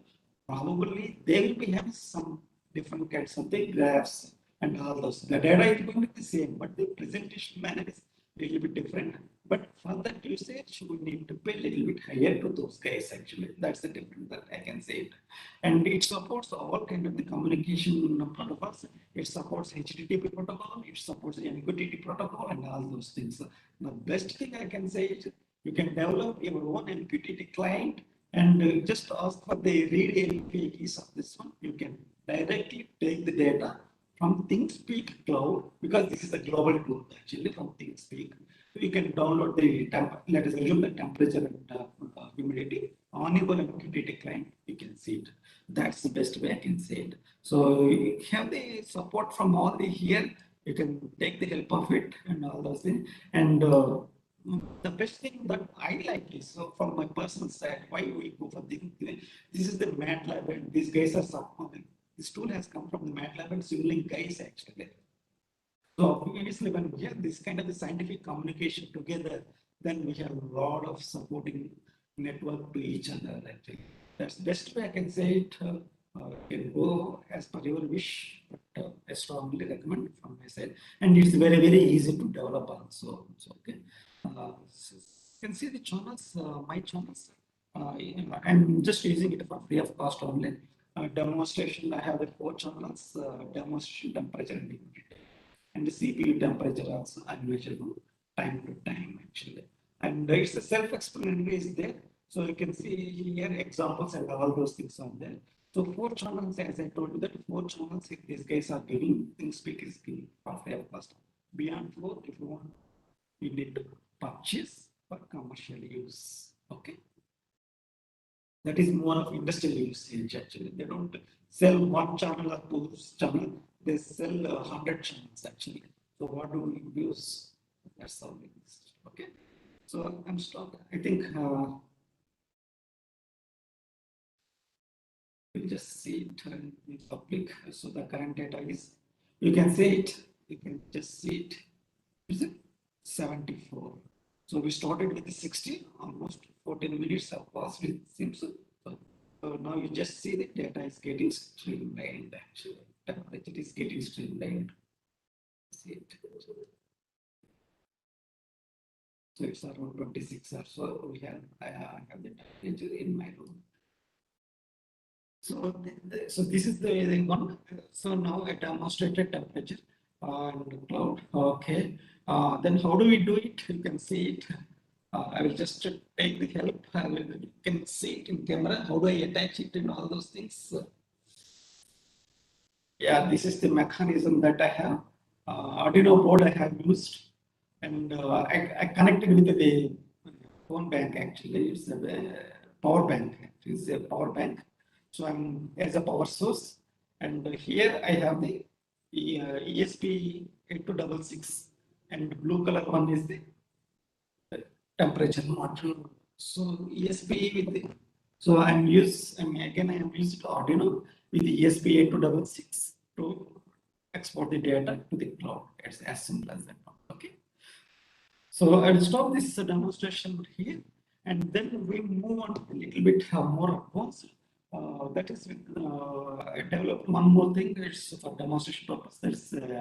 That is also displaying the temperature and humidity, but we don't use any cloud, commercial cloud or third-party tool. We use our own Python developed dashboard. That means I developed a small tool, a small dashboard kind of stuff actually.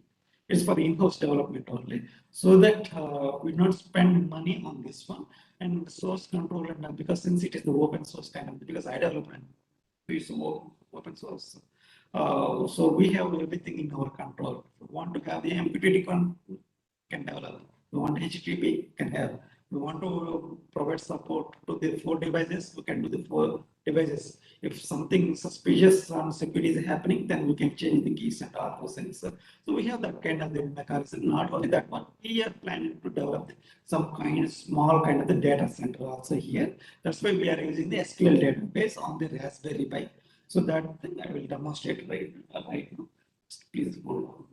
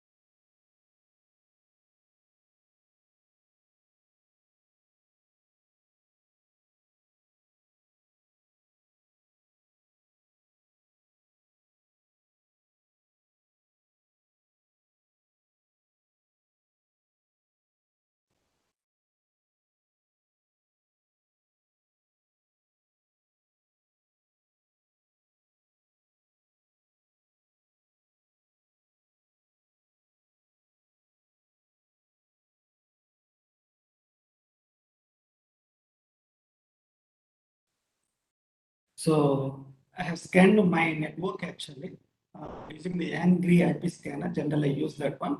So what are the systems that are up right now in my system, in my network? Is in this room is only 2 systems are up. That is my laptop, that is installation, and another system is RAS13.local. You can see it in the, and third one is I guess that is my mobile. Actually, my mobile is also having one. So we have 3 systems up in the network connected. So we need to identify the system with respect to IP address because we don't have the implemented DNS mechanism yet. So we just go with respect to IP addresses. So the best thing is Raspberry is running somewhere. I will just show it somewhere. I just kept it in corner of the room and it runs on 24/7 actually sometimes that is attached to the different EPS so that it should not get disturbed. So it actually it's a little bit far away from here actually because that's near to the another socket.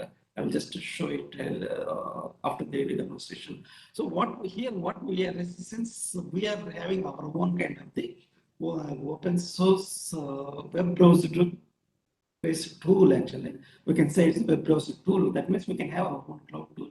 How do we go it since we didn't implement any DNS kind of mechanism? We can just go with the IP addresses. That is IP address here. The Raspberry IP address is 192.168.1.5. So we just now what we do, we just open the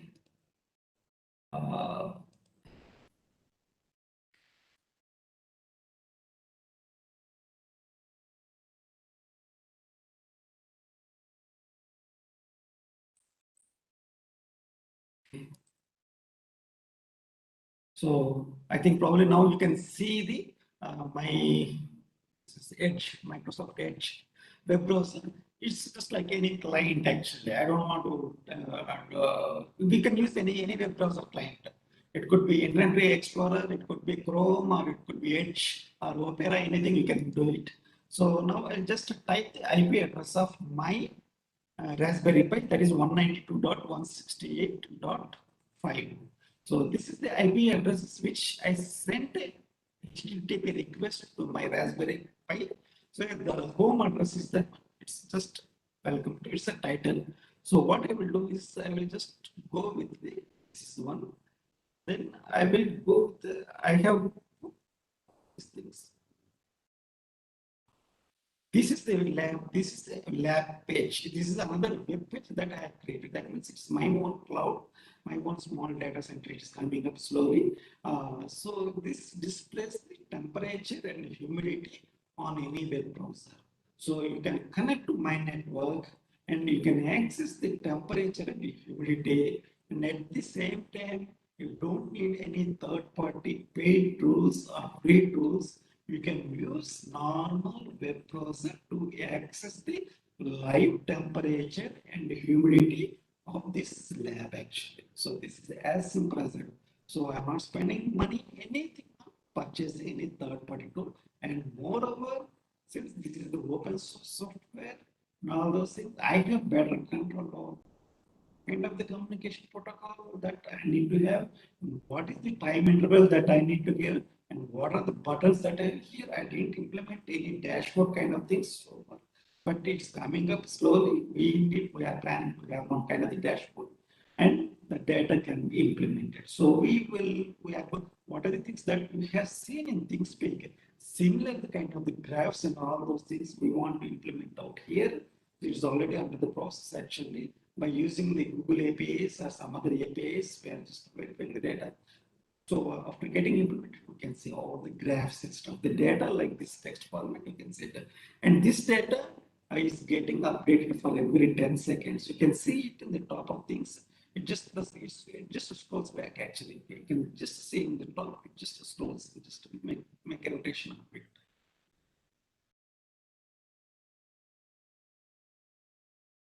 Yeah, that's it. So this is as simple as that. I'm using DHT22 temperature and sensors to get any input. Right. So how do we do it? I mean, just try to postpone because a lot of files.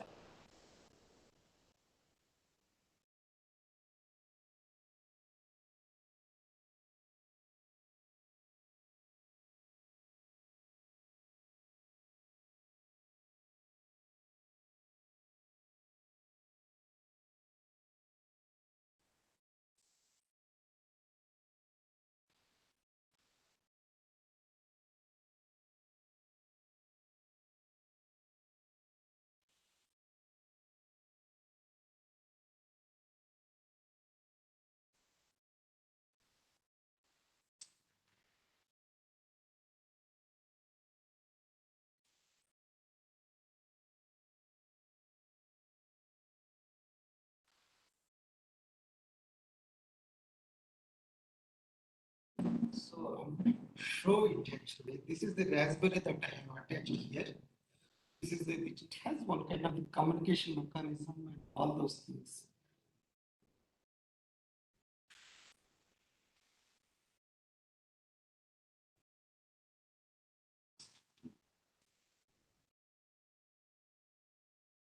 This is the Raspberry Pi that I have.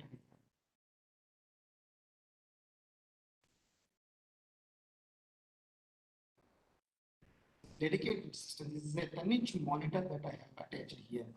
And we have the DHT22 here. DHT22. DHT22. So this is everything is attached. So it is the live, that's why we say 24/7 live.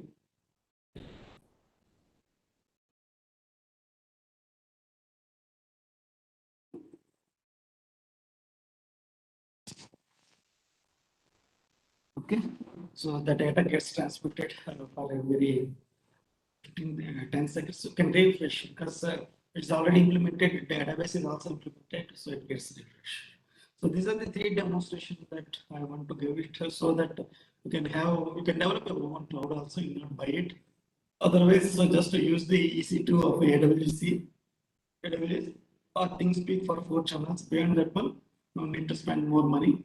It's very quite feasible. If you have developed your dashboard using the Python and everyone, then the source code and everything is under your control. Should not worry about it.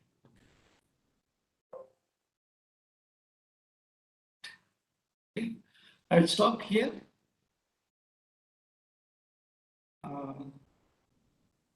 Thank you, sir. Thank you once again for your wonderful presentation, sir. So your presentation such as IoT architecture, IoT simplified architecture, IoT protocol stack, IoT connectivity model, serial peripheral interface, feature of I2C, cloud-based communication protocol, MQTT connection, IoT platform trade-off, and more importantly, ThinkSpeak, which tells you that IoT analytics platform service that allows us to aggregate, visualize, and analyze live data to the cloud. And finally, sir, your own cloud setup, which is really attractive. Thank you so much once again, sir. Thank you. Thank you, sir. Thank you. Thank you, sir. So now I would like to request our all participants, please kindly fill up your feedback form and send back to us. And this is the end of our today's session. Our next session will be start from tomorrow at 10:30 a.m. The link is already shared with you. That is the same link and at the same time. So please kindly be with us and connect at the same time. Thank you so much. Thank you.